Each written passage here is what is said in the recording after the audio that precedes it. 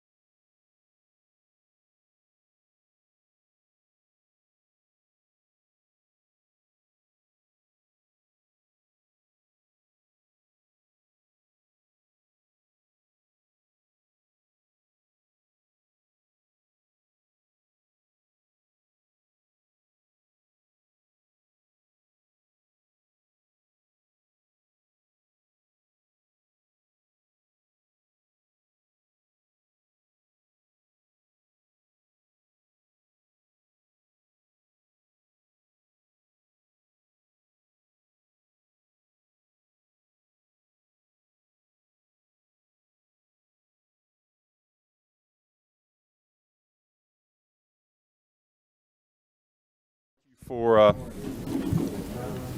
being here this morning, and we will go ahead and call the meeting of the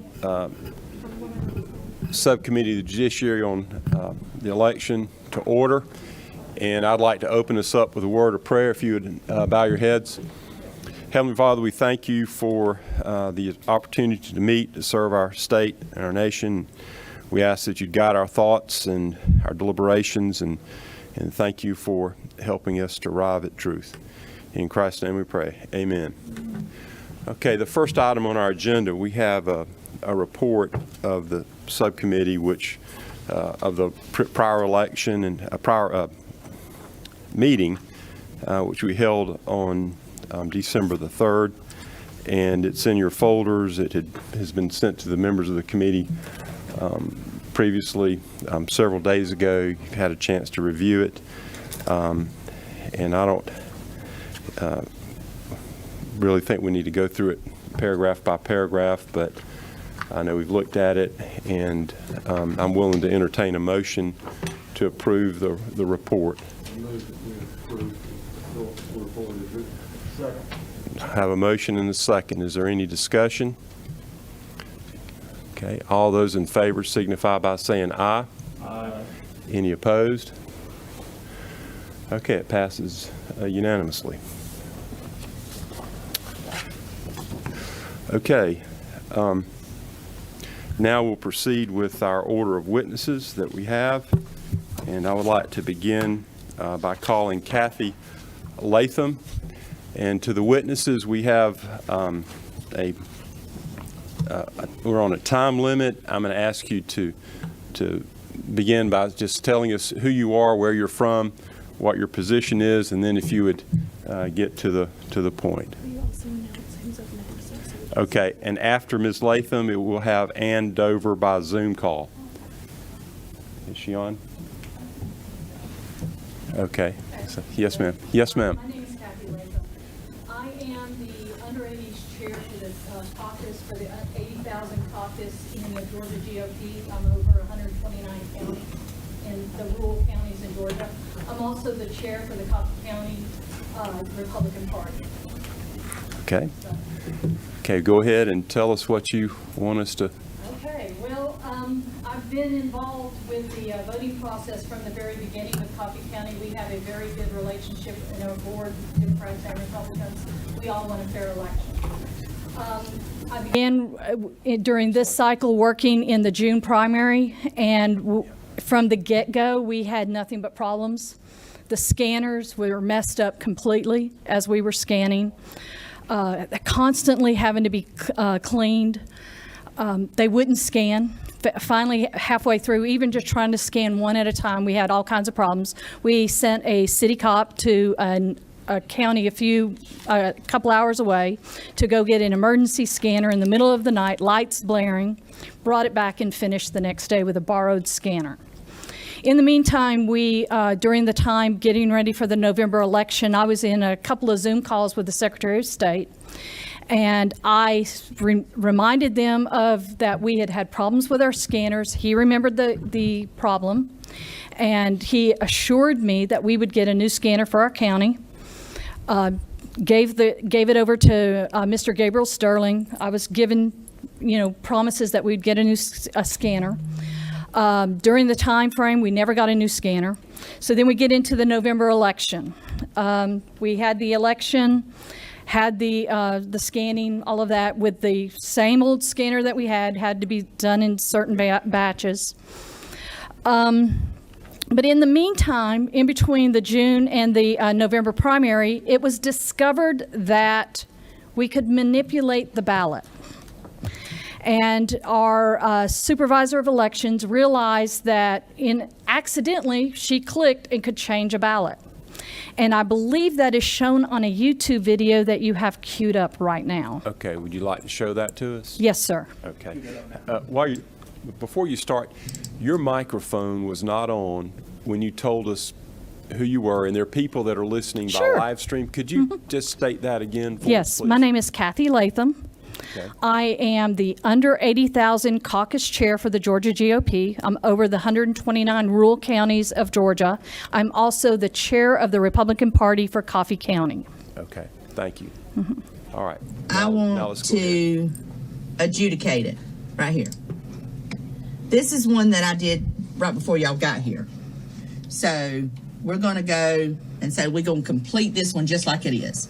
But if you look, here is a vote that is double voted. It's overvoted. I don't know if when I hit complete, is it going to accept a vote for both candidates? Or is it, since there's a red box around it, is it going to reject it altogether? I don't know. So I'm going to say it's complete. I could also say hide the box. The box went away. There's a check mark. Did it accept the check mark? I don't know. But I'm going to say nothing needs to be changed. Okay? Does it tell you what it does after you No, sir. hit complete? No, sir. I'm going to say, I want to take it. No, wait just a minute. I want to go and, I think I want to vote for Jason Shaw. They didn't vote that ballot a while ago. There wasn't nothing there. I think we need to vote for him. And I'm going to complete it. Confirm ballot save, move to next ballot. Okay. So it pulls up the next ballot that needs to be adjudicated. So you made a vote for someone where someone did not vote, I did, didn't I? and you're the election supervisor? I'm the election supervisor. I am the person that sits and does the adjudication. Yes, sir? Go back to the Trump and Biden race and decide, since both are marked, you just count one of them and not count the other one? Can you decide? Let's see. Yep, sure can. I think I want to vote for Biden. Let's let Biden win this one. So what you put supersedes whatever. Uh-huh. So you, But I decided this Al, he don't deserve no votes. Let's not let nobody vote for that. And complete. Okay. Well, here's another one. That's what we got from our discussion the other day. I don't think any votes need to vote on this ballot. Oh, wow. I think this really needs to be just a blank ballot. Complete. all right, board, I want y'all to step outside with me. Y'all step out. Shut that door.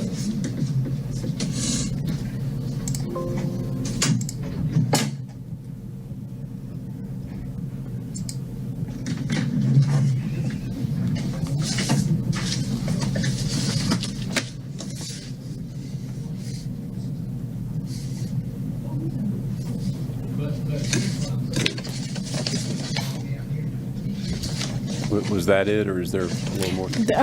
You might be able to, on the video, if you kind of move back a little bit, you can see that they step back so you can see from the small room. In most of your small counties, this adjudication process is happening in a small room, so you can't put people in there to watch, so they have to stand in an observation. So when you're just watching a computer operator doing this, you don't know what they're doing. And so that was the purpose of the rest of the videos, to show that. Could you explain what you mean by an adjudication so that people can understand Sure. what we're talking about? A lot of times ballots have to go through a process where maybe there's an undervote, which means nobody was voted for in a certain category, like maybe nobody voted for president. Or they voted for twice, and which happened in many of the races, especially in that long primary where there were 21 candidates. You'd be surprised how many people voted for 2 and 3 people. And would that be on the absentee ballot where they're being hand marked? Yes, sir. And other problems with scanned ballots, too. Anything from the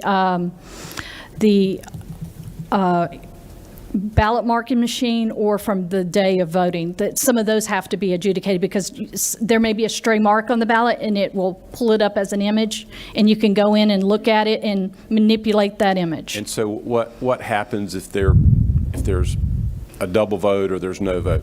Walk through that process. You should, in a county where everything works right, as in Coffee County, you have a Republican, a Democrat, and a neutral person. And usually your neutral person is a board member, and both people look at the ballot and determine voter intent. Now, on the absentee ballot, very easy to see voter intent because those people actually marked the ballot. You can see what they marked. You can see if they crossed something out. The other ballot, which is the scanned ballot with a QR code, it's impossible to see voter intent because you're reading a QR code, and I do not have the ability to know what's inside a QR code. And I don't know of anybody who knows what's inside a QR code. Basically, when you vote on a ballot machine and it spits out that paper ballot, it's sort of like autocorrect. Do any of you like your autocorrect on your phone? You know, you're texting something to somebody and you send it, and in the process that you send that text, it autocorrected to another word. How do we know that that's not happening in those ballot marking machines? You can't tell what the voter intended. And if you read your ballot on November, I had to put my glasses on, and I have bifocal contacts to read those small words. I don't know how many people actually check their ballot to see what they said and what was on the screen. Is that what printed? So it's hard to determine voter intent on those. But on an absentee ballot or any kind of paper ballot, very easy to determine voter intent. And there was never any problem what a Republican or a Democrat saw. Okay. So, and you know, if somebody might have made an X on one, you could tell that they didn't want that one, they wanted the other one. So then you could change it. Okay, thank you. Senator Tillery? Thank you, Mr. Chairman. Thank you for your testimony. I just have one question. Were you a part of the Henry County, Fulton County? I was part of the entire process. I was on the voter review panel, so I understand part of this. So, Mm-hmm. Thank you for helping the others understand it. What was the hand recount? Or did it match the machine count in Coffee, or do you know? It was off by, I don't have the exact numbers. I have the printout here and I can look at it and I can tell you what that was for Coffee County. Do you want me to look at that? I have it printed. We can talk about it later on. I was Okay. just wondering because There was some variance. The big difference came in the recertification when we had to do the recount. we had So- heard something about that, and that's kind of what I thought you might be talking more about. And I don't understand yes. where the numbers were different, and if the chairman would indulge on the time. We've heard Yes. about that, but I'm not sure that I understand it, and I was just wondering if you The could problem briefly was explain they it. could never reduplicate what happened on election night, and every time they ran the numbers, they got a different number. Through the scanner? Yes, sir. How So- many times did that happen? 5 times. They ran 15,000 ballots 5 times. And you received 5 different numbers each? They sure did. Mr. Chairman, if I can ask another Yeah. question. I'm upset, and I know Georgians will be upset if it's one-off, so I'm not trying Yes. to diminish that at all. Do you know what the range was? Anywhere from, at one point, I'm trying to remember, I know that at one point Jorgensen had 100 extra votes. The variance was somewhere around 50, going back and forth. But the problem was they could never duplicate it. They couldn't get the same count twice in a row. And you should be able to, at least but within one vote. And none of those machine counts match the actual hand count later on, or do you know? No, or nor election night results. Okay. Senator Heath? Ms. Latham, do you know if when you adjudicate a ballot, does the Dominion system keep a record of that there was a ballot that had this, this is what it looked like before adjudication and this is what it looked like after adjudication? I will say I'm not a computer expert, and do I know the Dominion system inside and out? No. However, I've been told there's no record. Our supervisor said she can see no record that she adjudicated X amount of ballots. And I do know that when we did the recount, we came up with one that was odd, and I went, oh, I remember we had to adjudicate. I just happened to remember that one because they wrote Jesus Christ down and misspelled Christ. So I happened to remember that one. And, that was one that came up that was different. But she said she can see no record on her end if there is any record of adjudication. So far as you know, you can't audit that process. You can't go back and review. Not that from the process. county end can we see that at all. Okay, thank you. Yes. Okay. Okay, well, thank you for making the long trip up here. We Sure. appreciate your time. If I may ask a question. Yes. Preston Halliburton, attorney of counsel. Giuliani legal team, Mr. Chairman, members of the committee. Kathy, as your attorney in the matter, obviously, we're asserting whistleblower status. There's been issues with other witnesses having been retaliated against after their testimony. So we're taking precautions to protect her in that matter, and I thank the committee for considering that. Ms. Latham, was that 15,000 you talked about, was that ever actually certified? We were never able to certify those results. So as we're sitting on election day, those 15,000 votes may or may not have counted, but after election day in the recount, do you have any way of knowing, as we sit here today, if those actually counted in Trump's total or Joe Biden? Nobody's ever shown me that, and I've asked the question, and I got a shoulder shrug. I know that Coffee County certified election night, but we were never able to certify from the recount. And could you explain to the committee the ratio that you saw of the Trump ballots that, in your opinion, were not going through, whether that be accidental or intentional? Can you explain that process? Okay, during the recount, I was standing there. There was me, various volunteers throughout the day. As ballots were being scanned, votes would jam up the system. And there's a system where it does 4 ballots, and it tells you which ballot to pull and then rescan. As the day went on, the supervisor would pull those 1 ballots that were jamming and stacking them up. At the end of the day, she made the determination to run those entire ballots. They were the QR codes, not the absentee ballots. They were the ones with the QR codes. And is there any other counties that this happened in where they were concerned about certifying but felt compelled or forced to? Yes, I was told by many counties that they called, questioned the Secretary of State, and they were told to certify. Can you tell this committee how many counties that might be?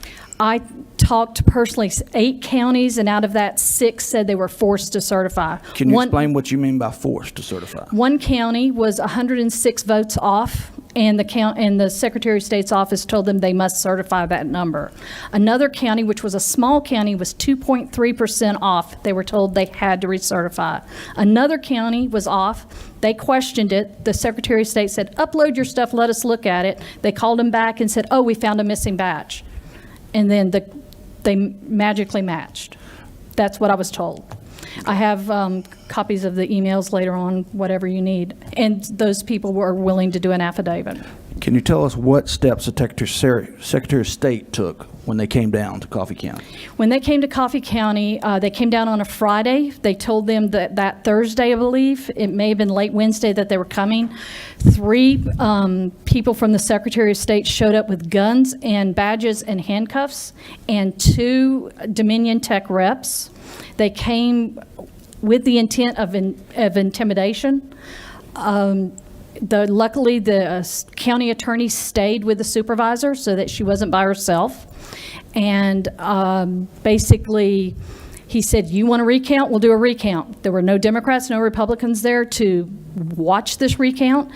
And the attorney called to an area private school, got a group of sophomores. They sat there and divided the ballots into 100-count batches, and they proceeded to scan them, and they wouldn't scan.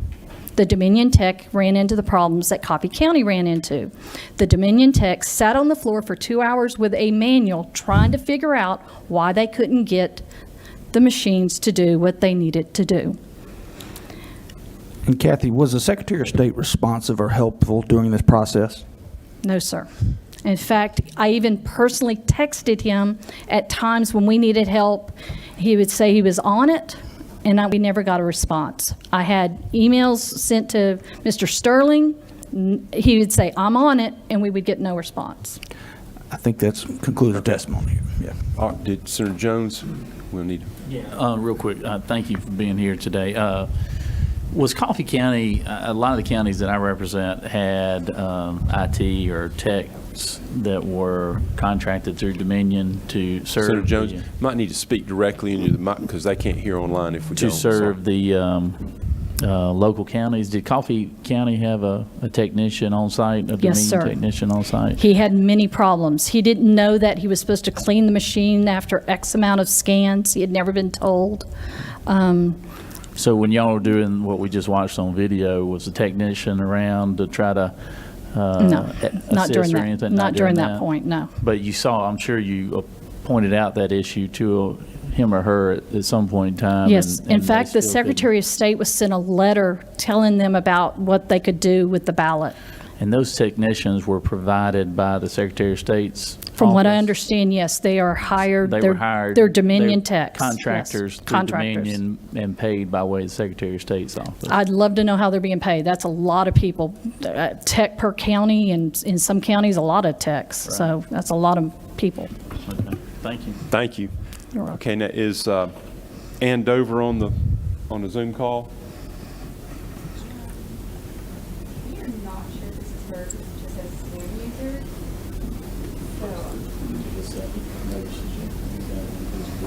So, Are you able to? Not yet. Okay, we will move on to John Cochran. I'm here. Is that her? Okay, we have her. Thank you for coming so far. We welcome. appreciate your time. Okay. Yeah, just about 5 minutes. Okay, now we have Ann Dover on audio. Ms. Dover, would you tell us your name and just very quickly what you would, what your position is, what you observe, and what you'd like the committee to know? Yes, I am Ann Dover. I'm the interim director for Cherokee County Elections Office. I mainly want to speak to the ENET system. That's the system that we use for registering voters, list maintenance, checking in ballots, things like that. We have seen two issues with the ENET system. First, the absentee ballot portal. We have had people receive ballots that aren't their ballots. For instance, the first one we discovered was a Cherokee County voter received a ballot was sent to a DeKalb County address that was not their address. We've had about, I would say, 18 of these that happened. There's just a problem with the portal that when someone goes in and enters their information, for some reason, it is putting a random address that does not belong to that voter in the mailing address. The Secretary of State's office has been made aware of this. I do not know for certain that it happened in November, but I do feel like after looking back at some things that this could have happened in November where people had requested ballots and they were sent to the wrong address. The one that I got yesterday, the ballot had been requested on the portal December the 1st. I just got notified by the state yesterday to resend that ballot. So there's very slim chance that that ballot is actually going to get to the voter in time. There's been several of those. Then the other problem we're having is really kind of hard to explain. without seeing it. When we have an absentee ballot by mail, there is a barcode on the label where we scan that ballot back in. We check it in using a barcode scanner and that barcode. We have discovered that when you scan the label, sometimes it will scan a different voter in. You'll actually be checking in one person's ballot, but it populates We lost her. another person's name. Okay. Hello? You broke up. Could you repeat what you Can said? y'all hear me? Now we can. Okay. Okay, the first time that this happened was on December 1st. We checked in a ballot, and then we could not find the ballot. We spent days trying to find it. We've never lost the ballot, and we thought we had lost it. Then on December 14th, we are getting ballots out of our ballot box, and suddenly the ballot appears. That was proof to us that when we had checked in someone's ballot, that it had actually pulled up someone else's information. Is that making sense? Yes. Okay, all right. So we started getting error messages, and we kept discovering that those kinds of things were happening. So I reported it to the state. Gabe Sterling said, "Oh, it's just y'all's scanner. It's just y'all's labels." I said, "I'm not taking that for an answer because we've been using the same scanners and the same labels for years. Please, somebody look into this." So a few days went by, and they were still trying to blame it on the scanners, and we were still seeing errors. I'd have screenshots, pictures, lists of all the errors that we were seeing. So I called our liaison, told them about this again, and they got on a Zoom call with us because the state could not recreate what was happening. And I said, well, it's still happening. And we got on the Zoom call, and of course, we couldn't recreate it during the Zoom call. Then a few days later, it's probably about a week later, I got a phone call from our liaison. She wanted to know if we could see any difference if the errors had stopped. And so I went to ask the girls in the office that were handling that, and they said, yeah, we're not seeing the errors anymore. So I thought, okay, well, they did find something, and they did fix something. I'm still a little bit concerned about the system because I do feel like we have issues with it because we are still seeing the portal issue, not so much seeing the barcode scanning issue. I just don't have a lot of confidence in that the portal is 100% right and that the scanning in the ballots, the absentee ballots, is correct. Thank you, Ms. Dover. We appreciate your time. In the interest of time, I'm going to move on to the next witness. That's right. I need to recognize Senator Rhett. He wanted to make a motion on the vote, make a statement on his vote, and I'll recognize that. Thank you, Mr. Chair. I appreciate that. Before the record, I just wanted to let it be known that I did not accept the majority report of the committee on December 3rd during their hearing. Okay. Thank you, Senator Rhett, and the record will go ahead. I'm sorry, you go ahead. I just said we'll let the record reflect that you voted nay. And just a little clarity on point of order. I noticed the gentleman representing Giuliani's office was questioning a witness. Are they allowed to, witnesses allowed to question witnesses, or? I will allow some people to ask some questions. Thank you, Mr. Chair. But in the interest of time, we're going to try to move quickly. Thank you very much, Mr. Chair. John Cochran.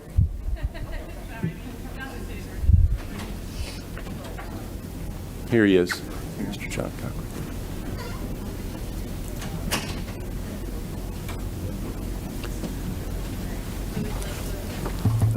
Okay, Mr. Cochran, if you would state your name, give us a little background, and then if you'll work to get to what you want us to know. John Cochran. Mr. Chairman, distinguished members of this subcommittee, thank you for your time today, and thank you also for the continuation of your subcommittee hearings that began on December 3rd, as well as the report of those initial hearings issued on December 17th. Thank you for that.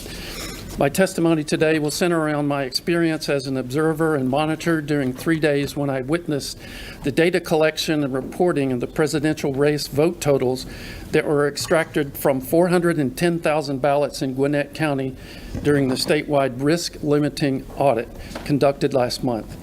I'm here today to describe what I saw as well as what I did not see, but I expected to see. Before I present specific details, I should state my credentials as they relate to my testimony today. I'm an automation engineer with extensive experience in data validation.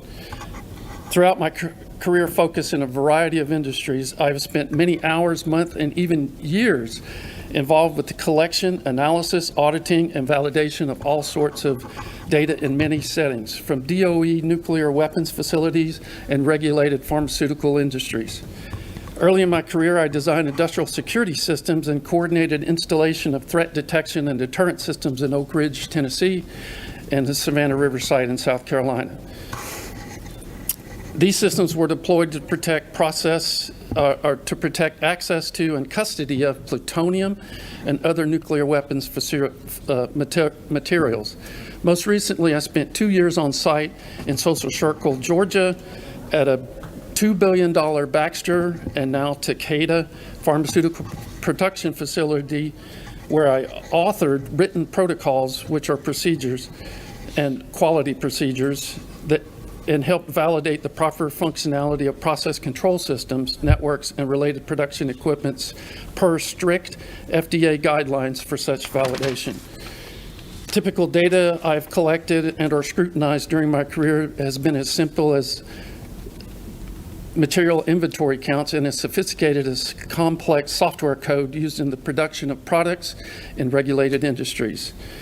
I've authored and executed hundreds of documents related to the validation of manufacturing process systems and equipment.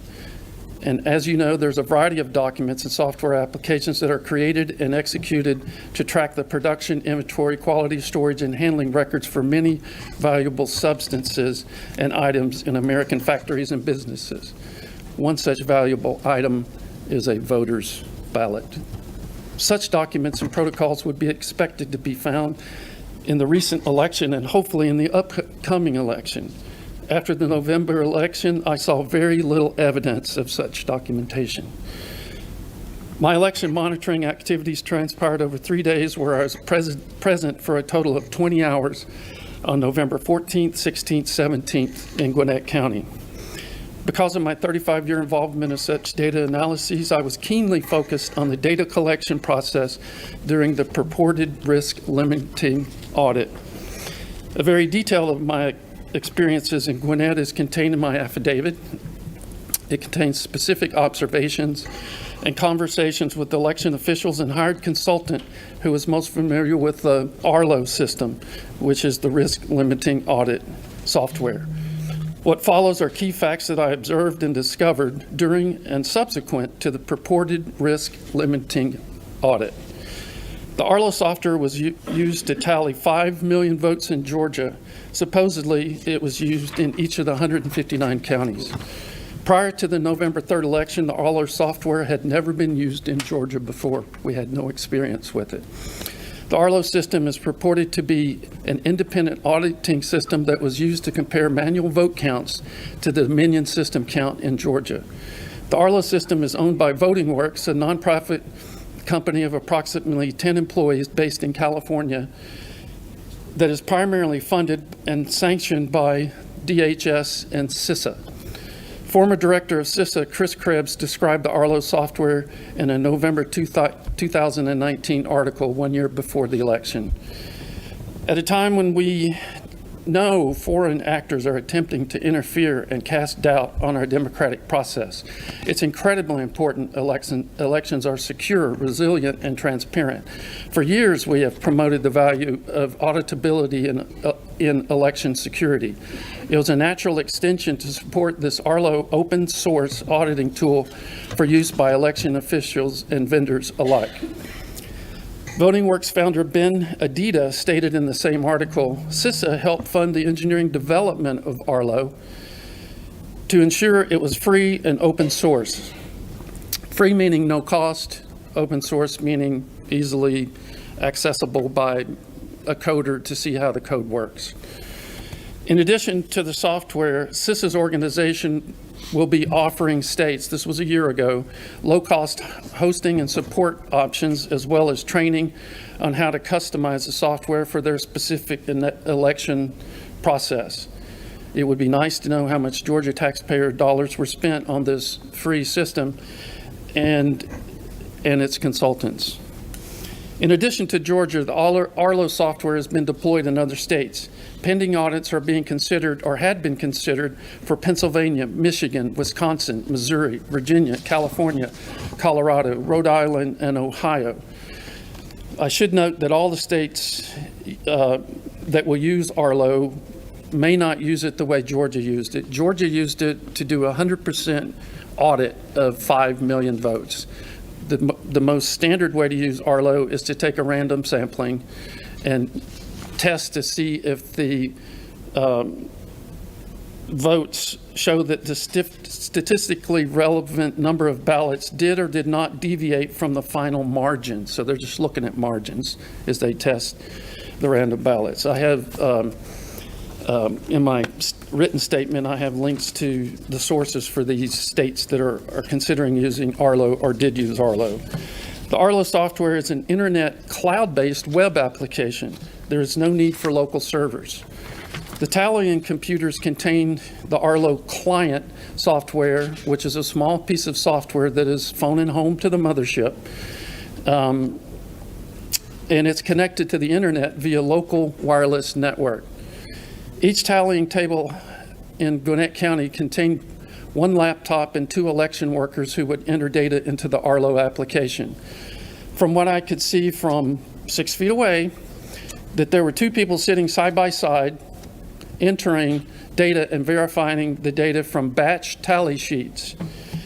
They entered into the database form the batch ID, the vote count for Trump, the count for Biden and Jorgensen, and then the total. Individual batch tally sheets had contained handwritten ballot totals recorded onto a standard paper form earlier by election workers who were actually counting the physical ballots, a stack at a time, an average of 100 ballots per sheet. Sheets were signed by election workers who had previously counted them at separate tables. At peak times, there are approximately 50 laptops on the counting floor. At least one Post-it note was seen on an election worker's table containing the wireless password for the 50 computers to connect to a local network used to transfer Arlo data via internet to the Secretary of State's office. I asked a visiting consultant at the Gwinnett site, who was very familiar with Arlo and was obviously responsible for the training of the workers there, about the location of a local Arlo server and if local backup tallies were being kept. She responded that there were no central collection server computer or local tallying application located in Gwinnett County or any other county in the state as far as she was aware. So wait a minute, let me stop you right there. Are you saying that there was that information that was put into the Arlo system was not kept locally? That's correct. And it was sent to the cloud? 5 million of them. Okay, thank you. As far as she was aware, no such counts of independent data or their existence were being kept. For each county to obtain final Arlo results, the state would notify them of their total. This is referred to as a top-down auditing process, and it's not a preferred method of formalized validation, which deploys a bottom-up approach. The numbers from the bottom challenge the numbers at the top, not the numbers at the top tell the bottom what they counted. That's just backwards. I provided detailed information in my affidavit of the Arlo system regarding the open source aspects of it that, while transparent, also make it vulnerable, especially since the code that is used to execute can be seen and analyzed by outside sources. Furthermore, a cloud-based web app can easily be intercepted by those in the know, especially anyone who contains a network password. Lastly, My affidavit shows actual code available in the public domain and linked to by the Voting Works webpage. There is at least one code example that has been on the reference site for over 8 months that can be used to hack Arlo applications. The code example includes detailed coder's notes that describes how to detect a hack attempt, but more alarmingly, how to actually grant administrative access to any user who turns that access on and off by simply setting a programming variable. Many of you are aware that the Arlo audit that was deployed at the request of the governor's office was used to collect and tally presidential vote information from approximately 5 million, or 100% of the ballots cast in 159 counties in Georgia. I have repeatedly referred to the Arlo tally as a purported audit because I personally do not believe that a bona fide audit was actually performed. A true audit would have collected additional validation data in the form of independent backup data from the 159 counties. If such an independent check of all the collected data was actually performed and has not been reported by the Secretary of State's office to the public as far as I'm aware. And I've looked all over his site for all of the files, and I've analyzed a lot of data sheets, and I've not seen any independent count of Arlo data or challenging of the Arlo data by an independent source of data. Hopefully, this backup data still exists in the form of the paper ballots that were being entered electronically. There's a piece of paper out there. There's in the state of in Gwinnett County, there's probably 4,000 of those sheets of paper, and across the state, there's probably 50,000 of those sheets. So if everybody followed the same procedure. According to Georgia's local government records retention schedules, LG 07056, on recount records, all records related to recounting or recanvassing of the votes cast in an election shall be retained for 2 years. So Georgians and their elected and appointed officials have 23 months, if so compelled, to perform a more formalized actual validation of the presidential race vote count, using batch sheet records that must be maintained in each county as required by law. I contend that such an audit can be conducted in a far less intensive data validation process compared to counting every vote again. For your committee's considerations, I have provided a suggested procedure appended to the end of my written statement describing a simple validation process for the Arlo data. Finally, these questions should be asked and answered regarding the Arlo central database and server application.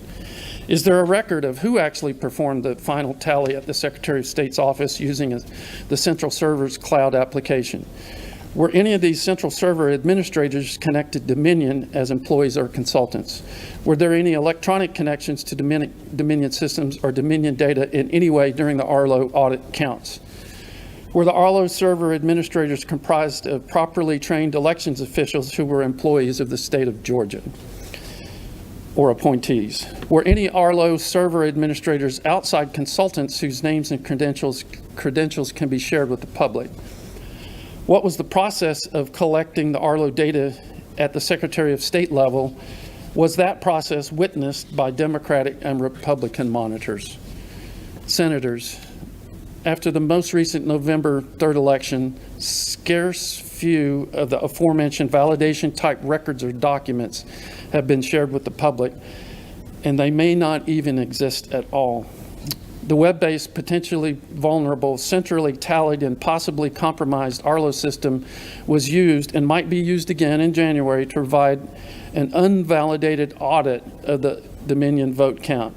I implore you to ask the Secretary of State to provide proof that there were no attempts to hack or manipulate the Arlo vote totals in each county or at the state's server.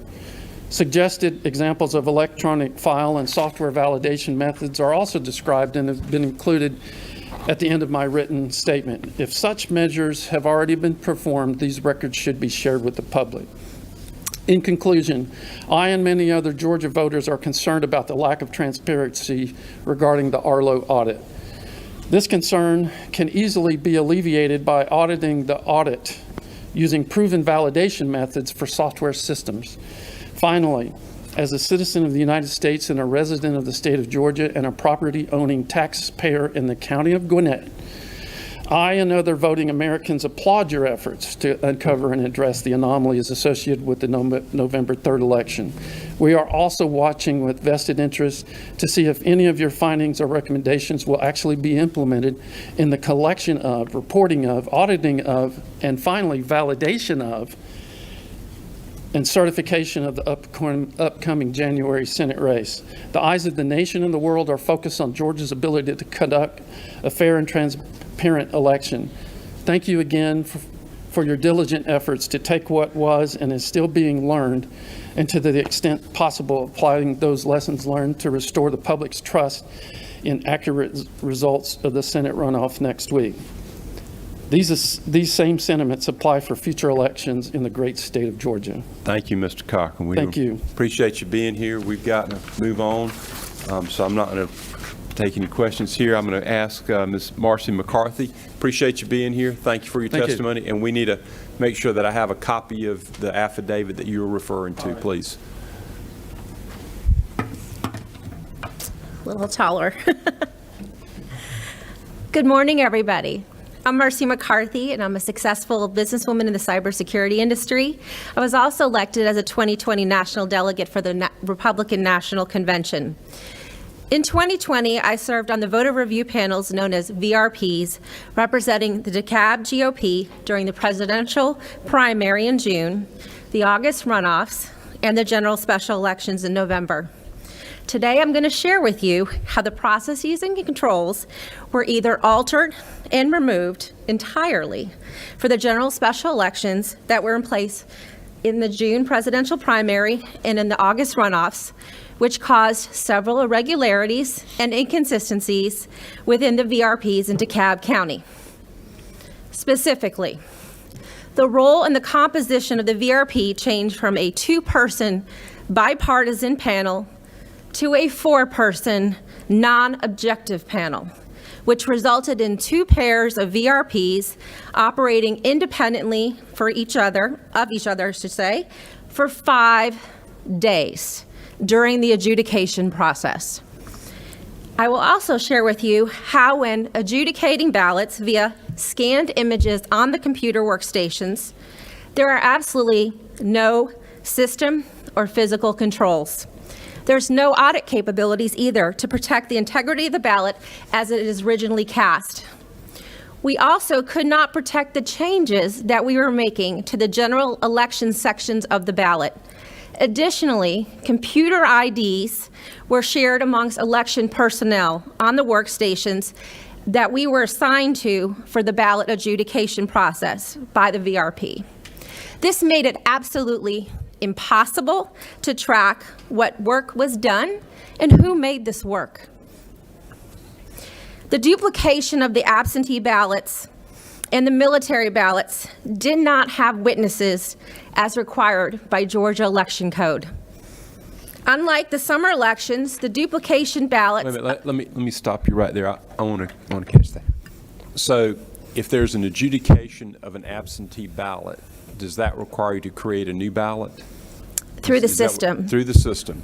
On the scanner. On so the you're scanner. modifying the original ballot, and then if you can't complete the voter review panels, because there were two separate entities to them, we had a Republican and a Democrat and a nonpartisan component. We were instructed to only do any type of adjudication to the general components of the ballot. The nonpartisan component or the nonpartisan VRP was asked to do the special election components as well as the constitutional questions on the ballot. So we had no oversight whatsoever in terms of bipartisan for the special election components of the ballot. Okay, all right. And they could undo our work, but I'm going to get into that in just a few minutes. But did you have additional questions, Senator? Go ahead. Okay, thank you. So these ballot duplications in the November election were done by DeKalb County Election Office personnel in a separate location and time frame that were outside the oversight of any VRPs. It is also my understanding that the duplication of the ballots in January's runoff election will be facilitated in the same manner. Because there's no checks and balances in the absentee ballot authentication process, human error caused 2 voters in DeKalb County to be disenfranchised that was unbeknownst to them, as their absentee ballots were cast from a primary election and the outer and inner envelopes had already been separated. There's also an inherent bias in the VRP once working as a single body. So let me explain a little bit to you about the VRP, the Voter Review Panel. As we heard earlier, it is to determine the voter's intent, and is to be done so in a bipartisan manner. During the combined presidential primary and the runoff elections, the VRP was comprised of a Republican and a Democrat, and it was truly bipartisan. However, the general special election VRP was comprised of 4 people, a Republican, a Democrat, and 2 nonpartisans. These nonpartisans were represented by the League of Women Voters, which claims that they don't support or oppose candidates, but absolutely support a variety of progressive public policy positions aligning with the Democrat Party. So in practice, the VRP composition during the general special election was comprised of 1 Republican and 3 de facto Democrats. Although the Georgia Secretary of State's office authorized a start date of October 19th, 2020, the VRP panels in DeKalb County did not commence their work until October 28th, 2020. For 5 days, the Republican and the Democrat participating in the bipartisan portion of the VRP only adjudicated the general election components of the ballot and put over 800 absentee ballots into a system quarantine mode for the nonpartisan VRP to adjudicate the special Senate election, constitutional amendments, and other questions on the ballot. These 800 plus ballots were adjudicated separately with no partisan oversight and done via an honor system. This was done to expedite the workflow of the VRPs due to the high volume of absentee ballots, a delayed start, and there was only 1 pair of nonpartisan VRPs for 5 to 7 pairs of bipartisan VRPs. What I really found troubling is that because the nonpartisan VRPs were operating independently for 5 days, and the most common error in the special Senate election race was an overvote of all 5 Democrat candidates, there was an untethered opportunity to award that overvote to Raphael Warnock, as there would be no audit trail that showed any modifications, who made that change, and when the changes were made. Additionally, the computers, as I mentioned earlier, to review the ballots were signed into by DeKalb County election office workers who seemingly shared the same user ID, and they could be logging on to multiple workstations at the same time. So we had no controls. There was no way to track who actually logged onto these computers, who used them, what time, when the work was performed, and how long the work was being done. Whether intentional or plain incompetent, this effectively made it impossible to audit the work of these individuals, to detect fraud, and adhere to Georgia's election code. During the entire time of the November election, there was a significant difference in the duplication process of the absentee, military, and UCAVA ballots from the presidential primary and runoff elections, in that the duplication of it was performed by an unsupervised election workers and not by a VRP. In the summer elections, the VRP duplicated the absentee, military, and UCAVA ballots that could not be read by the scanners. And it is really important to note that in Georgia, military ballots cannot be read by our state-of-the-art scanners. In the November election, DeKalb County Elections Office accepted 1,878 military ballots out of 2,500 that were initiated. To elaborate on the duplication of a ballot, And what was done in earlier elections, but was not done in the November election, is that one VRP would read the contents of the original ballot, while the other VRP would duplicate to a clean ballot with a special black marker that could easily be read by these scanners. When we swapped the ballots, called out the contents of the original ballot, and then we would audit that against the new ballot. The work was very labor intensive and time consuming, but it was overseen by a DeKalb County election supervisor, and it was bipartisan. As a result of the election workers performing the duplication of the ballots in the November election, and the fact that they were only sending us to the VRP the absentee ballots that they determined to be clearly duplicated due to the errors that they found, they were essentially serving as a de facto VRP by duplicating and performing an initial ballot adjudication of the absentee ballot during the November election. It is my understanding, again, that the elections office personnel will be duplicating ballots without any oversight in the January runoff elections. My final area of concern is twofold, in that there are no checks and balances in the absentee ballot authentication process, and there's no defined escalation procedure. In that, if there's not a unanimous decision, because there's no creation of a vote review panel, which is also outlined in our state election code. Rather, that role was done on an ad hoc basis by the seat of their pants, and an election office supervisor did it. During my VRP on November 3rd, 2020, from 12 to 2 p.m., the VRP was asked to review a pile of paper absentee ballots, only to be stunned to find a presidential primary ballot included within the general special election absentee ballots. The ballot was put aside as we awaited for an election supervisor to tell us what to do.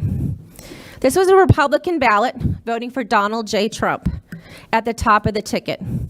We came across a second one a short while later, also from the presidential primary, and this time it was for Vice President Joe Biden at the top of the ticket. The election supervisor was also unsure on how to discover or handle these absentee ballots from an election that already occurred. So after a short period of time, she returned and said that the aforementioned absentee ballots were deemed to be valid during the opening and processing stage. As the envelopes, though, were no longer affiliated with the two absentee ballots, they had to be spoiled and disqualified. After asking some additional questions, we learned that this was a common error where a voter confuses the absentee ballots.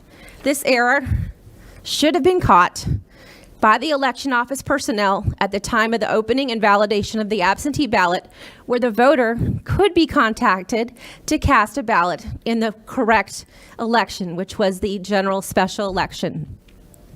Furthermore, these two ballots should not have been put forth to a VRP, as we're instructed to assume that these absentee ballots are legal ballots.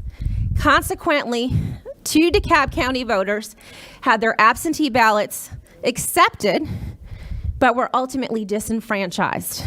This situation has actually troubled me in the past month or so since our election occurred, because there was no way for us to honor a voter's intent.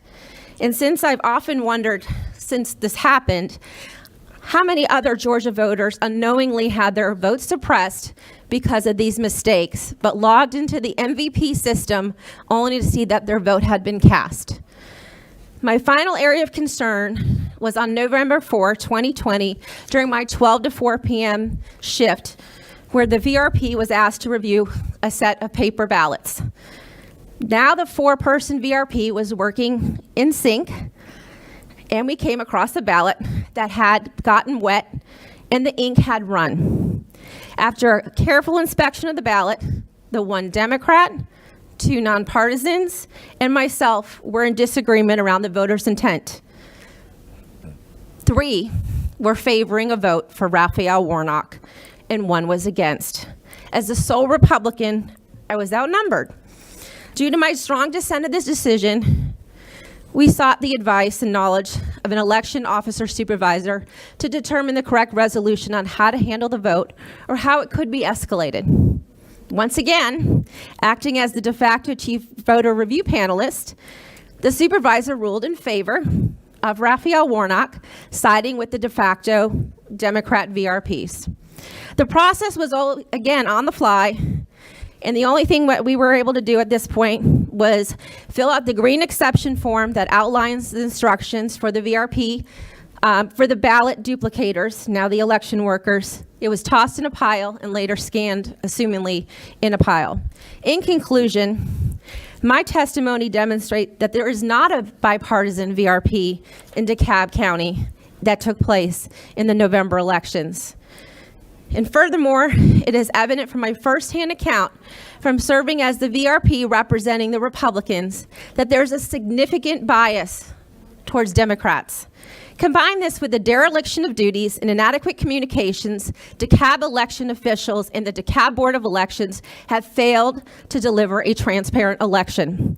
As a cybersecurity professional, I'm appalled at the lack of system and physical controls that are not in place protecting our most sacred right of being able to vote as an American. I believe that if an audit were to be performed on the DeKalb County Review Panel adjudication process, it would receive an F, as it failed to advocate and protect the voters' intent. As Georgians, and more importantly, as Americans, we can and should be doing better to protect our election integrity and restore our faith in our elections. Thank you very much. Thank you, Ms. McCarthy. Thank you. Now we'll move on to Mr. Jovan Pulitzer.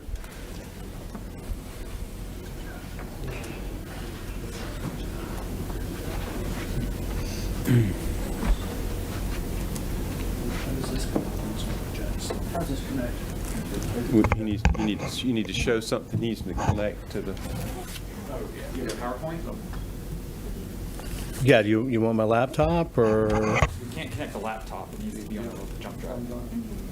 I emailed it earlier. Would you like to save it off of this to a thumb drive and you can use it? There's 3 doc PDFs. I never received the email, but I can. Who did you email? I'm sorry, I'm just not familiar with who you are, but there's 3 PDFs here. You can just save these 3 PDFs and I'm using them in that order. We got a thumb drive here. Bob Olson has one. Why don't we take a 5-minute break while you do that? Sure. And we'll reconvene in 5 minutes. Thank you.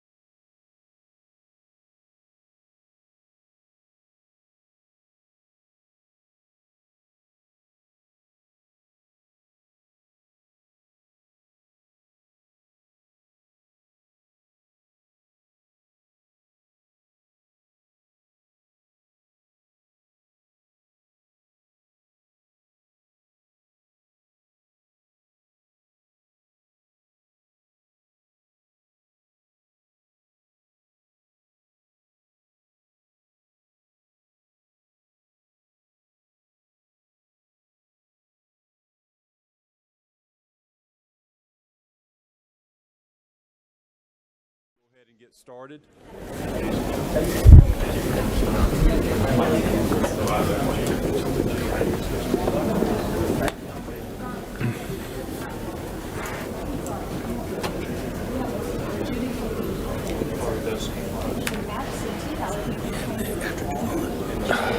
Garland. And then we have Santa. I was having him wrap them. Is that okay?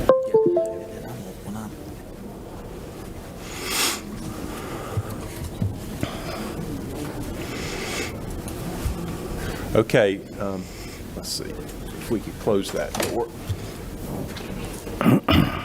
All right, if you would, Mr. Pulitzer, state your name and a little bit about yourself. And Certainly. let us know what you want to Jovan, Jovan Hutton Pulitzer.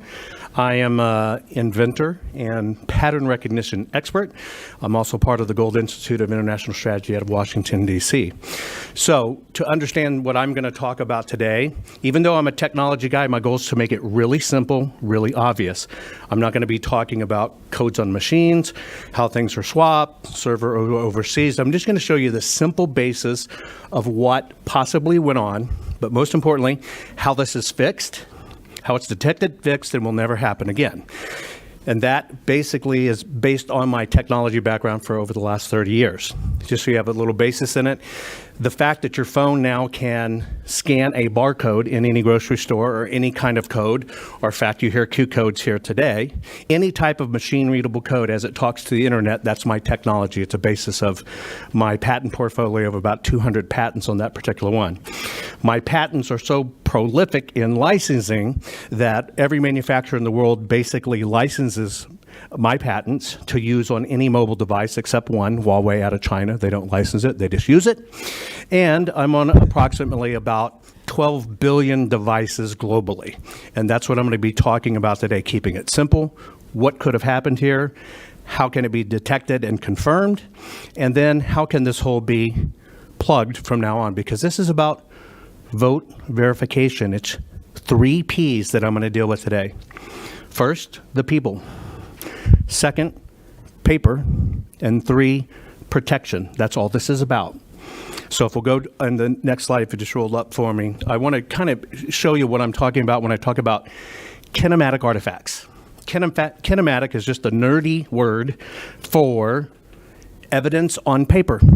When 2 physical forces come together, right, and a paper's bent, there's always going to be an example of that. All of us have dealt with this. Machines have very hard, strict rules. You can go to the bank. You can use your debit card. If you put in your PIN wrong, it kicks it back. It keeps asking you, no, correct this, no, correct this. Now, you know your money's there. But if you enter your PIN wrong, it won't work. Same thing with your password for your email. So machines have very, very hard rules. A lot of those rules are also in the physical world. So before anything became a rule of a machine, it became a rule in the physical world. That means somebody's hand put it in. In this case, it's paper. What I'm going to be talking about is kinematic artifacts. That's the fold that's left over. You take a brand new dollar bill and you fold it. That fold will always be there. Go to a coin machine and a snack machine, trying to get a snack out of it and put in your dollar bill and it kicks it back. It's the machine saying, something's not right about this dollar. It's broken. It's messed up. The color's not right. We have all experienced this before. What I'm going to be talking about is kinematic artifacts. If we'll move on to the next PDF, please. I'm going to show you how my process of our team, what we're going to do, and if we can enlarge that, that'd be great, is we can detect what I'm calling the counterfeit. There is nothing new that I'm going to be sharing with you today. This is how counterfeit bills are detected. This is how counterfeit art is detected. This has already been adjudicated. It's not new science. It's just never been applied to these very important things in our process. It's about the people. The people want confidence that their vote matters, period. I personally do not care how this comes down, but I do care about the vote being counted and the vote mattering. Whatever our system can detect, and that's what we're here to do, is offer something that can remedy this immediately, the numbers will speak for themselves. The people need that confidence. We need to give the people of Georgia, that confidence. But this is not about Georgia. The United States is watching. And this is also not about the United States. The entire world is watching this process. You know, people come, when I was coming in here to Georgia last night, yes, sir. Mr. Fulton, let me ask you a question. You talk about counterfeit. If we were able to get our hands on those. Senator Beach, can you speak into the microphone so sorry. people can hear you? Can you hear me? Yes, Is it sir. on? Okay. Mr. Pulitzer, thank you for testifying. Thank you. If you were able to take counterfeit, if you were able to get your hands on the State Farm Arena absentee, on the ballots that were run between 10:30 and 1:30 in the morning, would you be able to tell if they were folded, and would you be able to tell if they were counterfeit? We would be able to tell if they were folded, if they were counterfeit, whether they were filled out by a human hand, whether they were printed by a machine, whether they were batch fed continually over and over. We can detect every bit of that. Thank you. Certainly. And so coming here last night, I drove in, the driver from Uber, his fellow name was Christopher. He was Nigerian. He came here to start a business. He's been here 5 years. He legally immigrated here. His brother came first, and he's hoping for his next two sisters to come. And his whole goal is to start a tire company because it's about capitalism for him. He says, I want my own business. He was a lecturer on economics in Nigeria. But he came here because he wanted what we had here in the United States and in the state of Georgia. Opportunity, right? But more importantly, if you look at the people that come to this country, it's not just about opportunity and freedoms. They are coming to our country from countries that have one additional thing. They come from countries where their votes don't matter, where their votes mean nothing. And they know here in the United States what we're supposed to stand for is votes matter. Your voice, one voice matter. And so that little bitty piece of paper that we're all talking about here at the ballot, it got chosen too. It was a generic piece of paper, and one day it comes out in a system, it's a ballot. However, when that ballot is filled in by a voter, it becomes a historical artifact. It is what changes that very simple piece of paper into something that can change or guide a nation. And so we have to look at these artifacts. We have to look at this documentation of what the one person expressed in their intent. And so we're getting confused in machines. Let's just talk about that piece of paper because it's about voter intent. And if there are problems, if there are issues in machines, if there are counterfeits, everybody wants them detected because at the core of this is each vote must count. Let me show you what a kinematic artifact is. It stands to reason that in an election that comes down to the propensity of a tremendous amount of mail-in ballots, that a very simple process occurred. That piece of paper should have been folded and sent to you at home. A printer prints it out. That printer folds it. It goes into an envelope.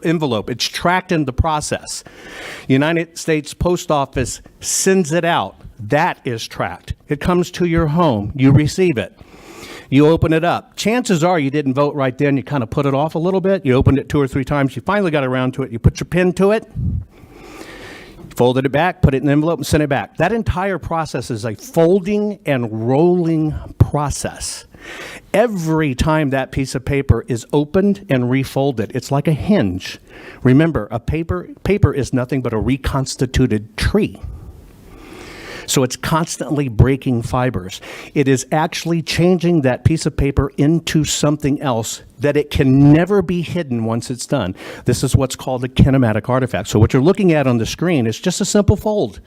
Looking at it through a computer, the things the human eyes can't see. But if you look at this, you can see even the paper on the front side of the fold to the back side of the fold changes frequency.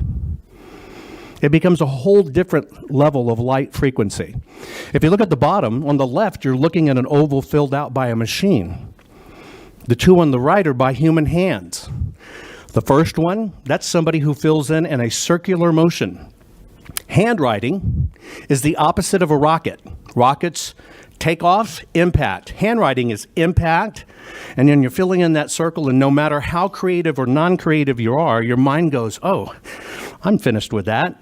But that finish process happens in your brain first, pen second.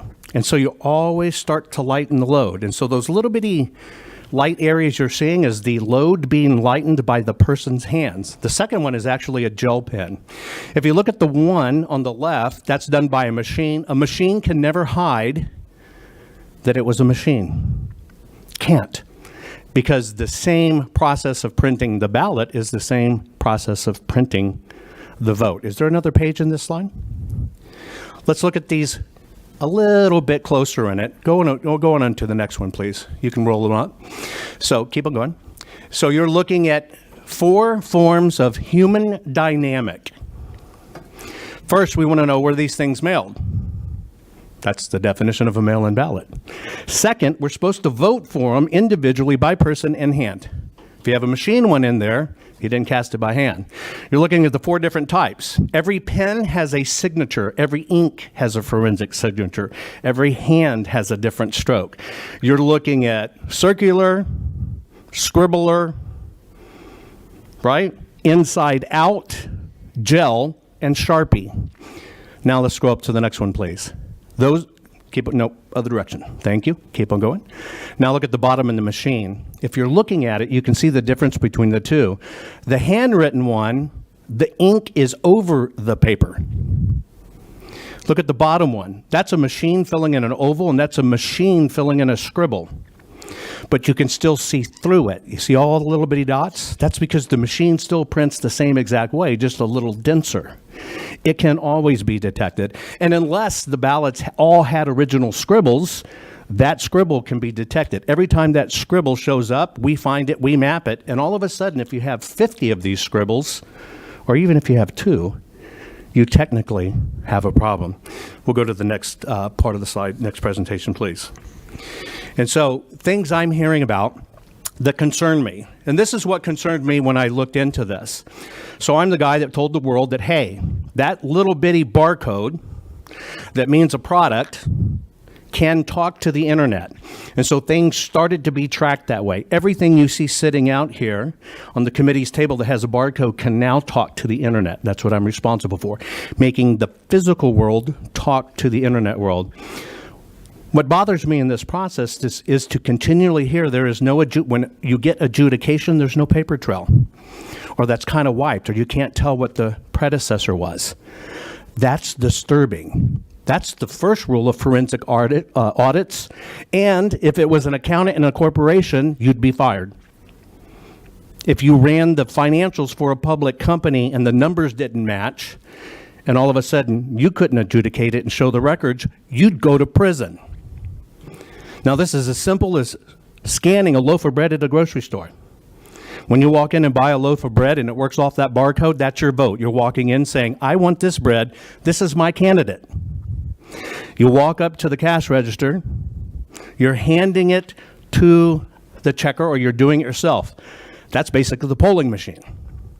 And when that scan happens, it goes, a loaf of bread, $2. That's what you expect. That's what you committed to. But if all of a sudden that scan said, sorry, it's a transmission change for your car, you owe us $5,000, you would have a conniption fit. What's sad about this is we're not even performing at standards that we expect out of grocery stores. We're not even performing at standards that you would accept from your online purchase. When you fill that shopping cart, you expect that shopping cart to be exactly what you chose.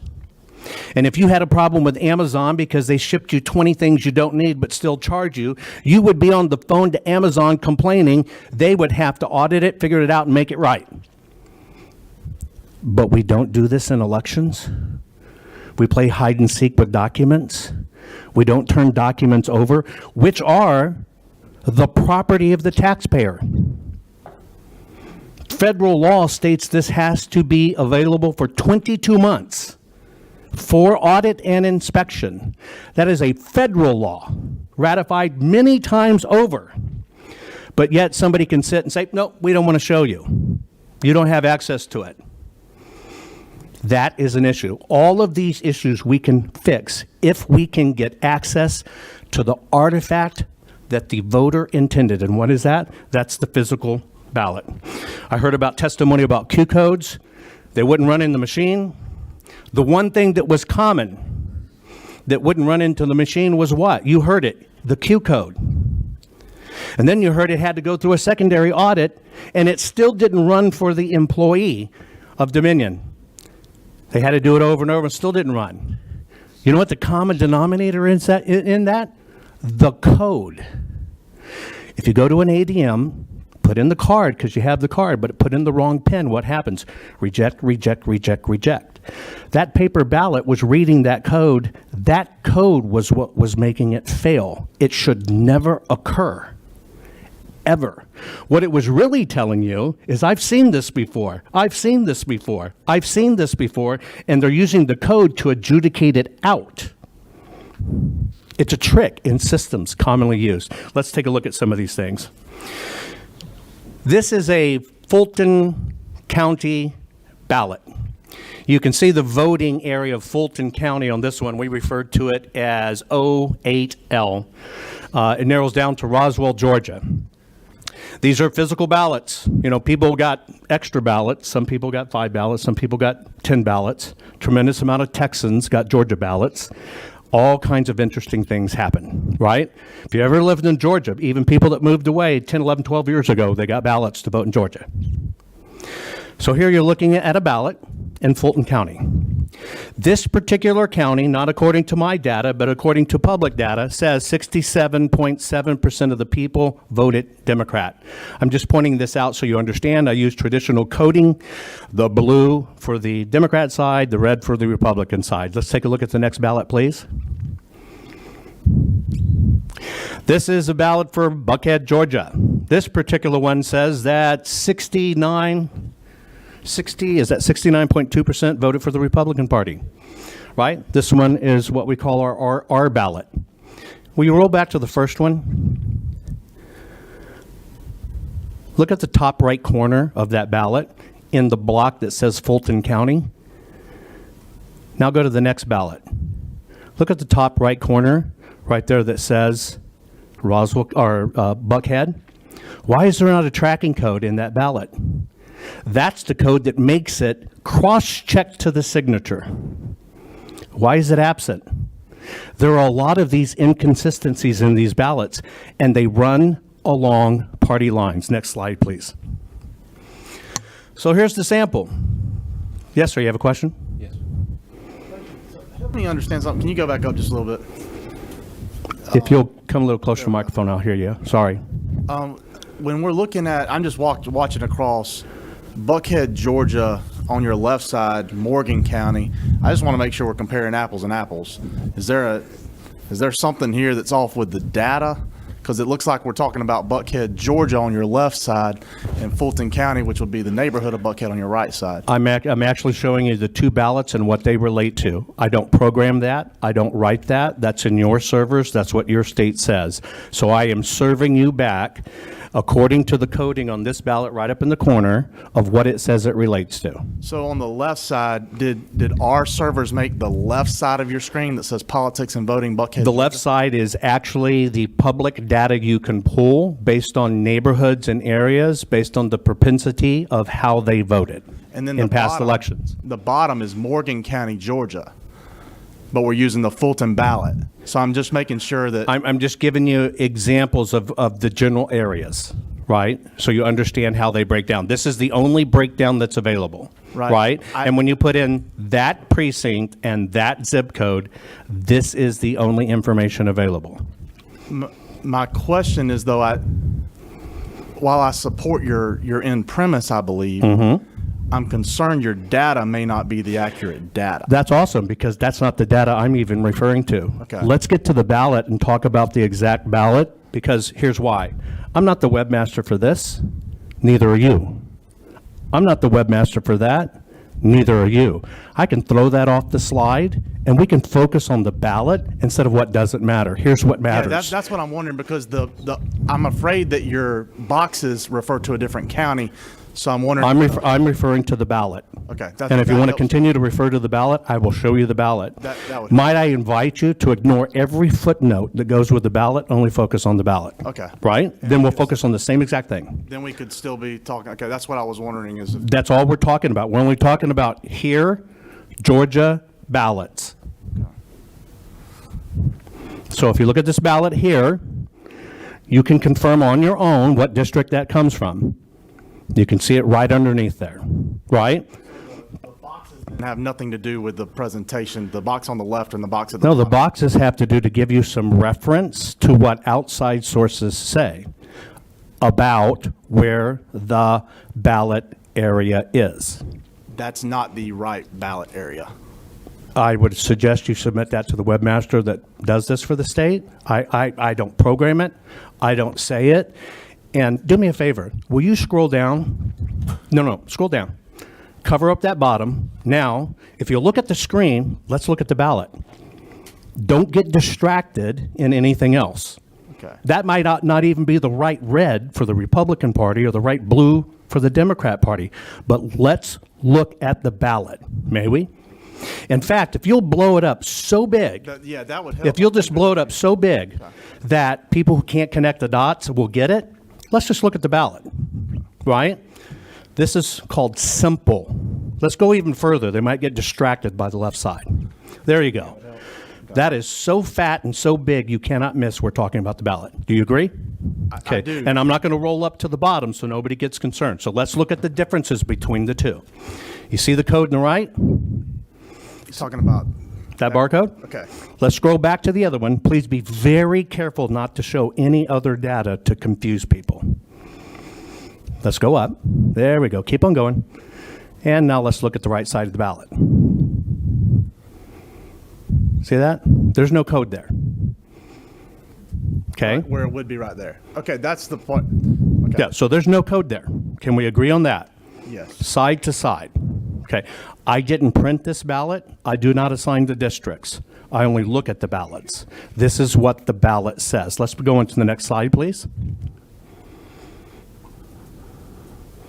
Okay. Again, you can discard the information at the bottom if it confuses you. We have Sir, can I stop you for a second? We have a yes. Do you mind if I show you? It's not confusing. I want to show you what I was saying. It's not. I'm only talking about the ballot. I got it. I understand completely what you're saying. I'm only talking about the physical ballot. On that, we agree. Okay, good deal. That's 100%. I was wanting to make sure that we were on the same. 100%. I think Okay. we're all on the same page. So please, let's zoom up so there's no confusion. You have a ballot from a Democrat propensity area on the left. I did not print the ballot, have nothing to do with it. You have a ballot from the same county on the right. I did not print the ballot, I have nothing to do with it. You're only looking at them side by side. Why is the code not there? Now let's go to the next one, please. We'll scroll it up. Okay, that code, I didn't create any of these graphics. These come from third parties. They come from how your state adjudicates these. These come from what are the checksums in the barcode. Basically, that barcode that you see missing up there is what helps adjudicate it. And if you want to zoom it way up to the bottom there, none of these graphics are mine. Keep on going. Keep on going. Keep on going. That's how you verify and adjudicate and tabulate and correlate that code. So we've now established that, wow, that code's not there. Can we go to the next slide, please? Great. Okay, let's get rid of the top so we don't get confused between the icons of the parties, and let's just look at a ballot. We've all been hunting probably or know what hunting is. We look through a scope. There's a crosshair in the center. You put that crosshair on exactly what you want to hit. That's called hitting the target. If you have hunted in your life and you're not lined up on the crosshairs and you're doing a 50-yard shot and you're kind of going to the bottom right, you're going to miss whatever your target is. I have questions about these targets. I have simple questions and forensics. Why is the ballot from one county on the left, why does it have a completely separate code in it than the one on the right? These are actually coded to where they come from. Why should you be able to look at a ballot and know whether it came from a Republican area or a Democratic area? This concerns me. I don't think you should be able to know. Can we look on to the next one, please? So let's use this target here. We'll use top pass first. Senator Rhett had a question while you were there. Let's see it? Sure. I just have a quick question. Can you speak in the microphone? I'm sorry, I'm unable to hear you. I'm sorry, I was just wondering if the scanners won't show creases because the images are usually of a very low quality. No, sir. All the machines scan at 300 DPI, which is the default, which is a standard used in any forensic investigation, right? So they all scan to the same confirmation level. So from San Francisco, California to here, they all have the same exact scan level. It's just inherent to the machine and what they see. Thank you. Yes, sir. The things that concern me, the ballot on the left, again, I just color-coded them to make them easy. I'm not saying everybody that lives there is a Democrat, and I'm not saying everybody on the right living there is a Republican. I'm just calling your eyes. I use this as coding so you can see what I'm saying.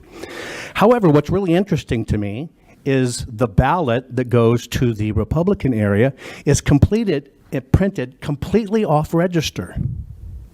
You remember when I told you feed $1 to the snack machine and it kicks it back? It's because that dollar's broken. It's off register. The machine says, I don't recognize this. I don't recognize this. What do you want me to do with it? Now, when it comes to a snack machine, it keeps on spitting the dollar bill out at you until you finally put in one it agrees with. At a pen, for your bank account to access your money, it's put in the right code. In the voting machines, it's saying, adjudicate me, what's going on here? Well, that's just also like a sighting device. You see how far that register is off? It makes the paper talk differently than what the machines trade to look at. Can we roll up a little, please? Yes, sir. I can't hear you very well. I am so sorry. Would you agree that the boxes along the left and right side of the ballot create horizontal scanning areas, and the marks along the bottom edge and the top edge create scanning areas? So you have a grid on the paper. They're like waypoints, like in GPS. It's what tells everything how to communicate. So if you'll scroll back to a bigger ballot, please, so we can look at, keep on going backwards. Just keep on going until there you go. There you go. All those hash marks on the top and bottoms, all of those are citing, communication, and adjustment devices. Let me give you an example. Long before computers talked with programs, they talked with paper. They punched little holes in paper, and that's what programming. That's what you're looking at. That's the paper basically telling the machines to program itself. Yes. So the marks along the left hand and the right, the vertical square boxes, they create horizontal lines or regions on the ballot. It's only an outside adjustment. It does not create a line. But for scanning purposes, optically, when it gets to a black box on the vertical edges, it creates a scanning area across the ballot horizontally. That's not the actual description of what it creates. I can describe it maybe another way. If you take that ballot right there and you print it out, and you take a straight edge and you draw from the top of the box on the left side to the top of the box on the right side, the bottom of the box on the left side to the bottom of the box on the right side, you create a series of horizontal lines. You can connect these like a grid. Yes, sir. And you can do the same from top to bottom. Correct, sir. So the width of the box on the left and the right has nothing to do with anything other. The width has nothing to do. It could be 1/8 of an inch wide or 1 inch wide. It still creates 1/8 of an inch wide scanning region across. Untrue. Okay. I understand what you're saying, but the signature of the ink creates something different. You can't, well, here you go. I'll give you a simple test. Take a $1 bill out of your pocket. Take a $5 bill out of your pocket, cut off the 5, put it on the 1, run it through your snack machine out there, see what happens. It's all going to be the same size. It's all going to be the same markers. It's all going to be the same detection things, but that's going to kick it back because the computer must see it exactly. So you can do this own test yourself, right? It has to be exact. We, in the human world, we deal with variables all the time. That's what we're talking about in ballots. Oh, we heard it. Oh, I think that's a vote for this guy. When somebody else says, no, it's a vote for this guy. What you just described was an opinion of variable. Machines don't operate that way. Machines have hard, absolute fact rules. Yeah, let me I know you don't know me. I'm actually an electrical engineer myself and have designed coin and currency processing equipment and dealt with currency scanners, so I know a whole lot about how they work. All I'm saying is all the little ovals on that ballot are lined up in that grid. Well, are we talking about the ovals or are we talking about the hash marks on the side? I'm talking about the ovals are lined up with those. The ovals have an exact location on the paper. We use all of those hash marks, top to bottom, left to right, to find out where that is. Let's share some common technology or terminology if it helps us communicate here. Number one, regardless to the machine, I don't care about the machine. I don't want to run another ballot through a machine. That's why we're here. So I do not care about how the machine reads it and what you're doing. I care about getting to the physical ballot. So in our world of what we're doing, which you'll understand this as a mechanical engineer, I've now said, I don't care about the machine. So now all those rules went right out the door. What I'm talking about is that piece of paper. What we do is we use those hash marks for something different. And those hash marks for something different are basically what we do when we look at the ballot. So this is the arena with no regard to what it was to do in the machine. We call it the stadium, the arena. Then when you go to the presidential area, we call that the football field. That one happens to be the Super Bowl field, I think we can agree. And you have other ones that are the state and college and local levels. And then all of them have a game ball in play. I have no regard for the smoke and mirrors of how the machines work, the hidden stuff in the code, or how this machine's supposed to be programmed. If the machine worked according to programming, none of us would be standing here. We're here because something broke. And so I'm saying, I don't care about the machine. I don't even care about the code that was written in the machine. What I care about is that physical artifact. And you know what?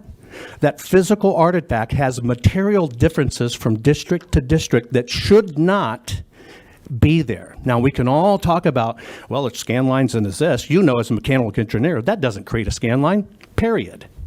That's not what creates the scan line. So, bottom line is we have differences in ballots that shouldn't be there. Why are they there? That's why I said earlier, I'm not talking about code, because that's how this process gets derailed. That's how the smoke and mirrors happens, and nobody's get to it. Please, let's go to the bottom. So we use that as the stadium, and we have the football field, and we have the ovals. We're only looking for it, and let's keep on going forward. Here's what does matter. You as a mechanical engineer can understand this. There's the sighting device. That is the item that tells the optical eye, technically, although in mechanical engineering speak, it's not a singular eye anymore, but we'll just use that as an example. That's telling the sighting device where to look. You, as a mechanical engineer, knowing forensic, knowing dollars, writing codes, doing whatever, you yourself know that when it doesn't line up, the machine doesn't work the way it's supposed to work. It's the difference between pulling your dollar bill out like this and looking at it, pulling the same dollar bill but doing it cross-eyed. One of them doesn't make sense. One of them doesn't look at the same thing the other thing does. That's why this paper is a piece of code. So we don't care about the scan lines. We don't care about the resolution. We don't care about any of that. We care about the piece of paper. And if you're looking at the bullseye, can we draw that up and try to keep them both in frame? Just the targets on the bottom. There you go. If we're looking at the bullseye, the very thing that says, hey, look here. Well, the left one's saying, look in my yard, and the right one's saying, look 2 houses over. But you know what? The ovals never moved because they were printed hard. So even as a mechanical engineer or photography or optics or camera, when you expect to take a picture and you hold it at somebody, you're not trying to photograph 2 people over.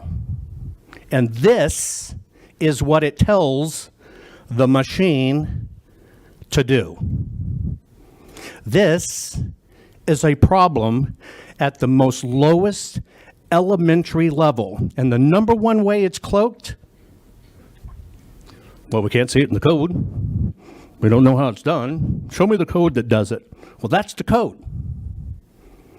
That's the code.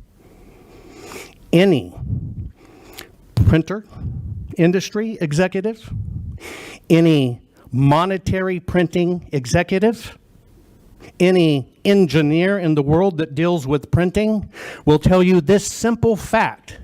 If your machine is not calibrated to hit the target, it becomes something else. So if we talk about machines and we talk about code, it is a smoke and mirrors not to deal with what's real and physical. Here's my contention. This is the historical artifact of a voter. And states are telling voters, you have no right to that. The very voter that pays your salary, that paid for that ballot, that paid for that piece of paper, and paid for the machine that you're running it in. And so those people that pay your salary that you work for and do this for, you're telling them you can't look at them. That is both unacceptable and un-American. What I'm saying is all of these problems you've heard today can be corrected and detected now by the simplest of things. It takes you days or weeks to recount votes. Give me these 500,000 ballots. We'll have them done in 2 hours. How can you complain? What is there to hide with the physical artifact of the human interaction that is putting people in office?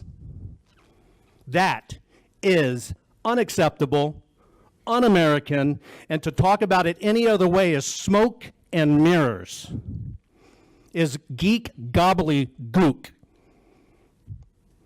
We want to know if these ballots are authentic or counterfeit. We want to make sure every vote is verified. This is not about President Donald J. Trump or President-elect Joe Biden. This is about, are we still a country where your vote matters? One person, one vote. If you refuse to allow the ballots to be examined, the ballots, not the smoke and mirrors, but the ballots, let the machine look at it, not the voting machine that already messed up. Machines do what you tell them. You just have it look at that and verify the vote. There's only one element that will do that. The historical artifact of the people of the United States of America, and here, the people of the state of Georgia. They trusted you that this was right. They trusted you that your vote would matter. They trusted you, I have a voice and I want my voice counted. That is only that piece of paper. It is unforgivable for somebody to be able to audit something and then the original one disappears. How convenient. You know, if you did it in your company as a mechanical engineer and you had your CPA do it or your financial guy, you'd fire them. And that's just one little bitty company. But yet we accept this as a nation? Unacceptable, un-American. So our technology can answer every bit of these. If you want to roll up, I don't even know if there's any more. So let's look at this. Here's what I have a problem with, is simplest state. This is the county's statement on ballots. Went out on national TV. We had 113,130 votes at the time, and we had to adjudicate 106,000 of them. You know what that's really saying? Your machine didn't work. When the national average for the last elections, 2016, was what? 1.2%. That's an audited number. 1.2% of the total had to be adjudicated. And then you look at 2018, nationally, 2.7%. But yet your own election officials said we had to do this 93.6% of the time. Let me decode that for you. Mr. Mechanical Engineer, your machine doesn't work. Mr. Printer, your ballot's screwed up.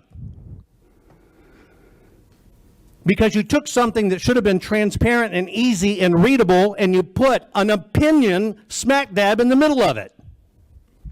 How is that acceptable? That's like depositing $100 and your bank says, well, we only see it as $2.33. That's our opinion of it. Would you accept that? Because that's the net effect of this. No, it is unacceptable. And by the way, where everybody talks about batch scanning, which you have on video, people standing there feeding the ballots, doing the 3-card Monty, run them again. 1-card Monty, run them again. Let me tell you how that works, right? You don't go to the bank and deposit $1,000 and say, hand it back. Let me run the same $1,000 through, and now you got a $2,000 net deposit. And you don't say, hand that $1,000 back, let me run it again, and now I got a $3,000 net deposit. We also don't take our $600 stimulus check and feed it to a Dominion machine because we get $187,000 back. Unacceptable. Now, you might be able to accept these, and everybody might try to talk quietly about it and duck their heads in the sand. This is not even a beating of a drum. This is a burning of a city. This is a broadcasting to every person who voted in Georgia. Your vote doesn't matter because we're going to decide what you really meant. So I'm up here saying I don't care what anybody's background is. You know why? It's 100% irrelevant. I only care what that piece of paper tells us.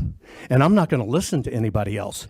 You know why? Because I'm not going to be talked out of the historical artifact that the person expressed. That is the only thing that matters, not your opinion of how these machines work. It doesn't matter at all. That is just an opinion, and we all got one. The fact is the paper. The paper. Verify the vote. Verify the vote. The paper. The paper. I don't care about the councils or committees. I'm sorry. And in case you didn't tell, I'm not going to bow to it. I do care about the American people. I do not care how the vote comes down. I do care that it counts right. I do care that it's authentic. Our country was founded on a piece of paper. Our laws and our word came down to us on paper. And all of a sudden we're going to hide the paper and we don't get to look at it? Unacceptable. That is the word. Thank you, Mr. Pulitzer. I've got a lot more witnesses, and I appreciate your, unless there are any questions. Any Senator questions? Beach? I do think there was a well-coordinated effort with several groups to commit widespread and systemic fraud from out-of-state voters, felons voting, and drop boxes, chain of custody, and now finding out the Dominion machines didn't scan from her testimony. But I think the real fraud, in my opinion, occurred at the State Farm Arena. Did you see that video? Yes, sir. I cannot think that there was not fraud there. And I would tell you, my question to you is, if we were able to subpoena those ballots between 10:30 and 1 a.m., would you be able to tell if they were counterfeit or legitimate? And if you were, what probability would you be able to tell that? I mean, what would be the probability of your This is findings? 100%, and let me tell you why it's 100%. First off, this is a combination of computer vision. Computer visions are now how your car self-drives, and you trust that.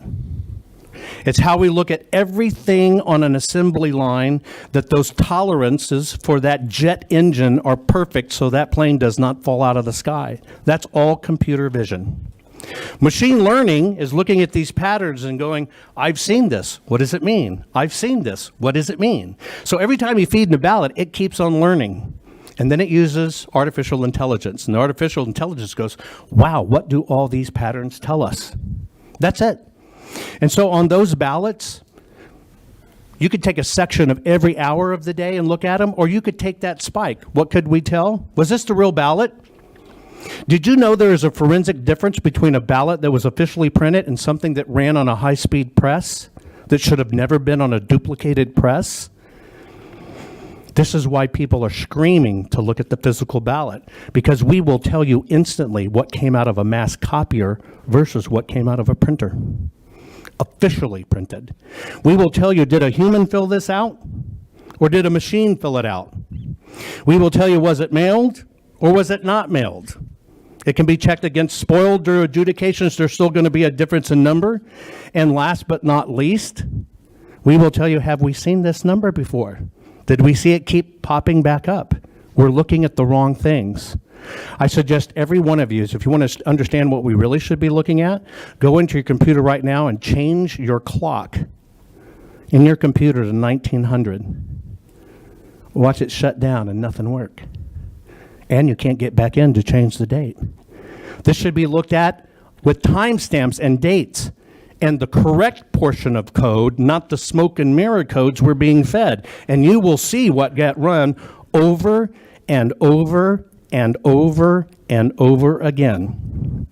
That is the problem of why we must see the physical ballot is the holy grail. The second one is the digital scan. So yes, sir, all of that can be detected unbiased and exactly just what the forensic science says, the scientific method, not the opinion. Thank you. Thank you. All right, Senator Rhett. Yes, sir. I was just wondering if the information that you're presenting, is it? Can you, I'm really sorry. I read lips. just- I have a hearing problem. It's part of why I talk so loud, I but was just wondering if the information you're presenting was based on your personal experience working with election machines?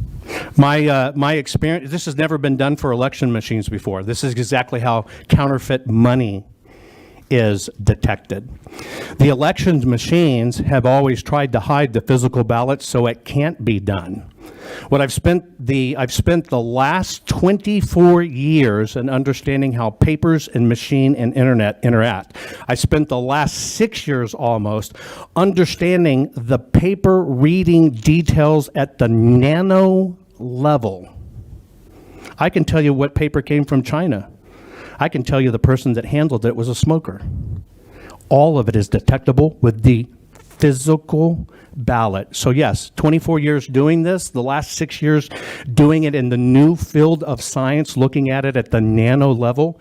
We don't even have to look at color anymore. We look at waveforms and frequencies and lines and curves. But yes, sir, 100% detectable, and this is what my whole career has been about.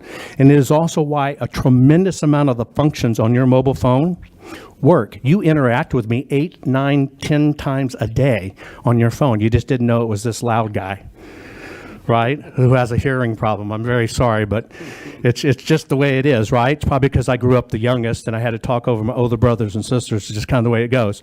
But you interact with me and you depend on these things. When you walk into an airport and you no longer present that boarding pass and use that phone, that code's there, and you boop, and you go through, that's me. And you depend on that to get on that plane and make sure they have your reservation. These are simple. These are simple. And in case you can't tell, I can get really technical and deep and geeky, but I try not to because this is simple. Simple. Well, we're going to need to move on to thank you for Yes. your presentation. Thank you. I need to move on to Mr. Garland Favorito.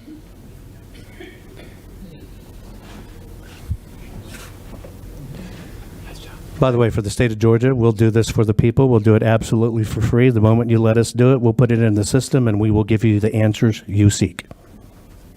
Thank you. Thank you. Thank Favorito. you. They're getting my presentation up. Let me just say, if we were kind of running behind, so I need for you to kind of, I know you're going to do quick. Well, you've heard me before. You know how fast I am. That's right. So, and I do want to address Senator Beach's question. We do have a motion to compel Fulton County right now to produce those ballots, but I'll get to that at the end.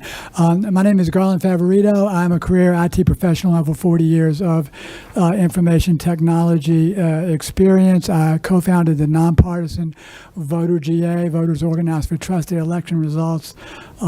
16 years ago, we've been leading the election integrity effort here in Georgia ever since. I wanted to take about 30 seconds to tell you how we got here, just to remind you. Last year, the U.S. District Court banned the old DBO DRE system as unconstitutional because it lacked verifiability, auditability, and recount capability. That is exactly what I told the Assistant Secretary and the system evaluators in 2002, 17 years earlier. That ruling last year overturned the Georgia Supreme Court ruling against us in 2009. And last year, the Georgia General Assembly legalized the new unverifiable voting systems that hide the votes in QR codes. The Secretary of State purchased Dominion Democracy Suite 5.5, BMD system for ballot marking device, and then the U.S. District Court found that it does not meet Georgia law just recently in regards to verifiability. So the question you probably want to know is, what were my roles in the 2020 election? Fast forward. I was the State Farm Arena observer. I'm going to walk you through that, and glad to answer any questions about that. I was a Fulton tabulation observer at the warehouse over there. I was an audit monitor. I was a recount monitor. And I also, as my role in the Constitution Party of Georgia as elections director, we coordinated hundreds of volunteers in dozens of counties to monitor the recount and the audit. As a Fulton County tabulation observer, I noticed an abnormal 20,000 vote spike for Joe Biden. I notified the elections director, the board, and the county attorney about that. I made an ORR request, open records results, for the interim results, but never received a response. As an audit monitor, we noticed 3 boxes and stacks on tables of 100% Biden ballots.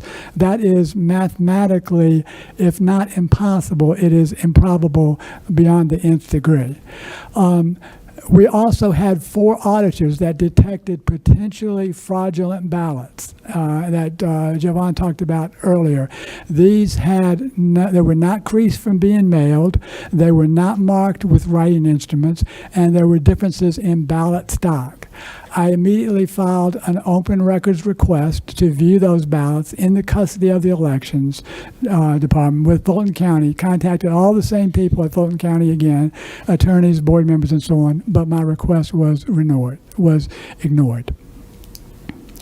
So, I know some of you might be asking, why are we here? Haven't we counted these votes 3 times? Well, the original election results accumulated votes that were hidden in a barcode. That barcode is 100% unverifiable to the voters in the state of Georgia. The recount, according to the State Election Board rule, rescans the barcode, which simply reprints the previous unverifiable results. A recount is meaningless in the state of Georgia, according to SEB rules. You might say, well, we had a full hand count audit, didn't we? And yes, we did, and yes, that would have been a good thing. However, there were 3 fatal flaws in the hand count audit. First one was, in most counties, they did not separate and have a Democrat and Republican sitting at each table. Some counties did it right, most of them, some of them did not. The data upload point, where all the data goes in from those hand counts, was not monitored. In some counties, such as Fulton, they did not want that spot to be monitored. The third problem, which you've heard earlier, and I won't elaborate on from Mr. Cochran, the counties were forced to enter the data into the Secretary of State system. And the Secretary of State told them what the results were from their own audit. The counties, as you heard earlier, have no result totals for their own audit. So elections, which are always reported from the bottom of precincts to county and state, in this case, the state actually reported the results of the audit top down. That's an issue. Any one of those 3 fatally flawed it. There were lots of other monitor problems I'm not going to go into. The 6-foot distancing restriction basically made monitoring meaningless. You couldn't get close enough to look at a ballot or anything else. In addition, we as Constitution Party of Georgia monitors were refused access in Fulton and Cobb counties, even though we had a qualified write-in candidate on the presidential ticket. We think that's a violation of law. I want to quickly go through the Dominion system anomalies very fast, and I'll close with State Farm, which I think is what you're very interested in. Spalding County had an update according to the elections director, on election eve to the poll books. That update caused nearly a 2-hour delay on election day at Spalding County. The update was not reflected in the audit trail, according to the Secretary of State, which is a problem technically. What was the response to this? Well, our response was, let's do a forensic exam on the no-ink poll books. That would be the obvious thing to do. The Secretary of State attempted to get the elections director, Marcia Ridley, fired. In Coffee County, you've already heard about that. I won't go into that. They ran 3 recounts and obviously erroneous numbers on all 3 recounts. First time they found 39 votes for the same number of ballots. Then the second one, they added 185 ballots and it didn't change the count. The third time they ran it again, still couldn't get it to run. 3 recounts, 5 total counts. The Dominion text you already heard could not solve the problem. The board provided 13 megabytes of documentation to the Georgia House Committee to explain all of this, as Kathy did earlier. So what's the response? Our response was, let's do a forensic exam. Somebody's got to do a forensic exam on the Coffee County server. The Secretary of State decided to open an investigation into the county for the problem that the Dominion machines caused. And now I want to go to Ware County. The system flipped 37 votes from President Trump to former Vice President Biden. That's a fact. I know you've heard that it's not true. I'm going to talk about that. How do we know that that happened? This was discovered by Dr. Earl Martin, a Waycross City Commission candidate. He notified me about this problem, and we got the certified election results from the county. We got the published hand count results for the same number of ballots, and they confirmed 37 votes were in fact shorted from President Trump and added to Joseph Biden, the former vice president, in Ware County, according to the results. And we got that in writing from the elections director of Ware County. I put that in an unrebutted affidavit with the attachments and the possible explanations so that there could be no dispute about that. That's the only unrebutted affidavit for this entire episode that occurred. So what was the response to this one? We suggested there needs to be a forensic exam, and I know even at least one of the senators here attempted to get a forensic exam on this machine. It still has not been done. Instead, the Secretary of State sent a threatening letter to the counties to tell them not to allow forensic exams on Dominion machines. Now, you might have heard the fact check on this that says that this was false. Let me address that. This came from USA Today. They said that this was false. They had my press release. I had my phone number on it. They never called me. They dropped something into a box that we never checked and told us, well, we decided that your press release is false. They never got any facts. They didn't get the affidavit. And I called them up and I told them what they had done wrong, and we had a long conversation about that. They offered to print my rebuttal, and then they didn't print my rebuttal because it was pretty blistering. So the USA Today lied. The fact check is a lie, and my unrebutted affidavit stands as the only thing that was held up in a court of law about Ware County. 37 votes flipped from Trump to Biden. That's a fact, and nobody can dispute that yet in a court of law. And I want to go to State Farm. This is what you... I was there at State Farm Arena, and I know it's hard to understand. I'm not going to go through the chronology because I know you don't have time for that, but I want to just point out to the fact that this room is curved. It's just like this desk. You can't see around the corner. You don't know what's going on. There are multiple violations here of Georgia law, the curvature of the room, the monitor positioning. You were over in a left-hand corner, in the back left-hand corner. You can't see around the corner what's going on in the right-hand corner. There's a skirted table. That's another violation. Hidden ballot bags, stopping and restarting the scanning. I've got the code sections up there. Those are some of the violations of Georgia law, which I'm sure you folks are familiar with. Immediately after those ballots were scanned, within 40 minutes, by the time they got over and tabulated them at the warehouse, the election line feed jumped up with, as you can see in the yellow here, 136,000 votes for Joe Biden appeared after that, 29 for Trump. There's something wrong there. David Cross is going to go into more detail about that, the line feeds. He's coming up next. So I'm going to skip over that. Now I want to spend some time, though, however, on debunking the debunkers. There's a few questions that we have heard from the Secretary of State's office, a few statements. Did the monitors decide to leave on their own? We've heard this over and over. Well, the video shows the announcement where they cease scanning for the evening. You can see that clearly. Videos don't usually lie. There are 2 affidavits from the monitors that confirm what you see on the video. Those are sworn affidavits. The scanning appears to stop before the monitors leave, and then the monitors return after they find out that the scanning continued. The Secretary of State's office was notified one of those monitors. So the IG claiming that the monitors decided to leave on their own is completely bogus. The manager of the voting system implementation then says that this was normal ballot processing at the State Farm Arena. I beg to differ. The table was skirted to hide ballots. That's a violation of law. The ballots were not processed from the wall as normal. They were hidden under the table. The ballots were already removed from the envelopes. The envelope openers are in the room. Why were they already removed? The ballots were scanned onto memory cards after the monitors left. Another violation of law.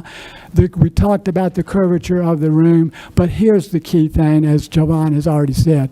Multiple scanners, if you watch that video, continually rescanned the same stack of ballots.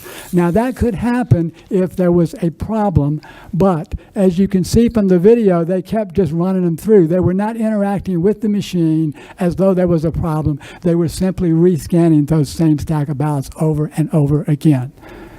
So, there was a fact check about this one as well. Lead Stories did a fact check, another false fact check.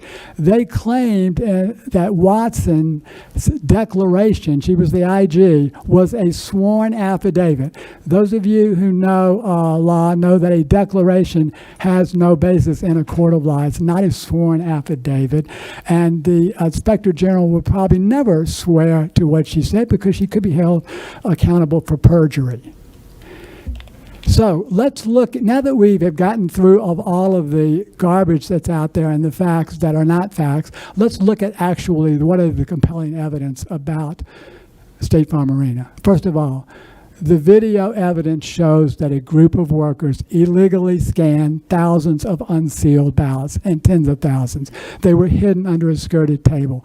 There were 5 scanners. The scanners run about 3,000 ballots an hour, and they scanned for nearly 2 hours. The monitors were told scanning was stopped for the night, but it continued. Facts.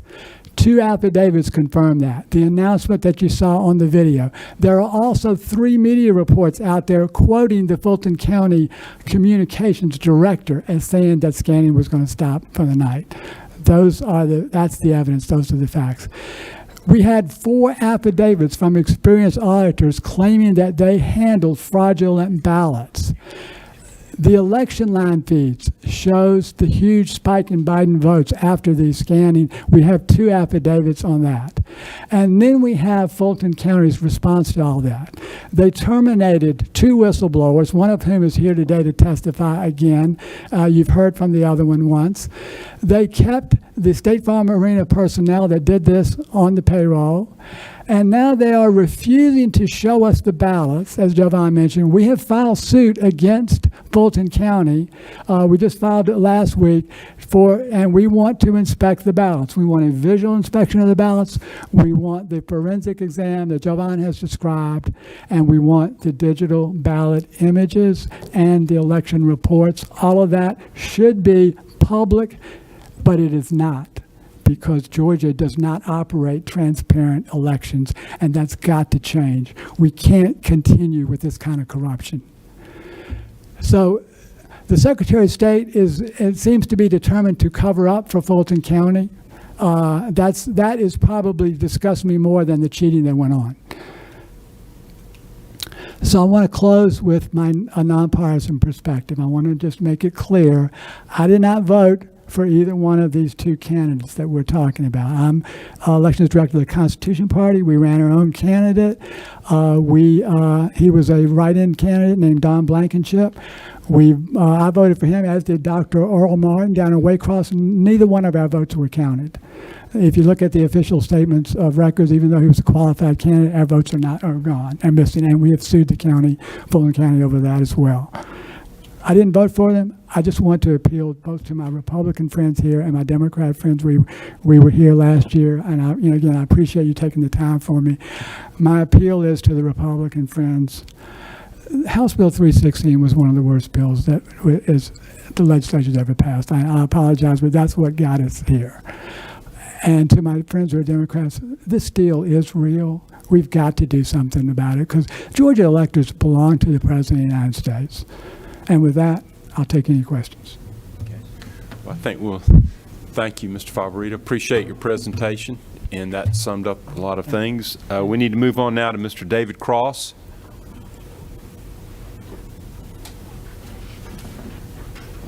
David Cross.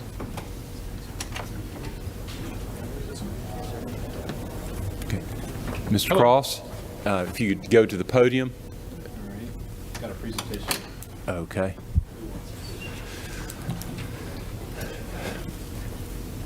Mr. Cross, we're running real behind. Would you be able to synthesize this into about 5 minutes, you think? Do my best. All right. I'll speak fast if you can listen fast. We'll listen fast. Go ahead and tell us who you are and a little bit about yourself. So my name is David Cross. I own an investment management firm. We do financial planning and investment management in Duluth, Georgia. I've been in the business for about 30 years. I can't believe it. And what is your connection to the election and what you're going to tell us? So I'm just a concerned citizen. I reached out to some folks to just kind of figure out what happened on election night. I went to bed thinking, that looked pretty solid that Trump was going to win, and then woke up the next morning and I'm like, what on earth happened? So I started diving into the data. Thank you. And Garland just showed you this slide a couple minutes ago, but what I did was I was able to go in and pull down the entire data feed from the Edison feed, which comes from CITL, which comes from the Secretary of State. It's not perfect, but it's what we have because the Secretary of State won't give us the original data feed. So how do we just go sideways here? All right, so what you're looking at here is the big spike that happened, and this blue line right here, it happened in 4 states. That's impossible. There'll be other data analysts that'll show that to you. I'll skip past this. This just shows you additional vote spikes that happened in after hours. Anybody who wants a copy of this, I'll send it to you.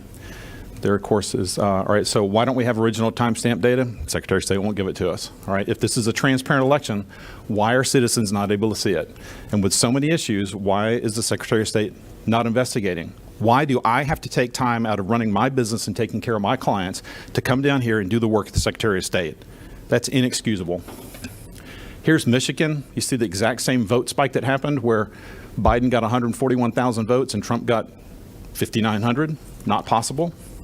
There's the same Michigan vote spike graphically. Here's Wisconsin, same thing.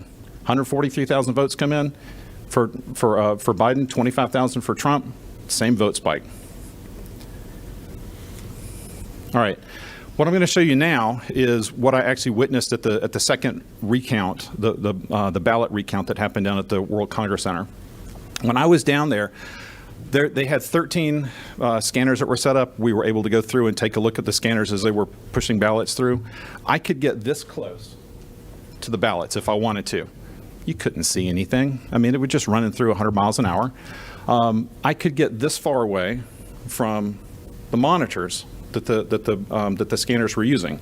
I couldn't read anything on the screen because the font was shrunk down so low. So me as a monitor walking around looking at the rescans was pointless. So another part of the area they had, they call them ballot totes, all right? It's a black suitcase with a locking mechanism to it. I went through and looked at, they had several hundred of these black suitcases lined up, and I'm walking through the different lines of them, and I see that there are these 9 that don't have secure tabs on them. No red tab. I walk back over and tell a couple of my other, friends that are over there that are witnesses, and they said, David, that's not possible. Every single one of those has got a red locking tab on it. So I took them back over, and as I approached one of the bags, its zippers were close to the floor. I pointed at it with my foot 6 inches away, and a lady comes running over and says, "You just kicked that bag. You can't do that. You're out of here." She brought 2 security guards with her, and she kicked me out. But not before a lady from the press actually got a picture of the bag. You can see it right there. There's no locking mechanism on it at all. And there's a close-up of the actual identifier, of the tag identifier. This is not supposed to happen. When I looked at the bags, there could have been anywhere from 0 ballots inside that bag, which was unlikely since so many people were voting absentee, because this is where the absentee ballots were kept. The largest number I saw in any one bag was 3,411. If you take the average between 0 and 3,400, you get 1,700. Multiply that times 9, you get 15,200 ballots, potentially, that are unaccounted for, no chain of custody. 15,000 ballots is enough to throw Fulton County into not being certified. And in fact, when the Fulton County Board of Elections met, 2 of the board members voted not to certify. So if Fulton County's out, then the whole state's out. Here's a better close-up. There was a story that was done by the press. She just took my statement, put it up online. Now what I want to get to is, how does this happen and why is this relevant? This gentleman, Bernard Talmadge, owns a company called the Operations Group, Ardley Group, and we also think Block by Block. He is a known ballot harvester. He has been caught in Indiana. Charges were brought against people that work for him, but they were ultimately dropped because the authorities said it couldn't have really affected anything. It's not a big deal, so they let it slide.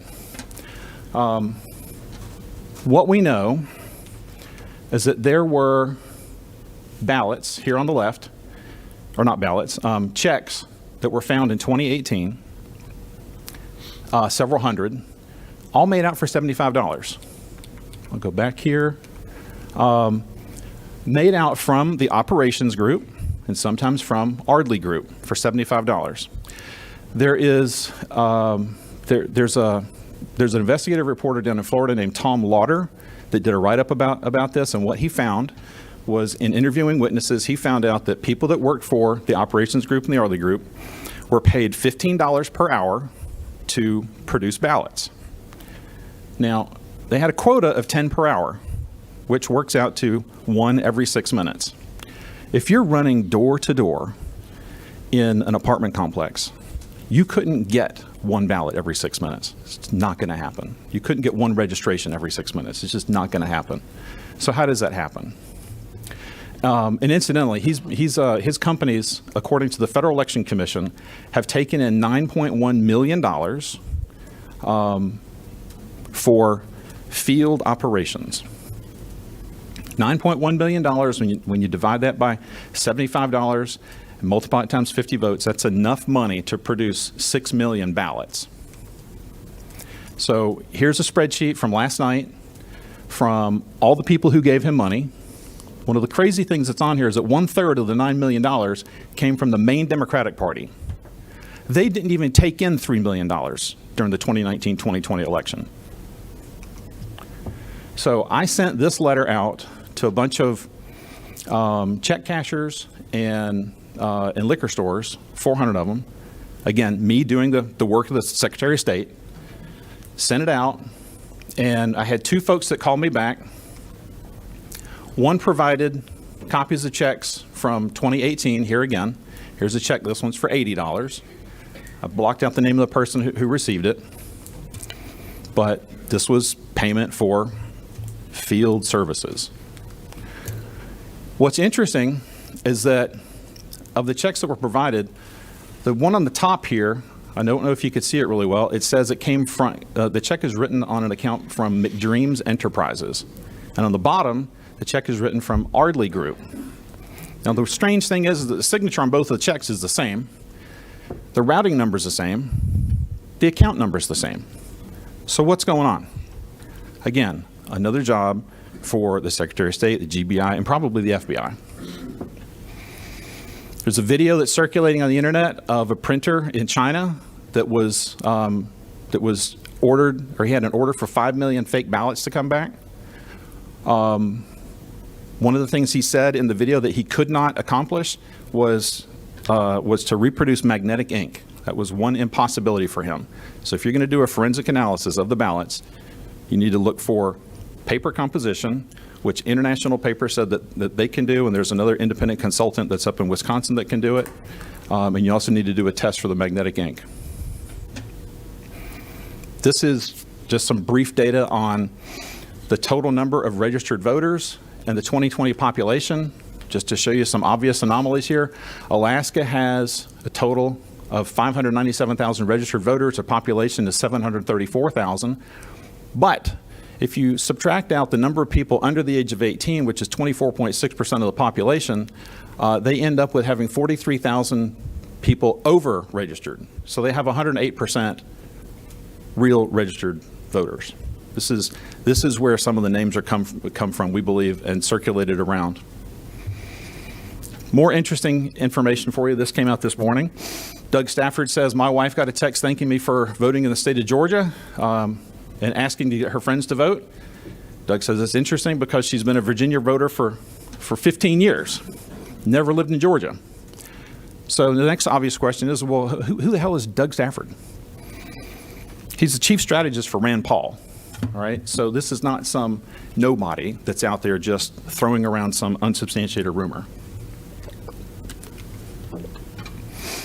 B.J. Van Gundy, who sued the state. Here's his actual signature on his driver's license on the left. There is his signature for his absentee application that he did not ask for. One of your colleagues. Here's his signature on his driver's license on the top, and then here's his innocuous signature in the center for his absentee ballot. You guys know this guy? Does anybody know him? Okay. This is your duty. You have the power to correct an obviously manipulated election. The governor only reports the vote of the legislature. The question is will you take corrective action? Will you stand up for America, or are you going to sit quietly while China brings in a Manchurian candidate? How will you answer to your grandchildren when they ask, what did you do? I know what I'm going to answer. It's a fantastic documentary for you folks to watch. It's called Kill Chain. It'll show you exactly how these voting machines can be hacked into. I know a lot of folks that are in here, or some folks that are in here will say, oh, that's just a bunch of fanciful BS. It can't happen. Go buy one of the machines and plug it in. And the moment you plug it in, it will say, would you like to connect to the internet? Thank you. Last thing, who is this counting ballots? That's the end of my statement. Thank you. Thank you. Now we'll move on to Debbie Fisher.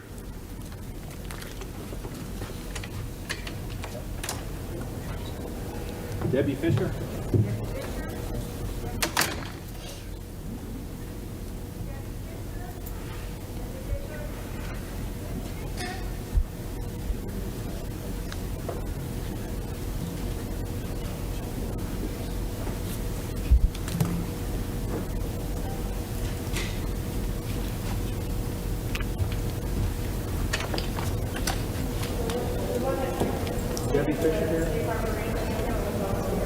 If she's not,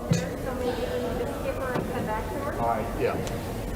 Ms. Fisher went downstairs, so we'll okay. come back to her. Okay. Next one. We'll go with Ms. Sandra Metz. Sandra Matt. Sandra Matt?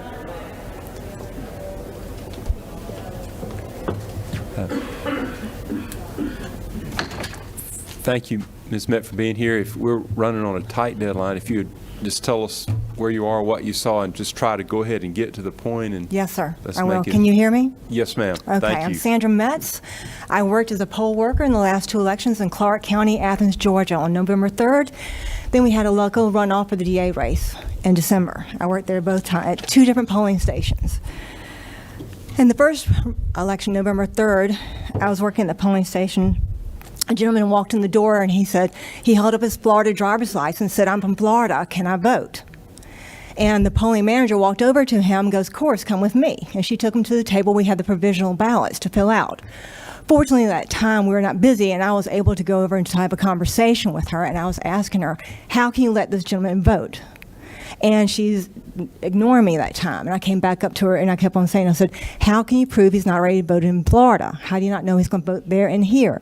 So after several times of questioning, she finally looked at him and said, "You can't vote," and made him leave. After he left, a little bit later on, I had a gentleman come in the door, and he seemed to know several of the other poll workers because he was chatting it up with them, and he talked about he was a truck driver, and we just said how much we appreciate truck drivers now. Well, he gave me his driver's license, and I scanned his the barcode on the back, and I couldn't find him. So then I manually entered him. I couldn't find him. He was not registered to vote. So the manager took him outside and was calling downtown on the phone. 20 minutes later, she walks back in the door. She hands me his driver's license. I scan it in. He's suddenly registered to vote and is allowed to vote. Now she's got the woman that she's talking to on downtown on the speakerphone, and she goes, "Hey, such and such says she needs a big Christmas present." He goes, "Oh yeah, I'll get you a flat screen TV." Then following up, after that, I had a woman walk in the door. She handed me her driver's license. Once again, I put it on the polling pad, scanned the barcode. It showed that she had already received an absentee ballot. She goes, "Oh yes, I got 2 of them, and I sent them both back. I was coming to see if I could vote a 3rd time." I reported this to the manager as well. That woman hung around for a while because her friend was still voting. Now, just so you know, I did call the Secretary of State's office and report all this. I did not hear back from them. I still have not heard back from them. But when I did apply to work at the next election of the DA race, I received a phone call from the woman who hired me the first time and says, "I understand you filed a complaint against us." So I did call back to the Secretary of State's office because I assumed that they didn't know that somebody in their office was telling on people that was reporting this to the Secretary of State's. I have still not heard back from anybody. Now, I will say the 2 ladies that I spoke to were very concerned about that. They were very professional about it. I also worked at closing the polls. We pulled all the ballots out, and we closed them in a little green suitcase-type box and put a seal and a lock on it. I also worked as a monitor for the manual recount and the machine recount. My concern immediately when I saw those boxes on the tables full of ballots, they're just ripping the tabs off. Now, you guys, when they put the locks on there, they record the number on the lock on a piece of paper. There is a paperwork trail for this, but nobody's looking at it. They're just ripping off the tabs and throwing them away. There's also a receipt that the scanning machine prints off to tell you the total ballots in the machine that night that's supposed to be with the ballots. None of those were present when what little bit I could see. I could not see anything. So I was concerned about that. Well, then I'm standing in the middle of the room, not allowed to get close, but some of the ladies had an issue at a table. There were 12 ballots short. And I said, "Do you want me to get somebody for you?" And they said, "Yes." So I had to walk to the doorway back room and yell back there and say, "They need somebody out here at this table." So they came back and they said, "Well, we're short 12 ballots." So the woman that came out the back then leaves the room and returns with 12 ballots and hands them 12 ballots that were not in the case when it was originally opened. So then I worked at the second election. One commonality I found in both elections where people were coming in and they had voted by absentee, or they had their absentee ballot and they turned it in, or they said they didn't want to vote by absentee ballot. Well, we had a lot of people come in both elections that said that when I scanned their driver's license, their barcode read it, and they came up saying they'd already voted by absentee ballot. And when I said that to them, they're like, "I did not vote by absentee ballot. I never applied for an absentee ballot." And I had several people very distressed about that. Then they had to sign an affidavit saying they didn't want the absentee ballot to count. They wanted their vote they cast in person to count. Well, they were upset because there's nowhere in the affidavit to write, "I never asked for one." So there's no trail for data for them to follow to see how many people never requested for the absentee ballot that was sent to somebody. So recently, right before the Senate race, before the cutoff for registering new voters for Georgia, I noticed a bunch of people in a parking lot outside Ollie's and outside a laundromat with a clipboard with getting people to register to vote. And I don't know if you guys have ever looked close at our voter registration form, but you have things like this one there besides your birth date and your address, but your social security number and your driver's license number. So what they could possibly do is if I had you fill this out, I could take this home, take a blank one of these and fill it out in my own handwriting, then I could actually apply for an absentee ballot with this information and have it sent to wherever I wanted it to go without you knowing it. And so that's a couple of my big things that went there. So I did go to the Secretary of State's office when I was researching this, wondering how many absentee ballots were sent. And I didn't even look at the Georgia ones because a lot of people do own property in Clark County that don't live in Clark County, Georgia. I was interested in the ones that did not live in the state of Georgia that had applied for absentee ballots. 585 individuals have requested absentee ballots that live outside of the state of Georgia. So I just wanted to bring that to your attention today. Thank you for your time. Thank you so much. I wanted to make a statement real quick on behalf of Senator Parent. There was a photo that looked like here, but that is not Senator Parent in that photograph. And so I just wanted to make that clear for her, and I've received that statement, and really that photograph should not have been up there. So now I needed to call Sally Grubbs and Susan Knox. I'll get her next. Yeah.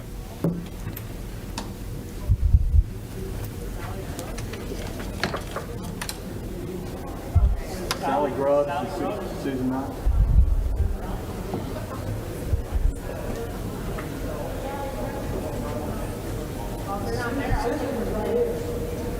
Okay. If not, we'll go with Debbie Fisher. Is Debbie Fisher back? Debbie Fisher is right. Ms. Fisher, if you'd come to the podium, please. Okay. All right, great. Thank you. Ms. Fisher, thank you for being here. If you just quickly tell us where you're from, and we're running on a tight deadline, if you could just go ahead and get to the essence of what you want this committee to know. I will be very prompt. Thank you. I'm Debbie Fisher. I'm from Cobb County, Georgia. To give you a little background, I was part of the voter review panel during the general election. I've also been a monitor during the recount, the hand recount, and the recount, and I currently am also monitoring the absentee ballot processing in Cobb County at Jim Miller Park. On November 16th, during the recount, I was on the voter review panel, and I reviewed in one day 298 military ballots. Of those ballots, as I walked through them piece by piece, I noticed several things that were greatly disturbing. I noticed that they were very neatly filled out. Not that I don't expect the military to be able to color in between the lines, but they were inordinately perfect bubbles. I also noticed that there were no stray marks, there were no X's, there were no check marks. They were all perfectly filled out. On the original ballots, as we were going through them, it appeared to me that about 90% of them had no paper folds, yet I was told that in Cobb County, the military is required to mail these ballots in. One or the other wasn't possible. I also noticed that there were only 2 of the 298 that had blue ink versus black ink. Now, while that may not be unusual, it was combining all of these things that seemed very out of the ordinary. The watermarks, which were on the UACAVA ballots, as we all know, a watermark is supposed to be semi-transparent. You're supposed to be able to see through it. What I noticed on 3 separate ballots, those watermarks were solid gray. They were in front of the print, not behind it. At that point, I made a challenge. I said, I do not believe these ballots to be authentic. I was told by Janine Evler that, oh yes, we just told them to set their printers darker. These are printed off individual printers, so they're all going to be different. Well, the interesting thing is the military ballots I have witnessed over the last week that they're processing now, Not one of them have solid gray watermarks. They're watermarks like this, the Uakava watermark that goes through the ballot. So I challenged those and asked that the ballots be thrown out. She refused. She said that they were verified, that they were legitimate ballots, and they would remain. Another thing that I noticed as we were going through these ballots, and on the voter review panel, what we were doing during the recount, that we were not entitled to do when the ballots were being processed. We were looking at the original, which was a printed piece of paper that came from a normal, ordinary printer, and then we were looking at what election workers had done to create a true ballot on ballot paper. And so the defective ones we were supposed to compare to the ones that they had prepared. Of those ballots, as I am ticking off, and I'm fairly good with numbers, I estimated that somewhere between 80 and 90% were going to Joe Biden. Throughout the day, it kept making me sicker and sicker every time I saw another Biden, Biden, Biden, and then I'm going through batches, 100% of the batches were Biden. I find that statistically impossible. If you look at the history of what the military ballots and how they vote, it typically is a reflection of what you'll see in the areas that you're looking in. In Cobb County, Georgia, I know we kind of went a little blue locally, but traditionally in the neighborhoods, we are very conservative. We don't vote 100% Biden. Yet these military ballots were between 80 and 90% Biden. On top of that, I looked at some of the other counties. Fulton County, interestingly enough, are the only ones that report military ballots as a separate category. 93%, I believe, is what that they tallied for Biden. Again, I find that statistically impossible. One thing that I have noticed as we went through the different processes, the recount, and now the processing again. The number of ballots that we received for the military were 826. They threw a couple out, some were invalid signatures, other came in past the deadlines, and some of them were thrown out for an unknown reason. The number of ballots that we actually counted were 782. The number of ballots that we recounted in the recount, not the hand recount, the machine recount, was only 1,401. Doesn't make any sense, does it? They were all done by hand. We actually had to make those ballots. 300 and some odd ballots disappeared between the 2 weeks between those counts. When I inquired from Janine Evler how we could have 1,700 and change, and then it drops 300 and some ballots, I was told, oh no, those numbers had not been they had not been adjudicated at that point, and those other ballots were actually run through the scanner. We don't separate military ballots. Yes, they do. In the recount, I looked at ballot box after ballot box of military ballots. They are separated. They are not required to be mailed in. Matter of fact, I found out about 93% of those ballots were submitted electronically, not by mail-in ballots. So that electronic thing happens to have a little bit of a problem.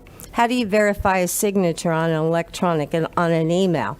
There were no emails to be attached to the original printout. So as we're monitoring, how do we know that's a real ballot? How do we know it came from a military person? There is nothing that shows, that goes with that ballot, that it was actually the person who it said it was. Those are very concerning things to me. And of all votes that should count, it should be those people who put their lives on the line so that we have the right to vote.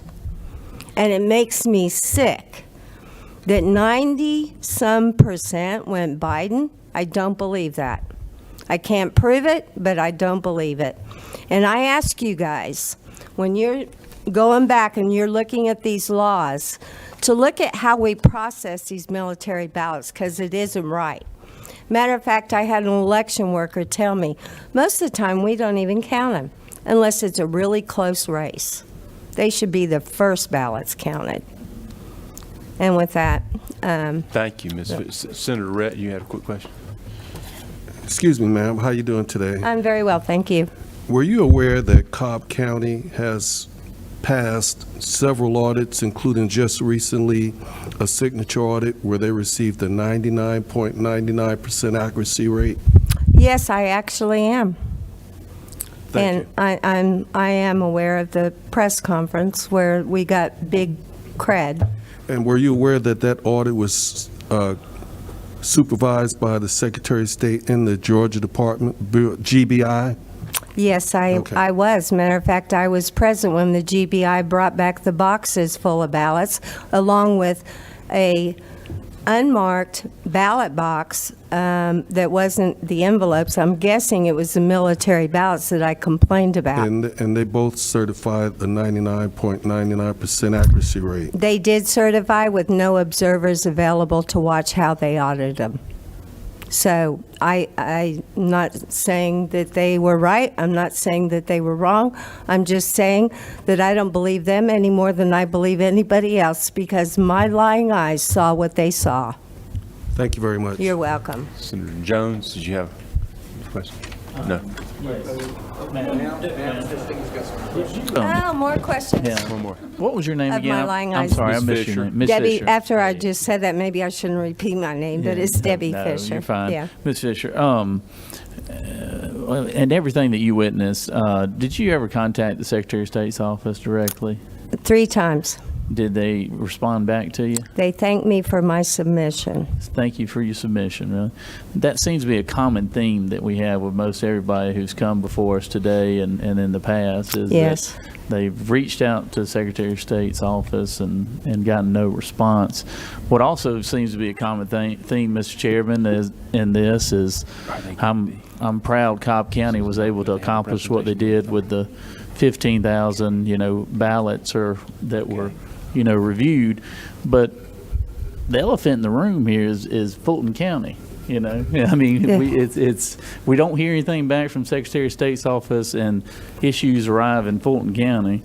And I don't know. I know our Secretary of State's not from Georgia, but if you were born and raised in Georgia, you're familiar with Fulton County and the history of elections. Mr. Chairman, I appreciate your hard work and I appreciate your testimony. May I make one more comment that I remembered I forgot to talk about? That was actually interesting. On Saturday at Jim Miller Park, speaking of our 99% audit on the signatures, dozens and dozens of signatures did not have the red initials that they had been actually approved before they started processing the ballots. And you all may not know the process, but what happens is the yellow outer envelope has the signature, your address, and that's what they check. When they look at it and they say, yep, that's Debbie Fisher, they put their red initials out to the side that says it's been looked at. Dozens on Saturday had no red initials. The problem is, once that is separated from that outer envelope, you got to count that ballot regardless. Okay? That's a problem. So the 99% audit that we heard about yesterday, I'm just going to say, we shouldn't have had dozens on Saturday that had not been looked at. Thank you, Ms. Fisher. Okay, now we'll move on to Ms. Grubbs and Ms. Knox.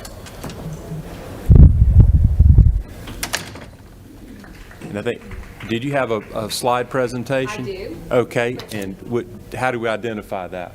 I had given it says shred machine. I I just gave it to the fella outside. Yeah, we have it. Okay.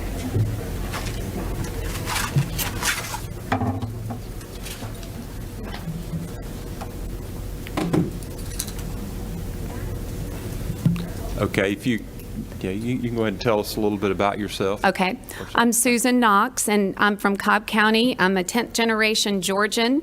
I'm a huge patriot, and I happened to be at Jim Miller Park on Friday, November the 20th, and I knew they were certifying the vote there that day, and I happened to be in the parking lot, and I just kind of wanted to see who was actually in the building that was going to certify the votes, and I pulled around the corner, and I saw an A1 shredding and recycling machine.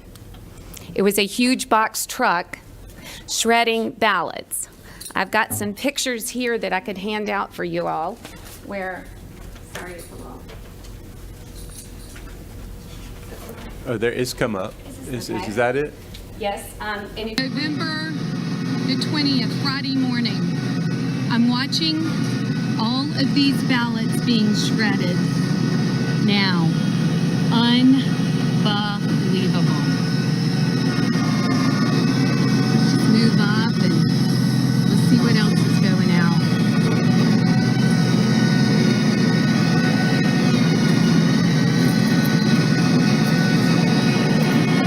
Yep, here we go.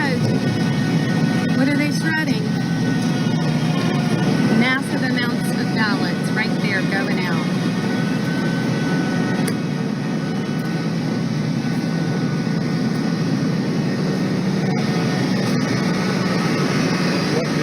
What building is that? Jim Miller Park. Is that the building where ballots stored in that building? Yes, Is that sir. where the voting was Yes, occurring? right outside where they, and I've got another video right after this that'll explain that. Were you able to see what was being shredded? Yes, sir. I have pictures, and you'll see now. It's the next one, please.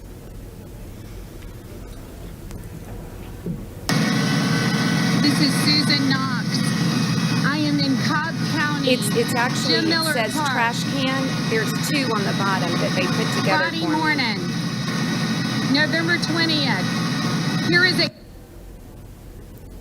It says trash can. There they are.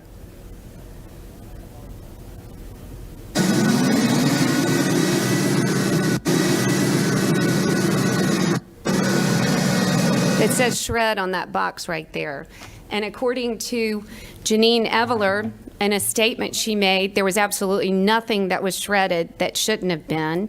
There were no ballots, and she made a statement. A1 Shredding and Recycling put a statement out on Saturday, November 21st, stating they were a family-owned business and that they did not mean to get in the mix of this, and that I think they had gone to the FBI or the GBI because there had been so much backlash after my videos went viral. But you're in that trash can, those were ballots. Yes, sir. I'd love to give you a close-up picture. You can pass these around. Do you know who paid A1 shredding? I do not. But when Janine Eveler came out and said there was absolutely nothing that should not have been shredded, I would just like to ask her under oath what I saw shredded. And Sally Grubbs is coming up after me, and she came to Jim Miller Park and pulled in because she heard they were shredding ballots. She went straight up to the truck, almost blocked him in. He started pulling out. I called 911 twice. They did not come to Jim Miller Park. I called them. I have the recordings. If y'all wanted to listen to the recordings, I'm begging them to send a police or a sheriff, because I said, what is more important, that our presidential election, and they're shredding ballots at Jim Miller Park? They never showed up. Mr. Chairman, I would just say that this should be very easy. If we're supposed to hold ballots for 22 months and we know X amount was voted on in Cobb County with absentee ballots, they should be able to produce that amount. If they can't, and it comes up minus 30,000, then 30,000 ballots were shredded. I mean, it should be very, very easy to find that information out. Yeah, Senator. Thank you for being here. Did you report it to the Secretary of State's office? Sir, I reported it to anybody and everybody that would listen to me. Did you get a response from the No. Secretary of State's office? No. Pretty common? Sir? Senator Rett? Yes, ma'am. Usually ballots are under court seal for 2 years. Then after that, they're allowed to be shredded. Do you know anything about the date on those ballots, or if they've met that 2-year threshold? Well, based on, I had been a monitor for 5 days there and have reams of videos of all the ballots coming and going and being stored and pulled back out and pulled into building the next hall, which was, I was in C, they were going from C to B and back. And so all I can tell you is that if you look closely on these, and that was a live shot, so you can hold your finger on my camera and it gets some surrounding things, which I can prove to you all. I can't help but believe that these were this election's ballots. I mean, why would they be shredding 2 years, and why would they be at Jim Miller Park? It's not secure, and it's not even a government facility, I don't believe. But I will tell you, when I called 911 twice and nobody showed up, and Sally and I ended up at the police station, precinct 2, and the person on the phone behind the wall told us that they were told 10 minutes earlier that they were not to do anything with election fraud or anything in Cobb County dealing with the election, that we had to go to the Secretary of State and to the GBI. And we did. And we got nothing. Okay. Yes, Senator Heath. Maybe in some of your videos, or do you have any photographs of actual ballots being shredded? Well, what do you think those were in that can that he was shredding? It says an official ballot. That appears to be the envelopes that are the inner envelopes from. If you look closely, some of them look like they've never even been unsealed. I was trying to find ballots in the picture, and I don't see ballots, and I was hoping Could you bring that back up? I can show you in that trash can very closely. It says.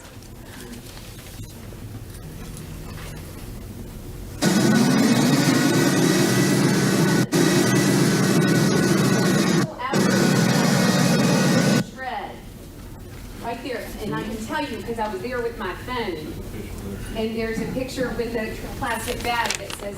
Yeah, this picture? Yes, sir. Look, I'm not trying to discredit your testimony. I just don't see ballots. I just see envelopes here. Sir, it says official. Do you not see where it says BALLO? Yes, ma'am, and right below that it says ballot must be enclosed. Okay, if they're supposed to keep anything for 22 months, why would they be shredding even the envelope? And I was told too that the people who were supposed to be opening these ballots were supposed to put their name, the time, and the date, and they were supposed to be kept for 22 months. I just find it suspect that the day that Cobb County is going to certify our election, that they had a shredding truck pull up at 10 after 11, and they were going to certify that afternoon. And they also put on the outside of the door, which I have video of, a fraudulent number to call for election. Any questions? It said Jim Miller Park is closed to the public. If you have election questions, please call. I called the number. It was an elderly white woman that slammed the phone down on me, and I called back and I said, ma'am, your number is on the outside of Jim Miller Park for election questions. She said, I have no idea who that is. Don't call me again, and slammed the phone down. Okay, well, thank you. Thank you for being here. Thank I think you. Ms.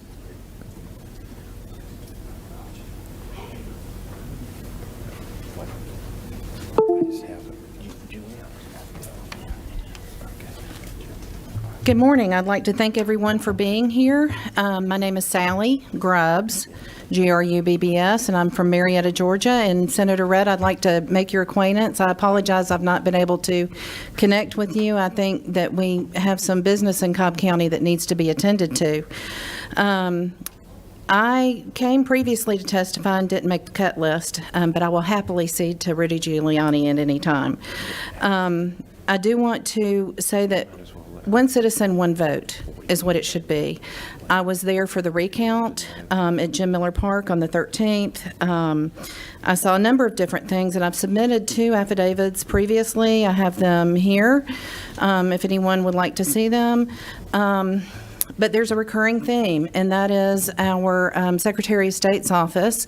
I was there when I got the phone call. I met Susan Knox, incidentally, on Friday the 13th. What a better day to meet someone when you're trying to ensure a presidential election is handled honestly, and it's not just the presidential election, it's all the down ballot votes that we have in Cobb County. We had a complete upset in Cobb County that I don't think was fair, honest, or very American, what's happened. There's lots of details that I can give you. I have lots of information here about how they sorted ballots. I have video that can be submitted. But one thing is becoming clear. It doesn't seem to matter how much evidence we present. We're going to get the questions. Were those actual ballots in there? First of all, in an election, they seal the boxes with evidence tape. And it's called evidence tape because those papers are evidence in the election. The envelopes are evidence, and anything written that goes in the evidence box is evidence. There should have been no shredding. In Cobb County, Georgia, Jim R. Miller Park is a fairground. They tore down our old exhibit halls and they built new exhibit halls. There's exhibit hall A, B, and C. They're all under one roof. When I went to go observe, I asked what was going on in exhibit hall B, and I was told, you don't need to stay in there. You don't need to go in there. There's nothing going on in there. You stay in exhibit hall C. And Exhibit Hall C during the recount is where they were sorting the absentee ballots into bins for rescanning. They were sorting the printed ballots for rescanning. I posted a video that has been shared quite a lot of, I'm standing 6 feet away and they're putting, Biden, Biden, Biden, Trump, Trump, Trump, supposedly. Don't know how they can even see what's written on the paper. I do wear glasses, but I couldn't even get close enough. They're a couple of feet away while we're having to stay 6 feet away, and we got scolded, we got yelled at, we got belittled, we got harassed. And after the shredding, when I was with Susan, now let me be clear, Jim Miller Park is not a government facility where they have the tax assessor, the tax commissioner, the tag office, and all of that. It is a state fairground or county fairground location. They're only using it because of COVID. So they're only using it for the election purposes. There is no other reason for there to be any other documentation at Jim Miller Park. If you go into Exhibit Hall A, B, and C, all you see is election stuff. I found out after the fact that in Exhibit Hall B, where I was not allowed, there were 2 days of voter review panel activity going on with no Republican representation at all. I was purposely told not to go in there. Y'all, I'm a businesswoman. I'm a mother of 2 wonderful boys. I am not an election specialist. I am a United States citizen, and I am here to see, and I participated because I want to be sure our vote is protected. And when somebody calls me and says they're shredding ballots, I left work. People thought somebody in my family died. That's how fast I left to go see what was going on. And Susan and I followed that shredding truck to see where it was going. I thought surely people care enough that when you're on the phone with 911, the police would come. The police didn't come. We go to the Cobb County Precinct on Austell Road to make a report. They wouldn't take a report. I made a report with the Secretary of State. I got an email from Francis Watson, and I was told, oh, that's routine shredding. Now, this is not the regular location of the Board of Elections. I just stood up here in the center and listened to the press conference with the GBI. Now, Vic Reynolds is from Cobb County, a very respectable man, but I've got to tell you, that Gabe Sterling and Jordan Fuchs in the Secretary of State's office have done nothing but obstruct, belittle, and bemoan. And I have Facebook posts right here that I would be happy to share with someone. Facebook posts, what does that mean? Well, that means that anyone who keeps talking about election fraud, since it doesn't exist, that they are the same as people from Iran. That's what was posted. And so I got into a conversation about that. And this was the post. Gabe Sterling posted this. Iran has worked to foment division in our nation.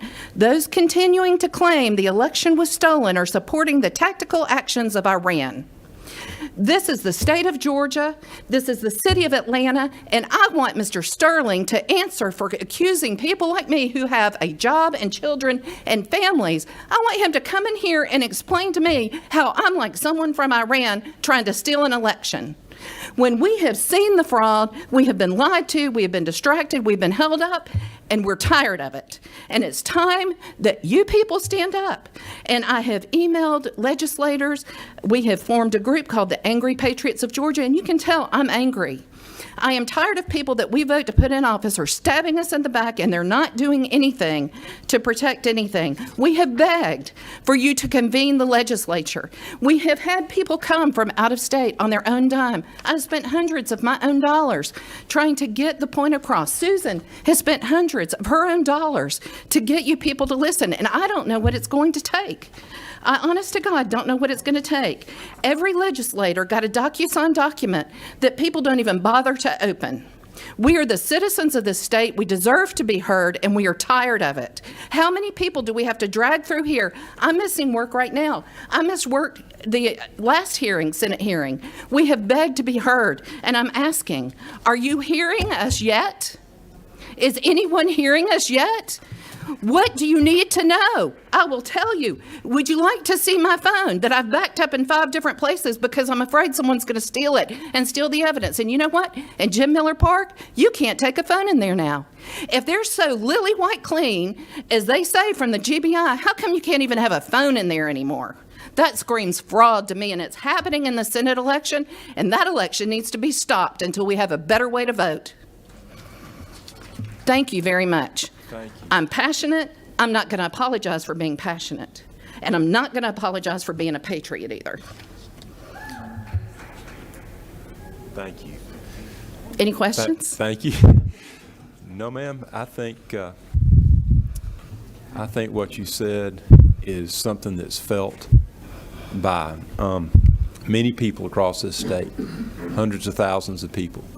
And I appreciate your time. I appreciate the fact, and the members of this committee appreciate the fact that you came and you waited the last time and that you took your time to come back today. So thank you for doing what you've done and for being willing to stand up and tell about what you've seen. So Thank you very much. I appreciate it greatly. all right, we're just going to take a quick 5-minute break. We have a few more witnesses, and we'll come back and we'll try to wrap it up. So.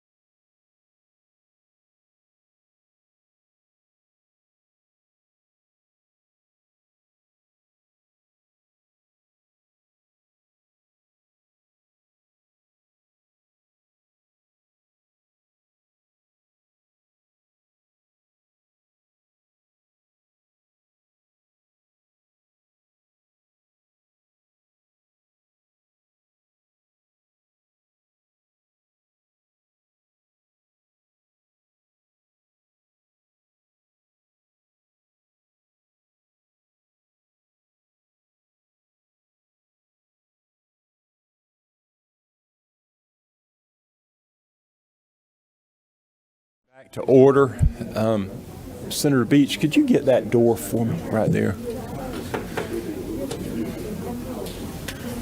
And I think next up we have Mayor Rudy Giuliani. He wanted to say a few things. And let's see, do we have the... Good afternoon. Thank you very much for giving me a few minutes. I've been testified before you about a month ago, and I want to commend you on holding this hearing and delving so deeply into the facts that so many other people are avoiding and pretending didn't exist. I sat and listened to a good deal of the testimony, but before I stood here, and I can't imagine that people are ignoring it. Your Secretary of State's office last night and today said this was the cleanest election in history, or the purest election in history. He must be living on some other planet or drinking something that affects his senses, because it's just the opposite. This is probably the worst situation of voter fraud we've ever had in this country. Georgia is one example of it. You know there are other examples of it: Pennsylvania, Michigan, Arizona, Nevada, just to name a few.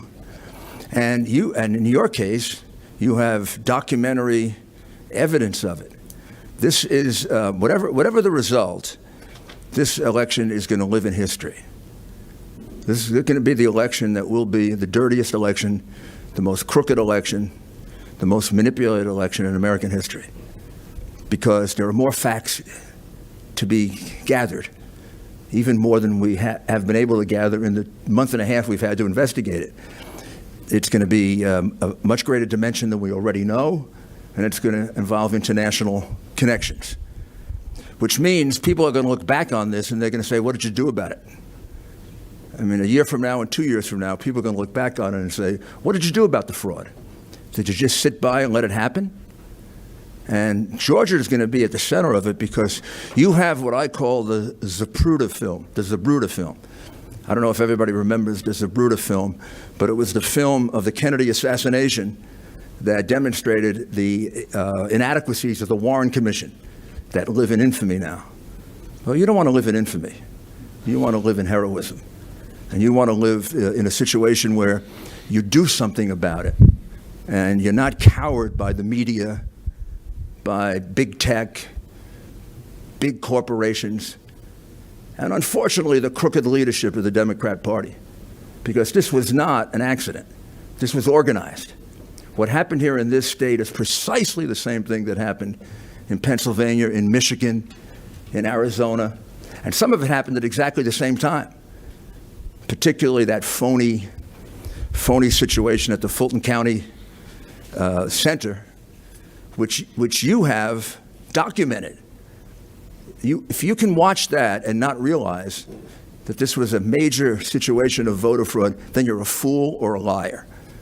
It's quite obvious that they are counting ballots illegally. The law of this state says that the counting of ballots has to be public, that it has to be allow inspectors, it has to allow both sides to have a chance to observe it. I mean, the law of every state just about requires that. Well, you can see the people being thrown out. You can see them being thrown out. You can see them checking all around, and then in a very, very suspicious way, counting ballots so fast they couldn't possibly look at the signatures. They couldn't possibly look at the ballots. And then you can see them counting the ballots more than once, 2, 3, 4, 5 times. You would have to be a moron not to realize that that's voter fraud. And if you just take a look at the ballots counted during that period of time, and you deduct that number of ballots from Fulton County, the winner of this election in Georgia is President Trump, not Joe Biden. And that'll be provable a year from now, and 2 years from now, and 10 years from now. And it's really a disservice to the people of your state. It leaves a stigma that you shouldn't have. They're going to ask, you can be sure, because this is going to continue unless we stop it. It's going to continue. The misuse of the mail-in ballot all the terrible things that were predicted as to what would happen if you went to some kind of major mail-in ballot system. Predictions made by Secretary Baker, President Carter, Justice Souter, and scholars, that the minute you have mail-in ballots, you're going to have major fraud. 76% of European countries do not allow mail-in ballots for the very reason that they invite fraud. Well, we just proved it to the world. Sure, it invites fraud, plenty of fraud. The people in Fulton County were instructed not to look at signatures.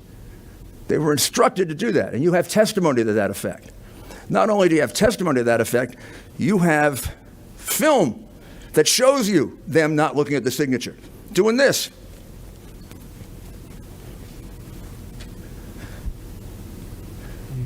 It's going to happen again. Well, it's not just going to happen again. It's happening right now as I speak in the election that's going on.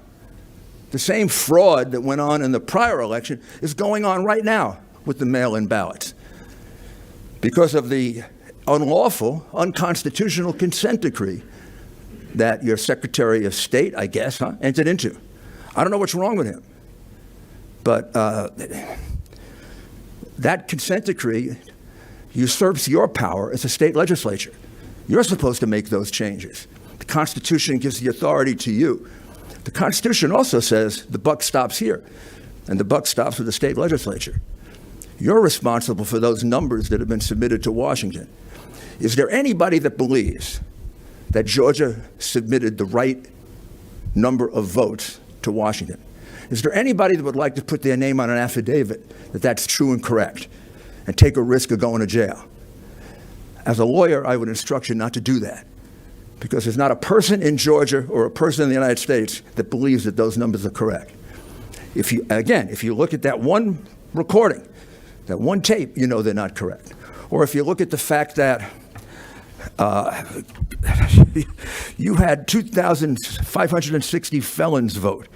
You had 15,700 people vote in Georgia who had changed their address before the election. You had 40,000 people fail to re-register before they voted.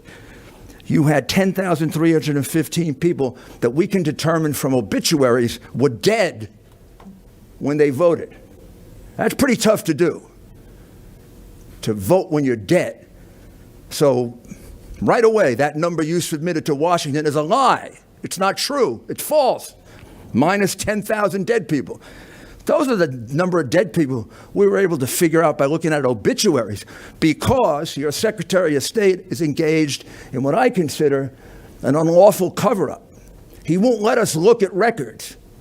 If the Dominion machines are what we say they are, and we've tested the Dominion machines in Michigan, those machines are like Swiss cheese.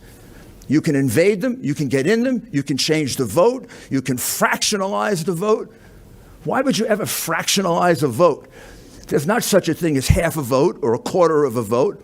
Why would you have an election machine where you can change the vote?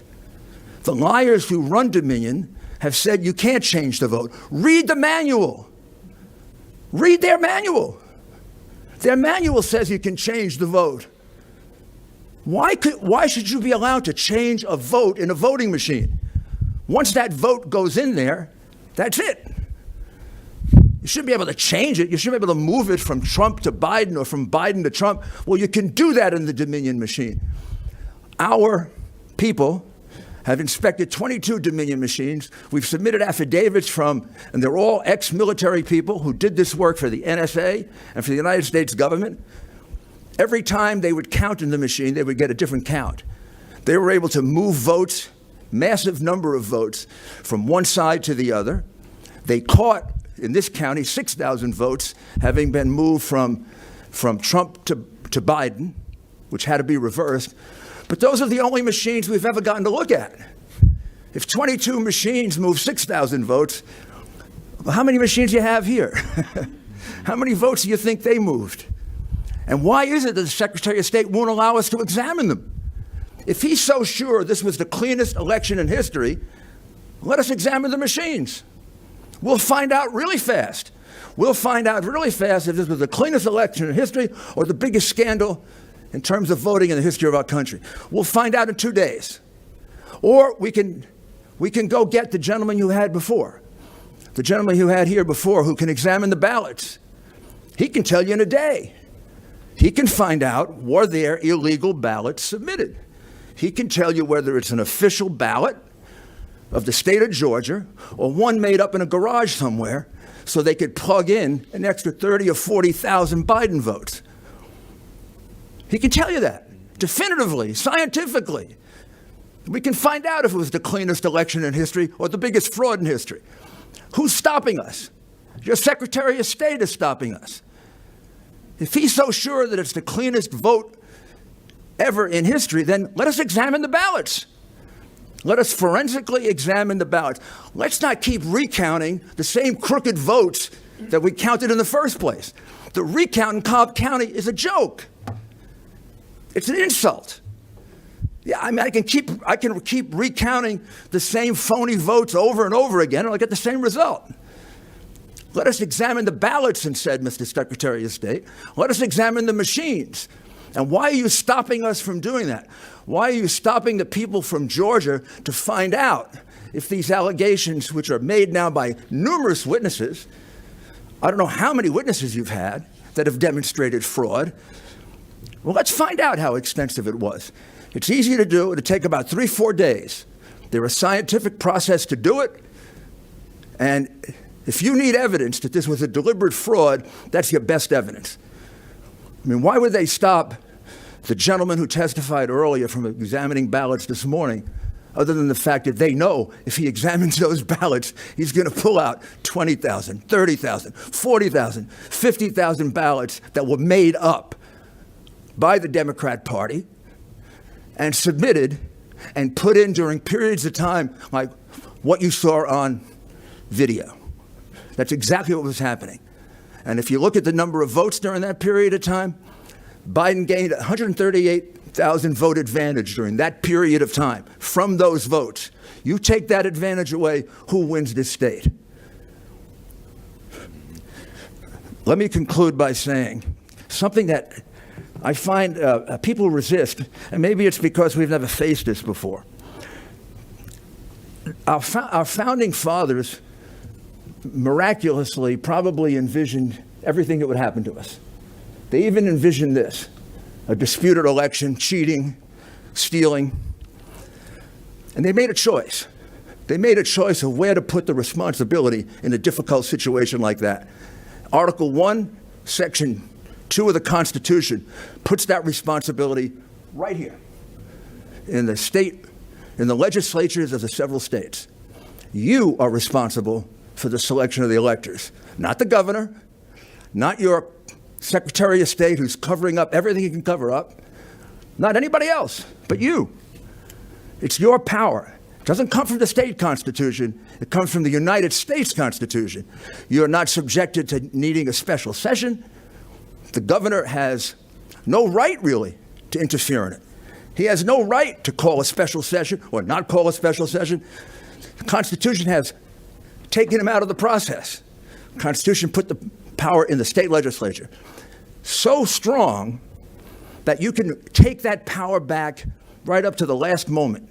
You could take it back 2 minutes before the electoral votes are counted. Because ultimately it's your responsibility. You delegated it to them in the first place. And if you feel that they're exercising it improperly, it is your obligation to stop them from doing it. And you know they exercised it improperly. You know that. You've got so much evidence of it, there are 10 ways to demonstrate it.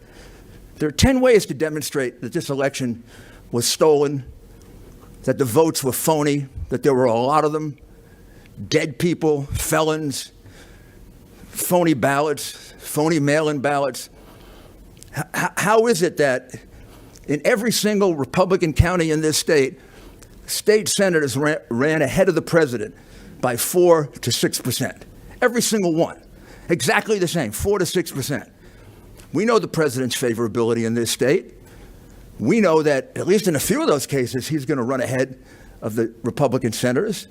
And it just so happens it's just in the states where they fixed the vote that happened. In other states, the president ran ahead of most Republican state senators.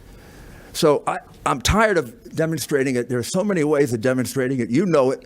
This is a question of courage. It's ultimately a question of courage. Do you have the courage to stand up to the obligation the Constitution of the United States put on you to save our people from fraud, to save the reputation of the state of Georgia from in history, certifying a phony vote that led to the wrong result in an election, which will be the verdict of history? Or do you have the courage to put up with what's going to happen if you in fact change that certification and do the right thing? You'll be attacked, you'll be pilloried, you'll be described in all sorts of horrible ways, but you'll wake up the next morning and look in the mirror and you'll be able to say, I did the right thing. And that's what you should be about in public office. Not worried about what people say, but what you did. And I'll tell you another thing. Your decision will stand the test of history, because this is going to prove to be even worse than it is now, and it's pretty bad.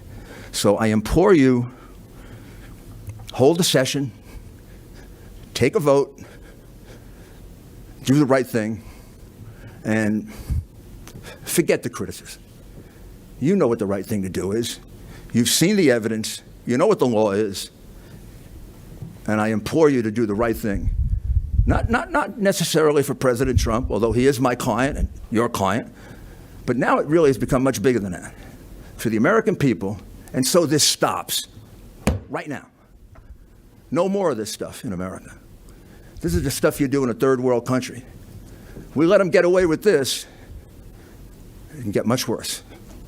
And I can't say enough about your courage, you, Mr. Chairman, and the other members of your committee, in doing what a lot of others are afraid to do. And I thank you on behalf of my client and on behalf of the United States. Thank you. Thank you. Thank you for being here. We appreciate your time. Any questions? Any questions? No. Thank you. Thank you so much. Okay. All right, now we'll move on to Mr. Bob Cheeley.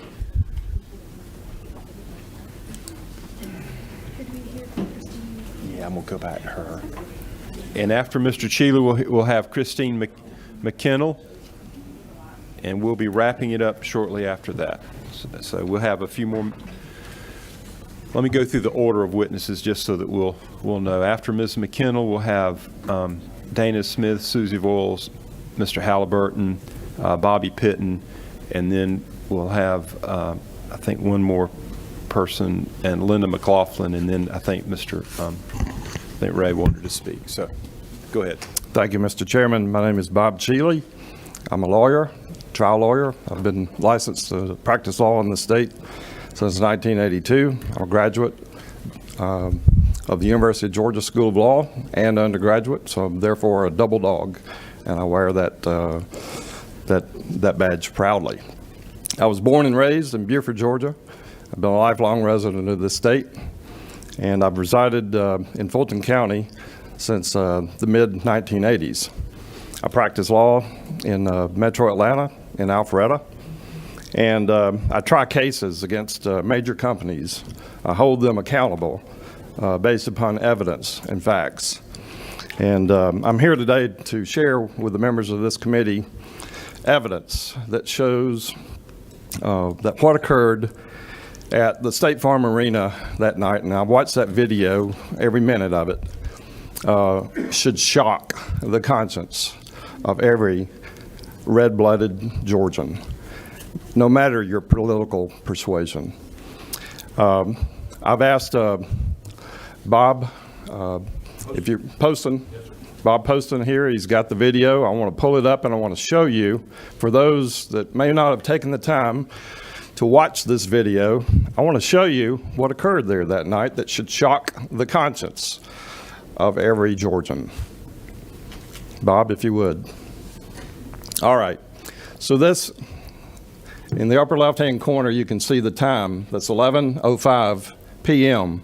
This is after everyone was told to go home because there was a major water main break. That was false. There was no water main break at all. There was a toilet leak about 16 or 18 hours earlier in the day, leaking from the ceiling from a suite above. It was cleaned up. It had no impact on this election. The water main break pronouncement was obviously made to clear the room of all poll watchers and the media.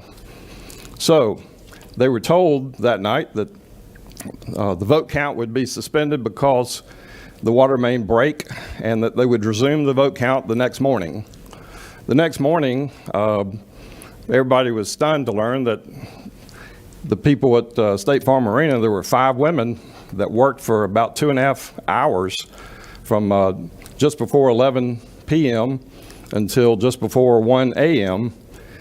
Scanning ballots. And the disturbing thing about it is that there were 5 of these desks with women at each of the 5 desks. And we've labeled the first one here, kind of focused on her. She's wearing a purple top, desk 1. This is at 4x speed, so we don't have to sit there and watch, it in a slower speed. But you can see that this lady is taking the same stack of ballots, and once she runs them through the scanner, there she goes. She sticks them back in and runs them a second time and a third time. And then the lady to her right, wearing the yellow top, we've got a second video that shows that she did the same thing with a stack of ballots on her desk. And so there's ballot scan number 3 from desk number 1. One man, one vote just went out the window at State Farm Arena on the night of November the 3rd, 2020. And it's here for all us to see. This is much like going to trial with a who ran the red light case, and instead of having people coming in and testifying about who ran the red light, you got a video showing who ran the red light. Now, it doesn't take experts, and I'm glad we had an expert here today on the ballots in the person of Jovan Pulitzer, who is probably one of the most qualified experts I've ever had in the kind of cases that I've ever presented. I'm blown away with his credentials and his ability to, if he was given access to these ballots, he could tell us with 100% certainty how many of those ballots are real. I mean, how many of them are fake? And that's, at the end of the day, that's what all Georgians want to know is, were these ballots, that were being scanned here after everybody was told to clear the room, were these real ballots or were they counterfeit ballots? But they were included in the vote total. Now, I served an open records request upon Fulton County. There you can see desk number 2. She's on scan number 2 of the same ballots. We need to know who these women are, for example. They need to come before this panel or somebody under oath, under penalty of perjury, and testify about those ballots after Jovan Pulitzer has had a chance to inspect the ballots. Because I think that these people would be pleading the Fifth Amendment if asked questions about what they knew about these ballots. So I've served an open records request upon Fulton County. I wanted to get those ballots and make them available to Jovan Pulitzer so that he could determine, are these legitimate ballots or not? And I also wanted access to those computers that you see there and those scanners so that they could image what's on those computers and scanners to tell the people of Georgia, and particularly the people of Fulton County like me who pay taxes, whether or not our votes are being diluted or stolen. So what do I get? I get no response from Fulton County Board of Electors. I called yesterday. We had this thing set up for this morning. We had a truck loaded with 4 of these commercial high-speed scanners specified by Jovan show up at Fulton County Board of Electors warehouse, which is where they told me yesterday I should go with the scanners. I had lawyers from my law firm show up there ready to scan these things according to his instructions, Jovan's instructions. We were then told, oh, we're not doing it here. Those ballots are down at State Farm. They're not at State Farm Arena. They're down at World Congress Center. So the trucks load up, drive down to World Congress Center, get down to World Congress Center. People at World Congress Center say, we don't know what you're talking about. we have been told to expect you. So then I'm hearing this, this hearing today, getting all these text messages from my lawyers in my firm saying, what do we do now? I said, we call Ralph Jones. He's the head registrar for Fulton County. Call his office. Find out where the ballots are, when they're going to make them available. Because we've got a right to see those ballots under Georgia law and under federal law. Well, the last word I got a little while ago is they're not going to make them available unless we have a court order. So here we go again, kicking the can down the road, obfuscation, delay, trying to run out the clock. If I had an hourglass here with sand in it, that's the whole goal here is to run out the sand, run out of time so that the Georgia legislature and the people of Georgia won't have access to these ballots to see if they're true or not.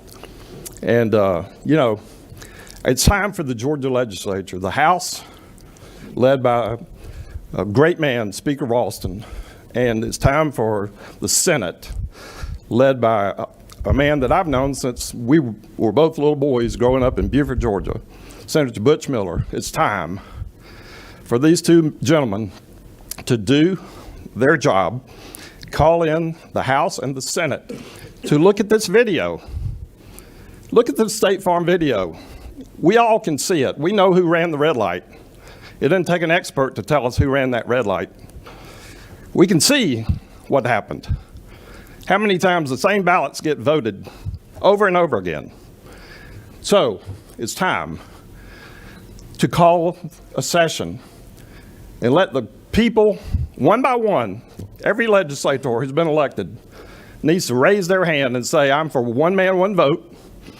And if I'm seeing one man, one vote violated there, then every person in the legislature needs to say all of those votes under what is called the adverse inference law of Georgia, all of those need to be tossed. You can't rely on them.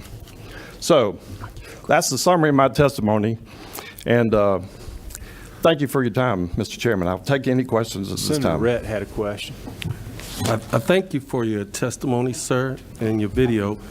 But just from a legal standpoint, when you and your lawyers showed up with the scanner, legally, would you be allowed to handle ballots and scan them yourself? We were going to allow the Fulton County election workers to instruct us how to put those ballots on the scanner, and if they wanted to do it themselves, they could do it.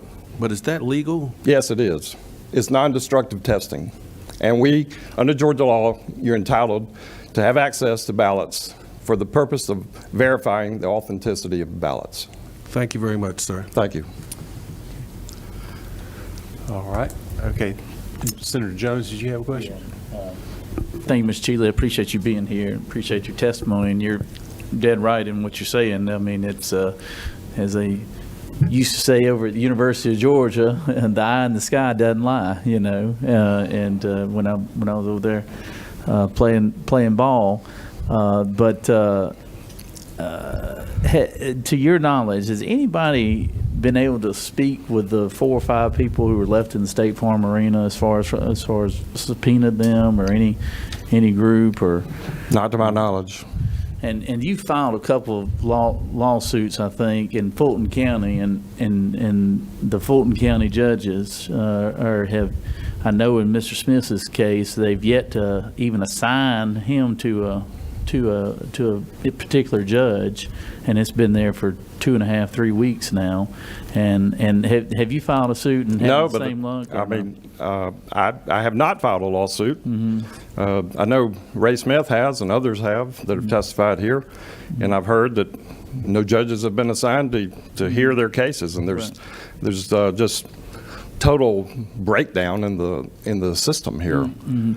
And it all centers around Fulton County, but ultimately, the Georgia legislature should and has the final say in all of this. Though, correct? Absolutely. And I grew up here. My dad, my granddad were Southern Democrats, and I'm related to Richard B. Russell, and I knew him. He was from Winder, Georgia, not far from Beaufort, Georgia, where I'm from. And I would believe that those fine gentlemen, such as Richard B. Russell, would be appalled to see what's going on there in that State Farm Arena video, and he would speak out against it. And it reminded me of the infamous speech given by President Franklin Delano Roosevelt on December the 8th, 1941, when he addressed the nation. And he said as follows: Mr. Vice President, Mr. Speaker, members of the Senate and of the House of Representatives, yesterday, December 7, 1941, a date which will live in infamy, the United States of America was suddenly and deliberately attacked by naval and air forces of the Empire of Japan. The United States was at peace with that nation, and at the solicitation of Japan was still in conversation with its government and its emperor, looking toward the maintenance of peace in the Pacific. Indeed, 1 hour after Japanese air squadrons had commenced bombing in the American island of Oahu, the Japanese ambassador to the United States and his colleague delivered to our Secretary of State a formal reply to a recent American message. And while this reply stated that it seemed useless to continue the existing diplomatic negotiations, it contained no threat or hint of war or of armed attack. It will be recorded that the distance of Hawaii from Japan makes it obvious that the attack was deliberately planned many days or even weeks ago. I respectfully submit that this plan was regarding this voter fraud at State Farm Arena was deliberately planned. It had to be many weeks before this election, and it represents an imperialist attitude by some that they have the right to cancel out the votes of the good people of this state. And that imperialist attitude, if not corrected by this body, the Senate, and this House, will lead to tyranny. Just as our founding father, Thomas Jefferson, said when he said,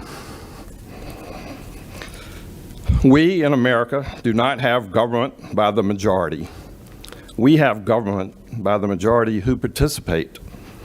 All tyranny needs to gain a foothold is for good people of good conscience to remain silent."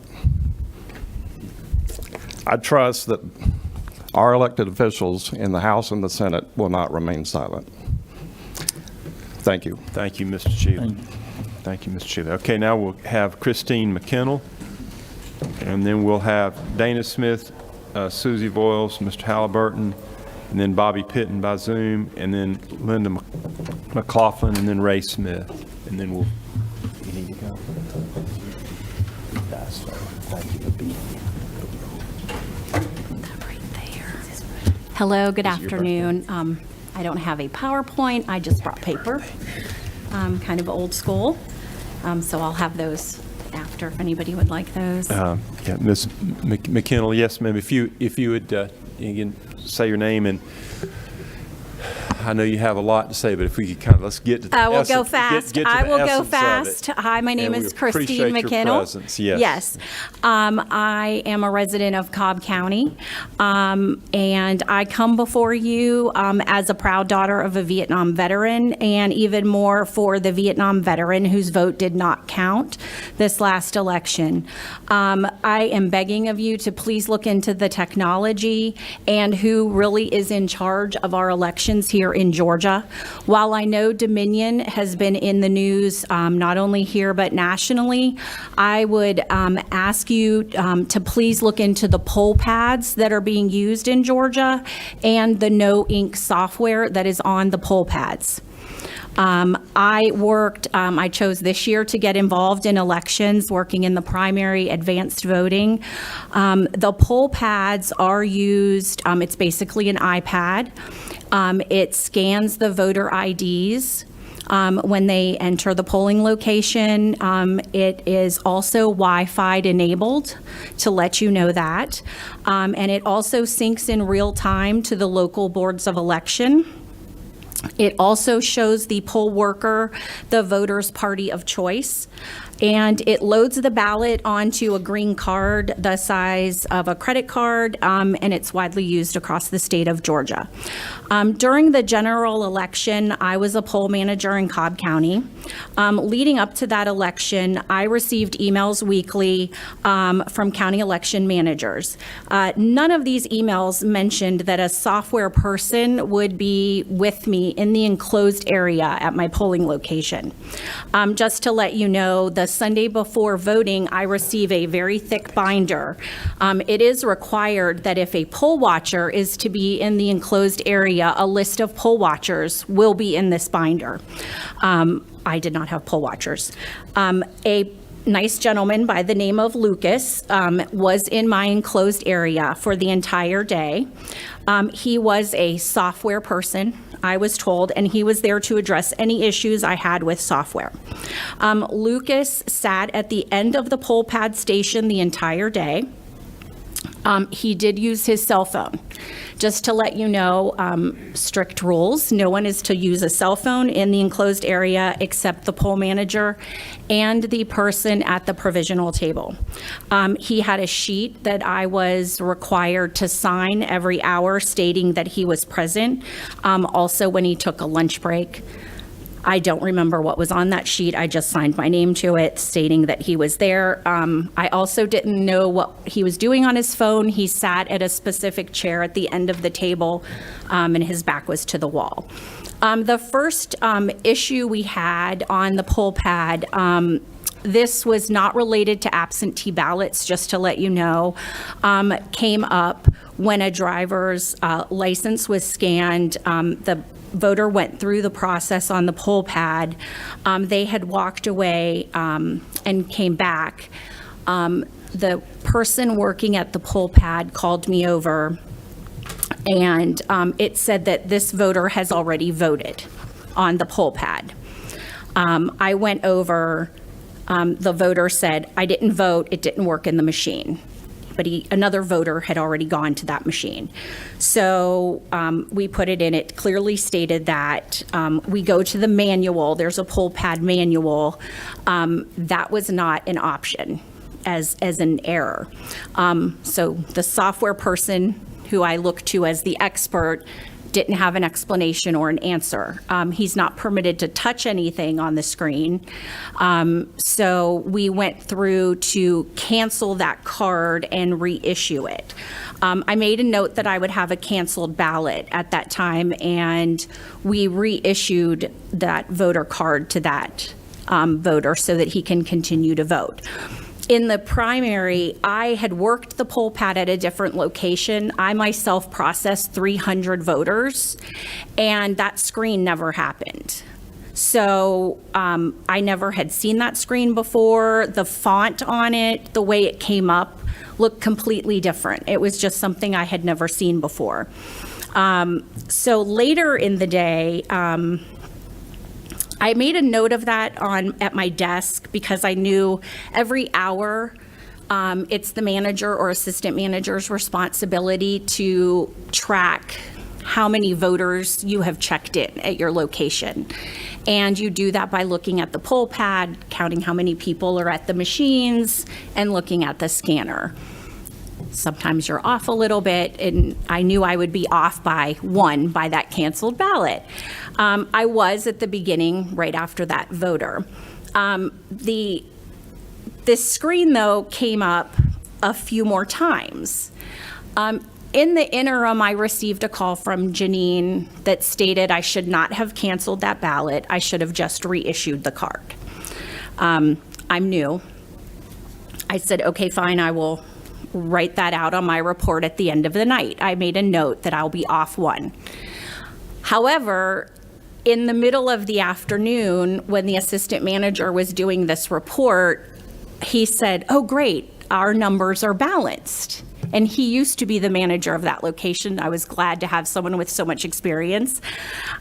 I didn't understand how our numbers were correct. If we had 4 people had gone through, I still was thinking in my head I should have one off. I didn't understand why I still wasn't one off, but he was excited. We were balanced. I thought, okay, it's my first time. I didn't know the report balanced. All of our numbers balanced. That still was kind of bothering me that our numbers were off. I did not understand who Lucas worked for. Cobb County has a separate tech person that comes with a Cobb County badge on. Lucas didn't wear a Cobb County badge. The Cobb County tech person comes and checks on us and then leaves. So I'm not sure who he worked for exactly. I am going to be a manager again next week, and I asked if he was going to be there. He was just referred to as a software person, so I'm not sure which company he represents. After the election and the news was happening, I called down to Robert Sinners with the Georgia GOP to see if I could help with anything. And I did go down and work at the voter fraud line down in Buckhead. In working there, I received multiple calls from other poll workers, managers, assistant managers throughout the state of Georgia reporting that they also received the same screen that I received, which I thought was odd. And one specific poll manager said that he received this screen on over 20 voters. It stuck out to him that he received this screen because to him, the voters all were young. They seemed to be first-time voters. They were in their late teens, early 20s. He was in a predominantly Republican area, so to him, that stuck out to him that they were all young voters. For me, my voters were also Republican, but were not young, so I didn't make a correlation with the age. So I entered that into the Georgia GOP system and left it at that. I had another woman, to move on from the technology, who called. She and her husband voted in Buckhead during advanced voting. This is about the veteran. She regretted not taking a picture and went back to the Secretary of State site to check that their votes were logged in. She discovered that her vote was logged in and that her husband's was not. This bothered me because my father is a veteran, and her husband's vote did not register on the site. So that bothered me very much. I again logged that into the Georgia GOP system. I had 2 callers from Dunwoody who mentioned that they went to their respective polls. They have been voting in Dunwoody their whole lives. They are longtime Dunwoody residents. This is in DeKalb County. They found it odd that their poll workers were not the same poll workers they had always seen their whole lives.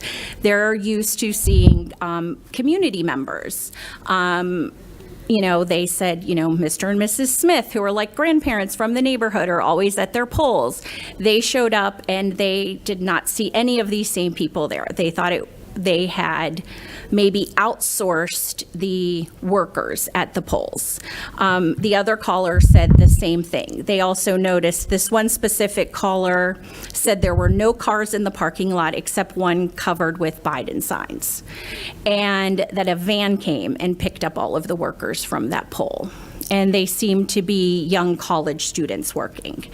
They were very concerned about this, and they wondered why community people were not working at their polls. I myself worked advanced voting in Cobb County. I also noticed that there were not a lot of community members working. I actually worked on the poll pads, which are different when you work advanced voting.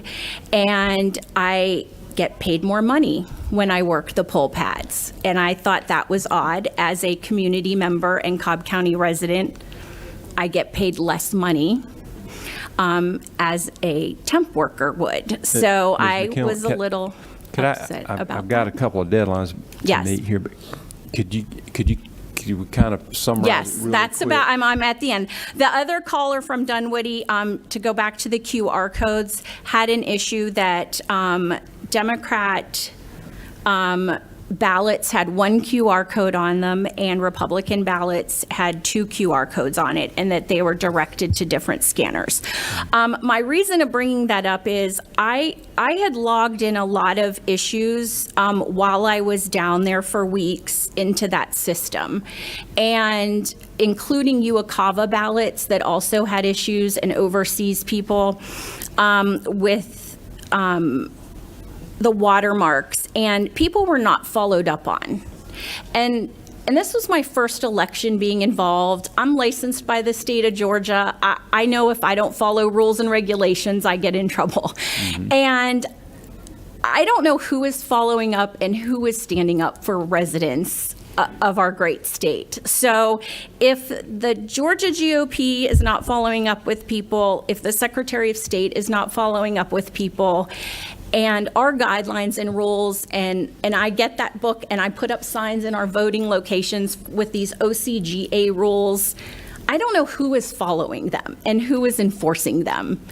And that's my concern, because if an assistant poll manager tells me he doesn't have time to remove a sign that a Democrat puts out that is a call to the Democrat office for voter fraud, that's right outside the door of a voting location, because he doesn't have time and nobody is checking all of these rules we post, I don't understand that. So I just don't know who is protecting the people and who's protecting our votes.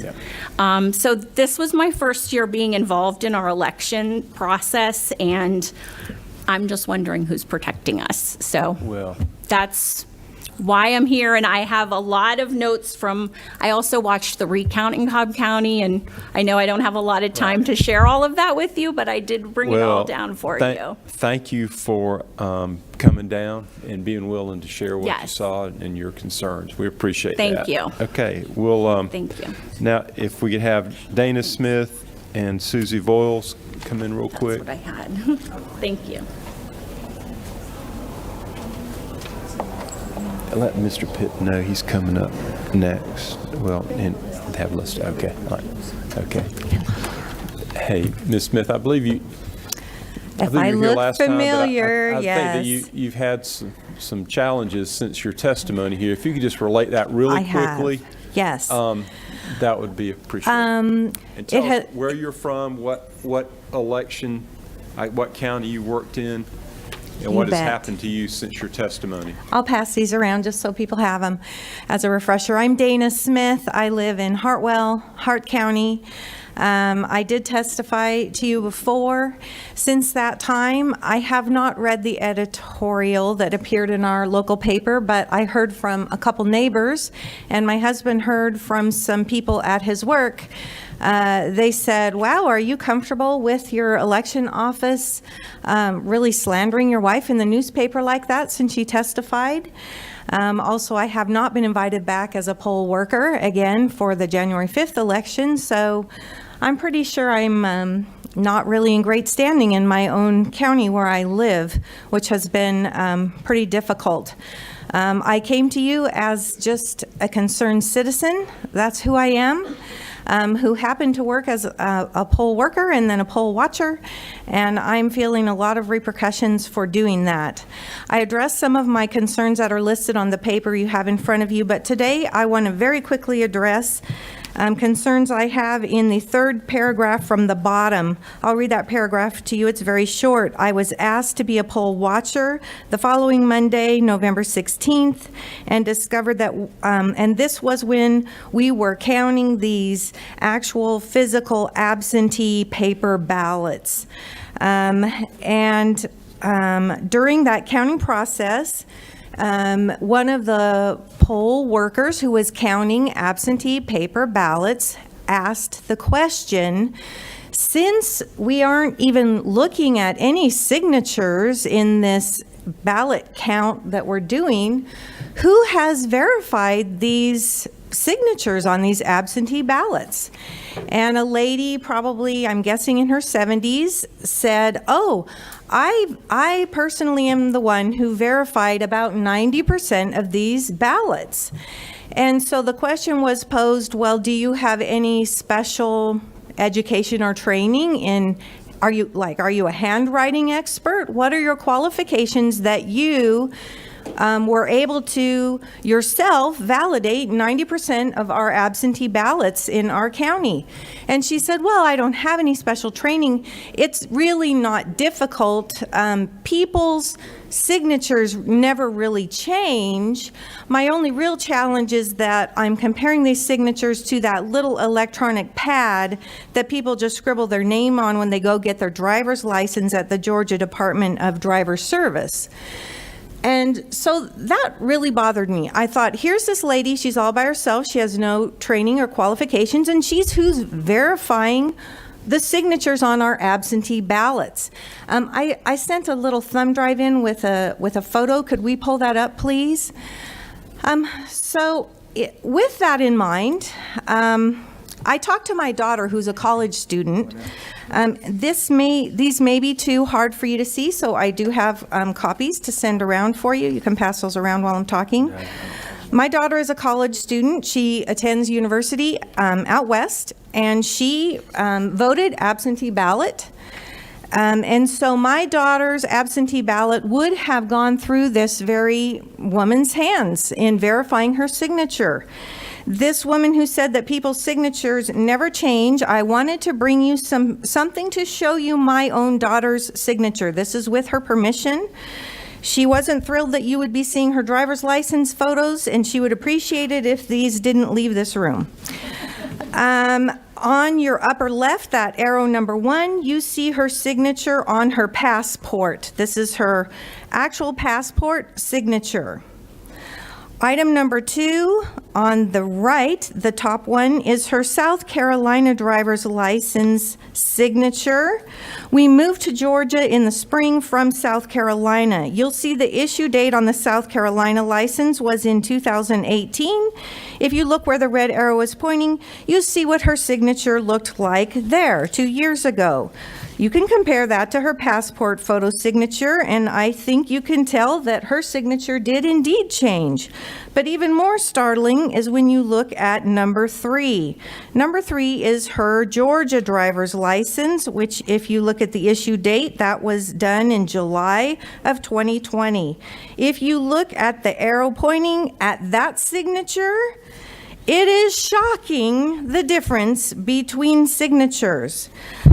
That signature on her Georgia driver's license, that scribble down there on number 3, is what that woman would have been using to confirm my daughter's signature on her absentee ballot.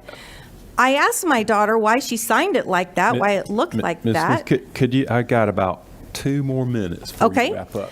Great. I need to wrap it on up. So my point is, that woman, these women, these people in all of these election offices are actually have some of the most powerful positions in our state and in our country, because they are single-handedly, without oversight, our elected officials took away some of the safeguards for verification on these signatures, which you can see is ridiculous to be verifying my daughter's vote with that signature that she scribbled on the electronic pad at the Department of Licensing. I do not appreciate my elected officials taking away safeguards in our voting. I believe it was Ronald Reagan who famously once said, "Trust but verify." Our elected officials have taken away strong verification pieces, missing chain of custody pieces, missing signature verification pieces on absentee votes. I'm sorry, it's not okay with me to just trust. I can't just trust. We need to be allowed to have it verified. I am begging you before January 5th, please put the pieces back in place that were removed that protect people's votes, the verification. We should not be required to just trust with Thank- no verification. Thank you for coming, Ms. Smith. Now with Susie Voiles.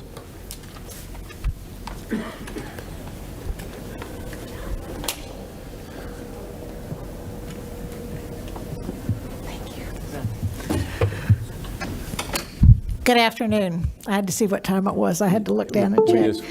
Yes. I know you've been here a long time. Most of you have either read or heard a lot of my testimony. So I'm just going to remind you that I have been a poll worker for 20 years. My name is Susan Voiles. My friends call me Susie. Please feel free to do so. And I was the one that discovered an extra large batch of pristine ballots, and even more remarkably, they were all marked the same. And by marked the same, I don't mean just the same machine marking. I mean every candidate was exactly the same on both sides of the ballot through those 107 that were for Joseph Biden, even the referendums, even the commissioners. So with that being said, I've offered you a little update on what's happened to me. You should all have a letter from me, actually, from my attorney stating that, well, the first letter is from Fulton County releasing me from my 20-year position. It thanked me for my service at first. It was thank you very much, but you know your position's not guaranteed.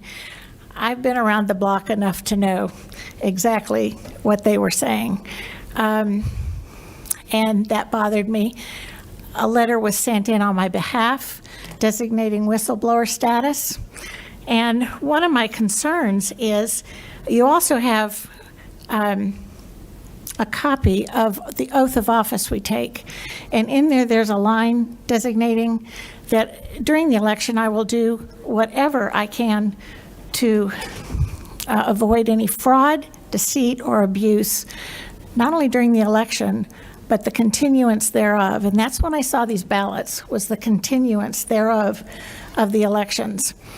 What I'm concerned about now is that my colleagues who are upholding this same oath of office, who've been managing polls or just working in polls, to make sure that the constitutional integrity of votes is protected, are going to suffer some of the same fates and be reluctant to say, this is what I have seen.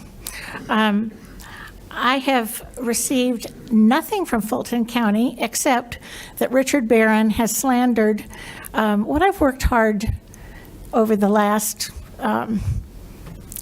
quite a few decades of my life to maintain my honest integrity and to maintain a good reputation. Proverbs says, a good name is to be treasured over riches, and I really believe that. And I've sought to do that in my dealings with everyone.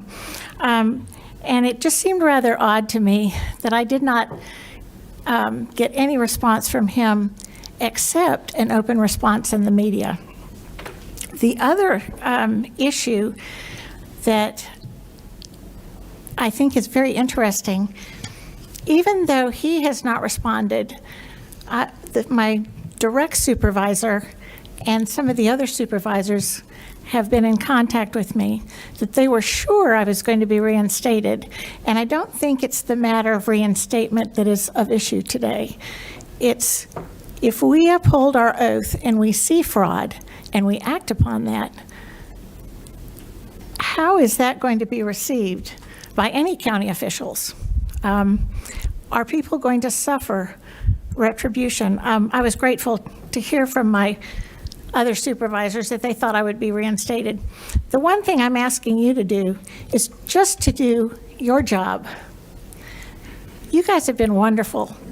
I really appreciate giving an open venue for people to discuss their concerns, but I'm asking you to protect not only me, but protect others against poll officials who are employed there from having retribution taken against them. The other thing that I've thought about, is my friends who have come from communist countries, whether it's Cambodia, China, Vietnam, my friends who've come from totalitarian regimes in Venezuela and Cuba. These people came here because of what we have to offer in our country. If we, the last bastion of hope, are not going to have a commitment against communism and tyranny, we're going to be no better than what Joseph Stalin said. Remember, he said, we allow the people to cast the votes, but we decide who is elected. And I am fearful if we don't straighten out the system, that's where we're going to wind up. But thank you again for your time, and you all have a happy new year. Thank you. Mr. Shealy? Yes, thank you, Ms. Thank you. Ms. Foils. Are there any questions for Ms. Foils before Ms. Shealy? No. Okay, thank you. Mr. Shealy, did you want to mention something? Just one thing. Mr. Chairman and the committee members, I respectfully request that you afford just a couple of minutes to Javon Pulitzer. He's just informed me of some very serious new evidence that he's just obtained from a Fulton County voting polling place within the last hour, and I think this committee needs to hear this. Okay, we'll give him, can you do it just a couple of minutes, 2 minutes? So as we all know, there's multiple teams working on this, and our technology team's into it. And as was broke early in the week and last week about connected devices, at this very moment at a polling location in the county, not only do we now have access through the devices to the poll pad, the system, but we are in. And it's not supposed to have Wi-Fi, and that's not supposed to be able to happen.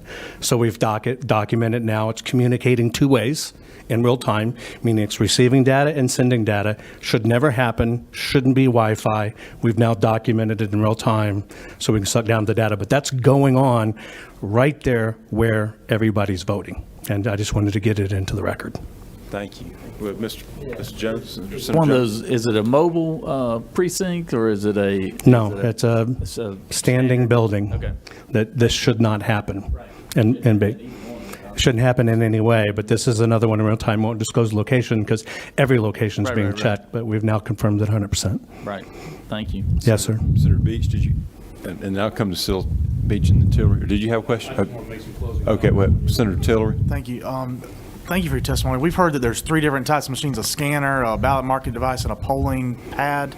Right. Do you know which one it is communicating, or can you tell that? Or is it... Right now, what you heard in the past was coming through the thermostat and stuff. This is now a more direct access way, and so this is coming through the polling pad device where they're checking everything. But now, it only takes one device where you daisy chain them together and do it. The most important thing is that shouldn't be two-waying and even shouldn't be accessible or on, and it's there. Were there any other questions? Could I ask him one question? What effect could somebody with dishonest purposes, what could that person do given this access that's going on right now in Fulton County? Statistically, what can be going on when you have an operation like this is as that data is being exchanged and somebody's in it, can actually siphon off that data, modify the data, and feed it right back into the system, or kind of do a pump and dump in real time, right? It's kind of like at home when we all used to have a dial-up and you're connected to the internet and doing what you're doing, and then all your kids get on and the bandwidth goes down and everybody clogs. It creates that kind of atmosphere where not only are you in the system, but then once you get into the machine, you can do stuff in real time, changing its intent. That's what it opens up. All right. Thank you. Thank you. Okay, Mr. Halliburton, did you want to say something you want to pass? Or? I'm just going to briefly summarize. Okay. Just from my seat here, if that's okay. That's fine. Mr. Chairman, members of the committee, I represent a number of these individuals that came forth. I have a list of them, military, on to first-time voters, family members. We can't bring them all in here. We've got a major problem. I'm now having to represent pro bono people that have been terminated for coming before this honorable body to follow an oath to do their duty. We can't have that in this country. That's something you'd see in Saddam Hussein's Iran or something. They whisk you off if you have a differing opinion. You know, they say that nothing good happens after midnight, and I think that summarizes this entire election. Donald Trump won Georgia. He lost, apparently, major cities in swing states in the middle of the night on one category of vote, these mail-in votes. We've got a major problem here in Georgia. My research, which is ongoing, and I'll tender that to the committee members, I choose not to make it public right now for fear of retaliation as well. We've got a major problem in the Secretary of State's office. I'm not willing to say there's impropriety. I'm not taking that jump.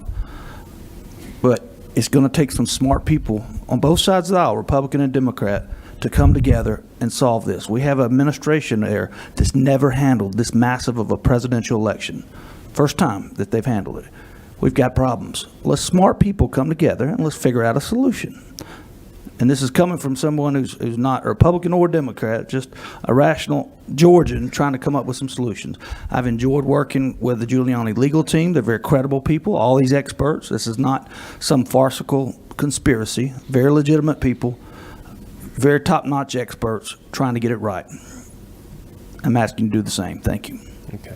Thank you. Now I'm going to hit Mr. Bobby Pitton on, he's on Zoom. If he's still there. He's been waiting a long time. Do you have Bobby Pitton? Can you guys hear me? Yes, we can. Okay. So I don't know if my camera's working. I think that's on your end. If you want to put your camera on, that's fine. But I can just talk. But I can't touch. I think it's on your side. Are you sure? The host asked. That's okay. There we go. Okay. Sounds good. Hello, everybody. Thank you for having me. I've got some really interesting news to report, and I'm grateful for the senator. Tell us a little bit about yourself, and then what you're going to tell us. And we have limited time, so we'll need for you to get to the essence of it, Mr. Pitt. Absolutely. My name is Bobby Pitton. I'm from the suburbs of Chicago, Illinois. I have a background in finance, economics. I have my MBA from Northwestern School, Kellogg and Strategy, and I'm working on my financial engineering degree just as a side thing. I love math. I've traded billions of shares of stock over my career, and I love reverse engineering, how systems work in a nutshell. And so let's just jump right into it, if you don't mind, since, like you said, we're out of time. We're going to run out of time. So I went through, basically what I did is I went through Fulton County, and I looked at 6 other surrounding counties. So the 6 counties that I looked at, in addition to Fulton, were Cherokee, Clayton, Cobb, Fayette, Forsyth, and Gwinnett. Now, they might not be exactly around it, but I wanted to just get a little bit of a sample of some counties that would be next to Fulton. And starting with the Fulton results, I thought it was fascinating that of all the people in Fulton in my data set, there's about 66,636 unique first names. There's 66,636 first names. Of those names, 46,796 only have one instance of that first name. Now on the last names, there's 105,558 last names, but 46,000 have only one instance. So 70% of all the names that are available for people in Fulton are unique. They have one instance of that first name, and 43% of the last names. Now, why is this significant, and why should every American be able to understand this concept? Nationwide, there's about 150,000 last names that account for about 90% of the U.S. population. 150,000 total last names are 90% of the country. So there's about one last name for every 2,000. There's about 2,000 people for every one of those most popular last names on average. Now the ratio of first names to last names is about 30 to 1. 33 to 1 or so. So there's about 5,200 names that 90% of the people that you will come across in your life share. They're going to be one of those 5,200 names based on the statistics. I'm looking to get the whole data set for the country. I'd love to run a more accurate number, but this is just what I pulled off online. So you can see that right out of the gate, you have only 60,000 unique last names in Fulton with 20,000 first names. It's 3 to 1 ratio versus 33 to 1. So it's a really, really big problem. So now I just wanted to make sure, is this a fluke? Is this possible? Maybe the surrounding counties will account for some of this. Maybe there's a bunch of people, there's only one of that person in Fulton, but then they're going to be they have family in Cherokee, they have family in Cobb, they have family in somewhere else, right? So I decided to look at that. And what I found is the number of unique first names jumps up, which is counterintuitive. The larger the sample size, the number of names should not just skyrocket off of it, because you should more likely be running into other people that have a similar last name. Yeah. Well, Mr. Penn, let me ask you a quick question. Can you jump to your conclusion, because I've got one more witness, and sure, I've got to. Here's the conclusion. Okay, right now you have a situation where the number of people with unique first names and the number of people with unique last names is so out of kilter that the only explanation could be that these are fake people. So what I wrote up, and I'll read it out, and then and this should hopefully sum it up, depending on how much time you have, right, is Georgia's complete mismatch in over the number of unique instances of first names, the overabundance of unique instances of last name, and the number of people in the first name category that kind of skews the last name category that skews it. When you compare that to Pennsylvania, it just so happens I did Pennsylvania first, and the results in Georgia are far worse than Pennsylvania.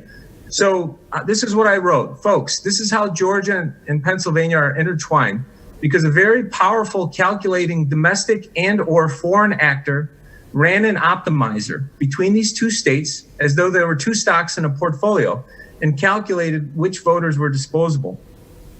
So when I took the top 1,000 names in Pennsylvania, you'll find that there's 440,000 last names. From based on what I just said with the national database. I did the same thing with Georgia. And I did this before I got called to do this testimony, by the way. So I already wrote this up about, I think, 6 days ago. With over 2 million people between these two data sets, the differential between how much Georgia is overstating how many people should be in the sample size is offsetting the shortage of people in Pennsylvania. There's a shortage of 440,000 people that should exist in Pennsylvania, and there's an overage of 428,000 people in Georgia. So literally less than 12,000, 0.6% on over 2 million records. And it gets even better than that. When you run the correlation between the last names in Pennsylvania and the same last names in Georgia, the same ones, like literally looking at Smiths, looking at Williams, et cetera, you have a negative 42% correlation. And I think the reason it isn't higher is there's some people with last names that didn't make the top 1,000 names in Georgia. But if you adjusted for that, I'm sure the correlation would shoot up. There is no doubt in my mind that based on the evidence, Stacey Abrams, if she was involved with this, because she says she's taking credit for this election, she needs to be arrested for probable cause. Your Secretary of State should be arrested for probable cause. Anybody can pull this data back down for the state of Georgia and run the analysis themselves. I will tweet exactly how to do it. You can set it up in Excel. If you have a computer with Excel, I will show you the instructions. You can do these counts yourself, and you can see for yourself that it makes no sense that basically 1 out of every 2 people in Fulton that have a particular name, that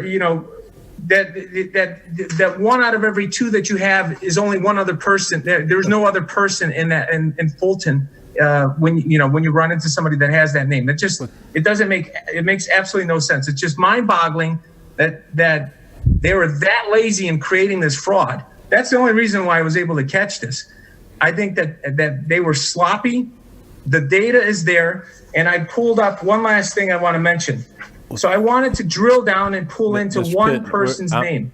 Actually, I'm about to run out of time, and I've got one more person that's been on hold. Okay, can I give like 60 seconds? Can I just get 60 seconds, please? 30 seconds. So, okay, Williams.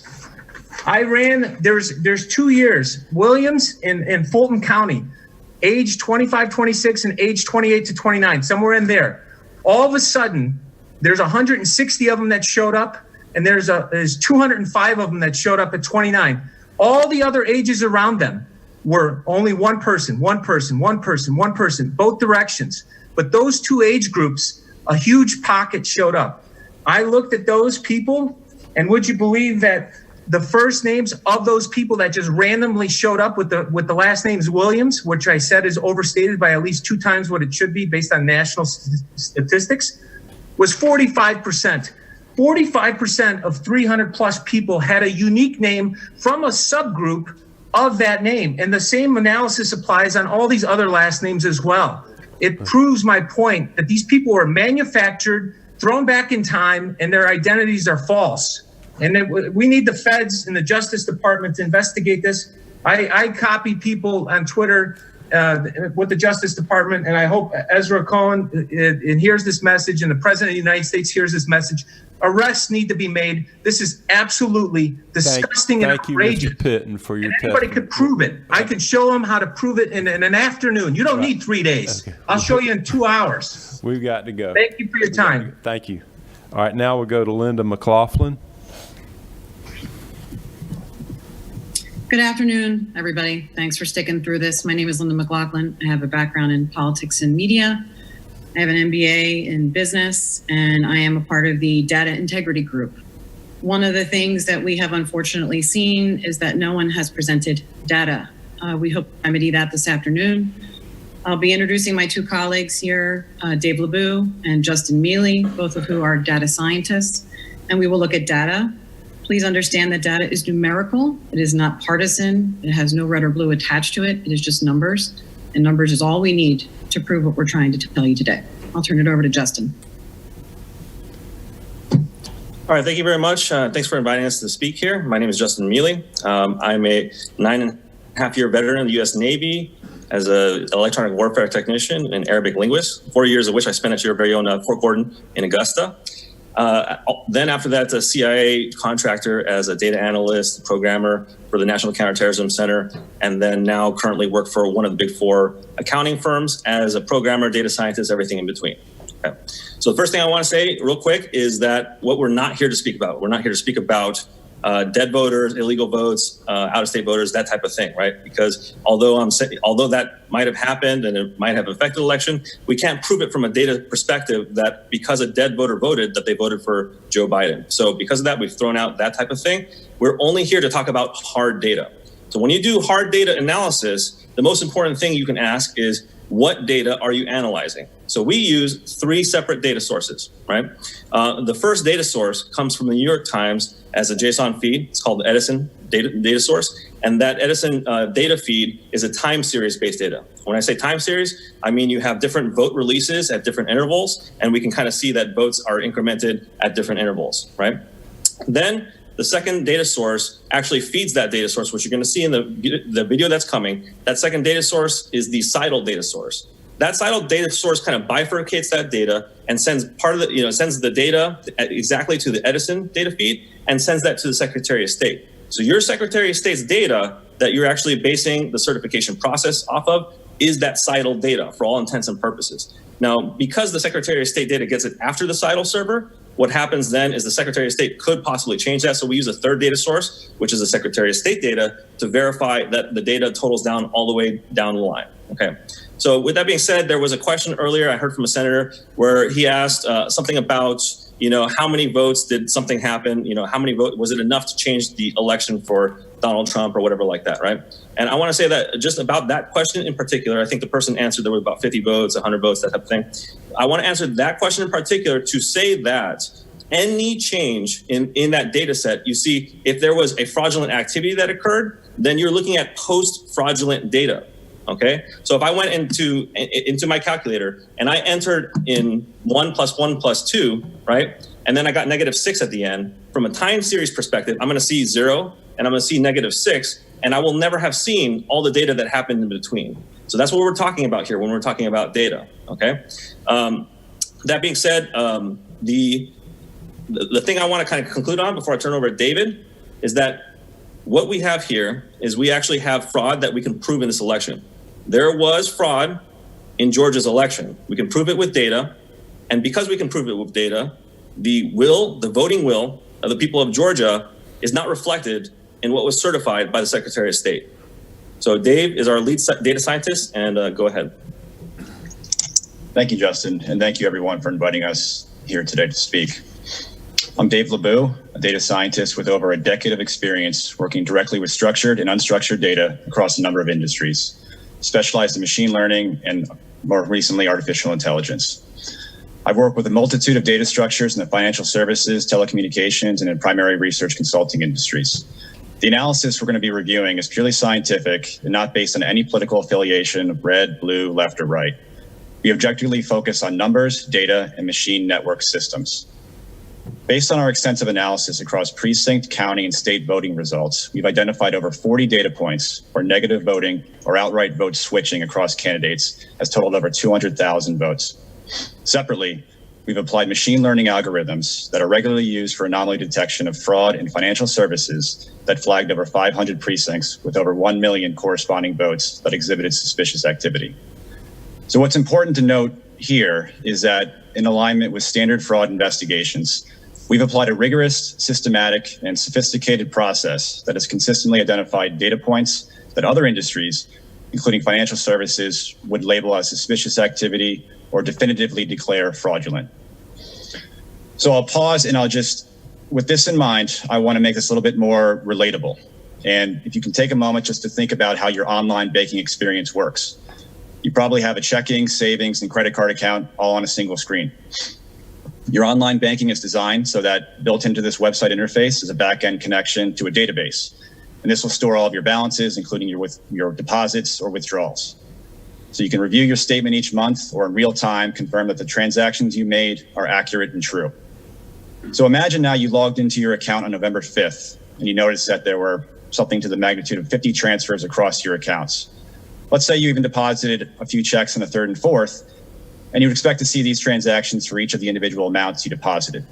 Now, instead, imagine your activity reflects these deposits going into your account, then being switched to a checking account, sometimes as an exact dollar amount, and other times being broken apart into slices and switched intermittently across different slice magnitudes. Now, this is obviously strange in itself and deeply concerning from a data integrity standpoint. Now, also imagine that some of these deductions are sent externally, and so the money is leaving your account entirely. You can see the exact amount that it's deducted and where it was sent that you did not authorize. So this is what we have identified within the voting system data that has been confirmed to align with the Secretary of State data that's used to certify these election results. The data is freely available to the public, but does require some advanced programming skills to extract, parse, and join these data sets in order to bring these types of insights to light. We're part of an independent team that has, in the spirit of transparency, made all of our analysis, programs, and data public so anyone can independently replicate.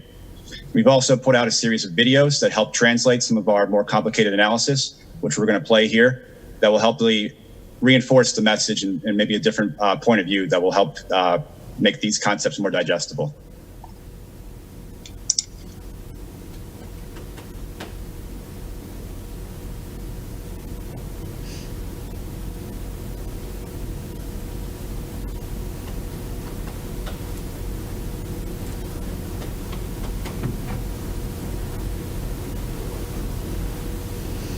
I think there's any audio.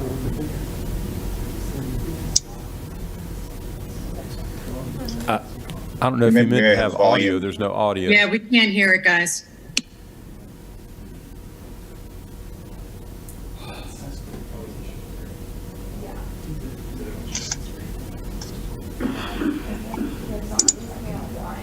You may be on mute. Oh, there we go. Thanks. Receiving over 90% in a precinct is a marker for fraud. In Fulton County alone, we can see that more than 150 precincts voted 90% or more for Biden.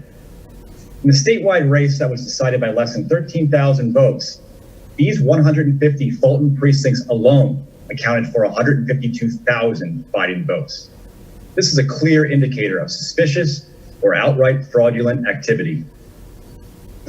We've scanned 113,130 as of moments ago.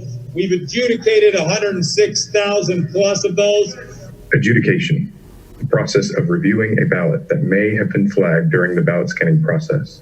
The only ballots that are adjudicated are if we have a ballot with a contest on it in which there's some question as to how the computer reads it. So the vote review panel then determines voter intent. In 94 precincts in DeKalb County, it is statistically impossible to have 9 out of 10 voters voting for Joe Biden. We've just seen a few examples of statistical irregularities and impossibilities. Now, we'll take a closer look at some vote manipulation within the election database, including explicit vote count switching from one candidate to another. We can see in Dodge County, there's a lot of strange activity going on. The left side of the screen shows incremental votes as they were reported for both election day and absentee. On the right, we can see the total vote counts, which should only be incremental, moving as the county reported in real time. Again, here we're focusing only on Donald Trump's votes. So this wouldn't necessarily be captured at the state totals as they're reported on TV, since one county's deduction in votes can be offset by another county's reporting of equal or greater votes. The first question you're going to want to ask, or already have asked, is why are any bars going negative? And the answer is they shouldn't. Unbeknownst to the general public, votes for Donald Trump were being switched and removed from his total, which often coincided with other precinct updates that simultaneously offset deductions so that they appeared to remain neutral to outside observers. Across the 3 counties of Dodge, Daughtry, and Putnam, Trump has over 30,000 votes that simply disappear. Here, we have clear visibility of an event that occurred at the county level as we compare 2 data sources. In this case, Donald Trump reported 29,391 votes at 9/11 local time in Bibb County, Georgia. Simultaneously, Joe Biden was reported to have 17,218 votes. Minutes later, at the next reported time update from the precinct data sources, Donald Trump is reported to have 17,218 votes, and Biden now has 29,391 votes. A clear and exact switch of vote totals between candidates. Because there is a time lag between each state reported aggregation of county results, this type of switch can go undetected in state reporting, as long as it falls after the latest state refresh and before the next state update. According to the Georgia Secretary of State website, Trump lost by 12,670 votes. As you saw earlier in this video, far more than that were taken from President Trump. In statistics, an anomaly or outlier is an observation or event that deviates so much from other events that it arouses suspicions in its generation. In this, an isolation force is defined as a specialized learning algorithm for anomaly detection that works to the principle of isolating these outliers and flagging them for potential review. Remember these graphs when you meet your government officials in person. The burden of proof is on the system to prove our elections were fair, and not the people. Okay, so here's how your vote is counted in Georgia using Fulton County's process as an example. So after you check in at a poll pad to vote on election day, you go to an ImageCast precinct terminal. After you cast your vote, a ballot image is saved on the machine. And after all the polls close, the SD cards containing all the ballot images are removed from the terminals and transported by car to, in Fulton County, one of 4 drop-off locations. Then it's transferred by police escort to the 1365 English Street warehouse. Inside of there, it is run through a tabulation software called Democracy Suite, which counts the ballots and exports the totals to a Dominion server that inserts those totals into a SQL Server database. From that point, it's directly transmitted to the CITL election night reporting server. The election night reporting server is responsible for transmitting the totals to the Secretary of State for output to their website, and data aggregators like Edison who then transmit that data to the networks. As you just saw, there's a standard process for transferring votes by memory card from precinct to county vote aggregators. Now, let's focus specifically on this square box detailing the data entry process for county updates. The following options are available to anyone with access to these computers working in the election software: updating vote batches, rejecting vote batches, and even more notable, generating new or temporary batches that can be injected directly into the vote tally. Each of these options can then be validated and published into the system. Again, anyone working in the election software at this point has the power to manipulate large batches of votes. And all of this is before the data is even uploaded to the server. What should have happened during the validation process? Were there 2 observers from both parties present for the transmission of the SD card? Were there 2 observers from both parties present in the car when the votes were taken to the drop-off locations? Is there a public log of these exchanges at the various drop-off points and locations? Why are elected officials not asking these questions about our most sacred right to vote? Okay, so real quick, I just want to jump in there, and if you can go back to that chart, I want to reference 2 things on side there. The diagram.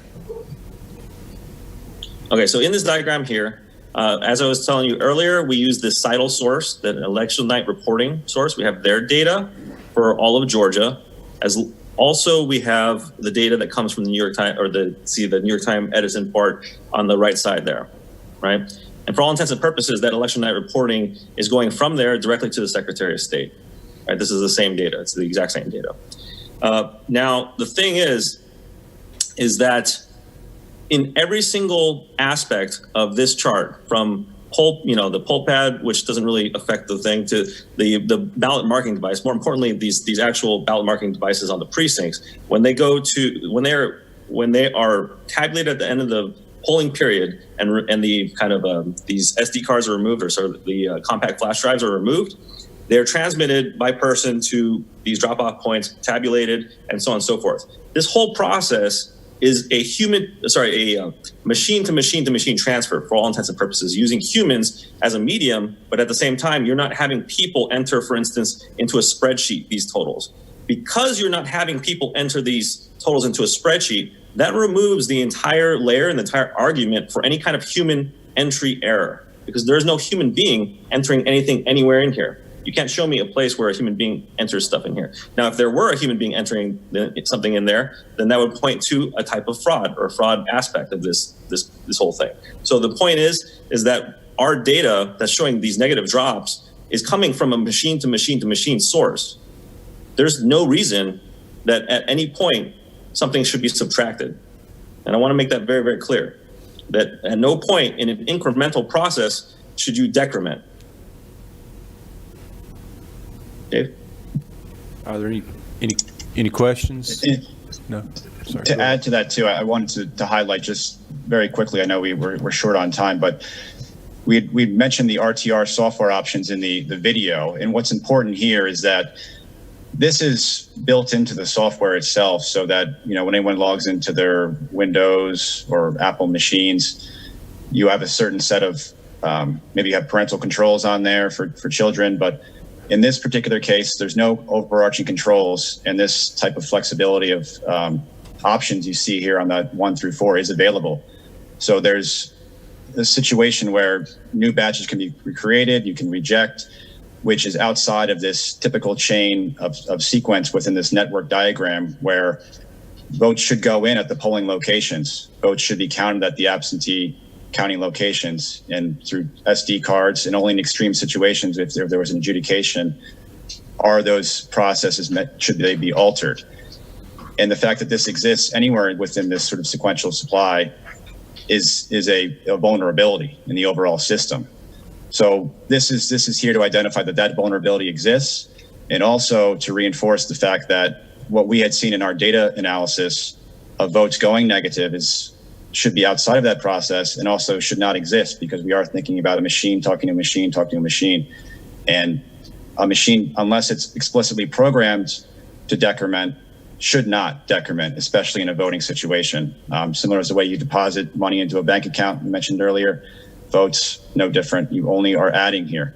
And if there's a removal, there needs to be a very good explanation as to why. And that has not been provided, and simply nor is it consistent with how the data is structured and what we've seen in our analysis as to any part of the process that would be consistent with normal or routine legal voting. Are there any questions? Can I make one brief, Mr. Chairman, yes. one brief note? Yes. Just as a point of reference, in layman's terms, please understand that the data that your Secretary of State's office is certifying with is the same data that shows these negative decrements, is the same data that they are receiving, is what the New York Times is reporting, is what the networks are reporting. So either the Secretary of State's office is recording and certifying results that have negative errors and fraudulent votes in them, or someone is giving them negative information. We're not here to point fingers. We're just here to tell you that the certification of votes and the votes that were submitted for the state of Georgia have negative swings in them and have decrements in them. And these are errors, and they are not representative for the state of Georgia and how the state of Georgia's voters voted. Wow. Mr. Chairman, may I also add something? Yes. So there was a point in that video where we showed, I think it was Richard Barron, who had said that 113,000 votes were cast, 105,000 were adjudicated, right? Right. Now, that's not physically possible, which we can prove mathematically, but at the same time, if you adjudicate 105,000 votes, you have to understand from a technological perspective, as we've delved into all the different aspects of how the vote moves along. When you adjudicate a ballot, that old reference, the image that you saw or anything like that, is completely destroyed. It's gone. You can no longer reference that thing. And when you go run a hand recount, like you did in Georgia, then you're looking at the printouts of those ballot scans. So at no point did the original voter intent enter into that process once it's destroyed. And that's the one thing I don't really hear people talking about, which is very, very important, is that original ballot that you cast, especially from an absentee point, is destroyed and replaced with a new image with no metadata, no trail, and even from an audit perspective, it would fail, because from an audit perspective, they're all using the same account to audit, so you don't know who made that change. You don't know how many times that change was made in the past. And if I had a group of two people, the Republican and Democrat, which used to be three people, but if I had a group of two people that was auditing something, and then they changed that changed the ballot image, and then the other people from the League of Women Voters then audited that exact same ballot, the only thing you would see from the end perspective, data-wise, is that final audit. You would not see any intermediate audit or any intermediate ballot image or the original ballot image. So keep that in mind when we're talking about adjudicated ballots. That should be a very severe thing to have to audit something. And when you're freely saying that there's 105,000 ballots that were audited, either you are saying that there's some kind of impossibility in the auditing process, or that you don't know what an audit means. And this person is in charge of the elections in Fulton County. So I just want to. The major point is that if every vote counts, and we're seeing vote swings where there are changes, whether it's one vote, 30,000 votes, 200,000 votes, at what point do you as legislators, as elected officials of your people, start to raise the question, why are my people not being represented? Why are my voters' votes not counting?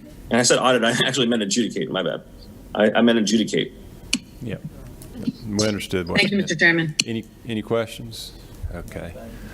All right. Thank you so much for your time. We appreciate your presentation and all of the work and effort that you've put into this. So thank you so much. I think Mr. Smith had 1 minute, and then we'll wrap it up. So. Thank you, Mr. Chairman. Ray Smith, co-counsel for the President of the United States, Donald J. Trump. Very quickly, as you know, we have a lawsuit pending in Fulton County before the Superior Court here. As you know, the certification, or I should say the certification by the Secretary of State of a margin of 11,700 votes But yet you heard here earlier testimony of Coffee County and alleging that there were other counties that were forced to certify the results. That margin, as you know, is less than 1%. But yet last week, in this very Capitol building, there was testimony from the Secretary of State through its counsel, Ryan Germany, that they sent letters to 8,000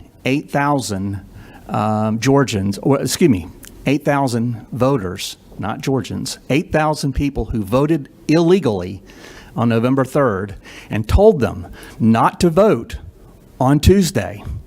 That's right, 8,000 people told them not to vote for U.S. Senate, in the U.S. Senate race. That's almost 3/4 of the margin of victory of November 3rd. So that almost wipes out that entire margin right there. They also admitted 74 felons voted. So right there, how can they possibly certify that election?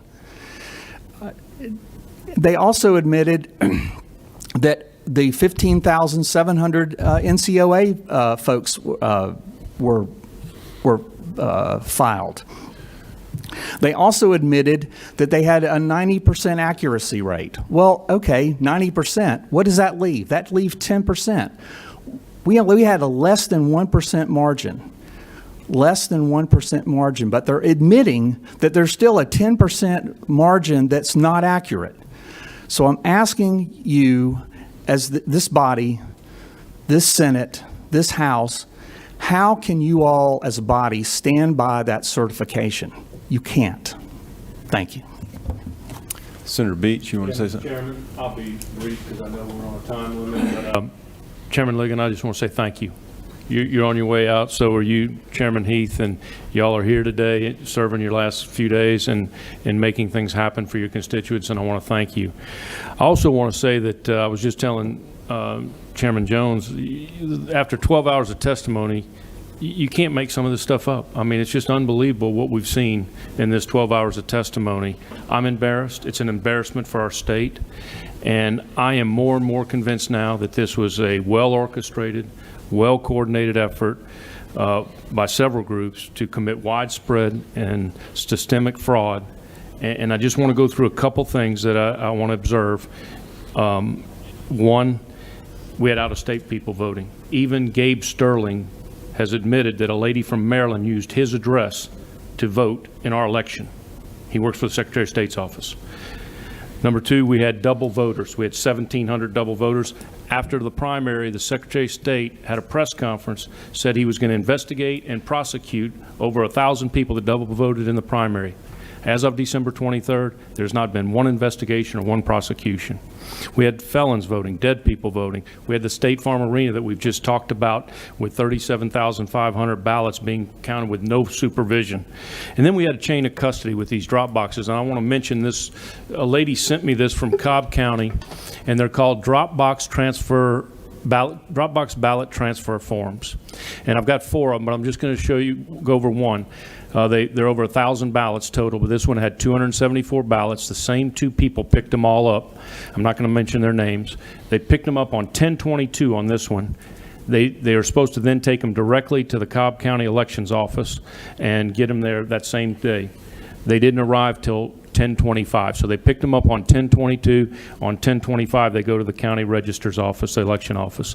Now, that is breaking the chain of custody. Where were these ballots? Were they in the trunk of a car? Were they in the back seat of a car? Were they in somebody's home? The chain of custody was broken. So anyway, Mr. Chairman, I'll end with this. People are mad. People are angry. We saw how angry this one lady that testified from Cobb County was. There's passion. These are real people. These aren't expert witnesses that Mr. Smith hires for court cases. These are these are our constituents. They're angry and they're mad, and they want us to do the right thing. Just like Mayor Giuliani said, we need to do the right thing, we need to take action, and we need to do something about this fraud. So I would suggest we focus on Fulton County and the State Farm Arena. And I would like to make a motion that we request Fulton County Board of Elections to make absentee ballots from State Farm Arena from 10:30 p.m. to 1:30 a.m. on election night available to the Chile Law Group and Mr. Pulitzer to validate if these are legitimate ballots. And I do that in the form of a motion. Well, we don't really have a formal committee, but we'll. Yes. Mr. Healy, I'm Blake Tiller. Can you get just those ballots and make your determination, or do you really need all the ballots cast in the county? I wasn't following you how a subset of those ballots would help with the determination that Mr. Pulitzer was asking about.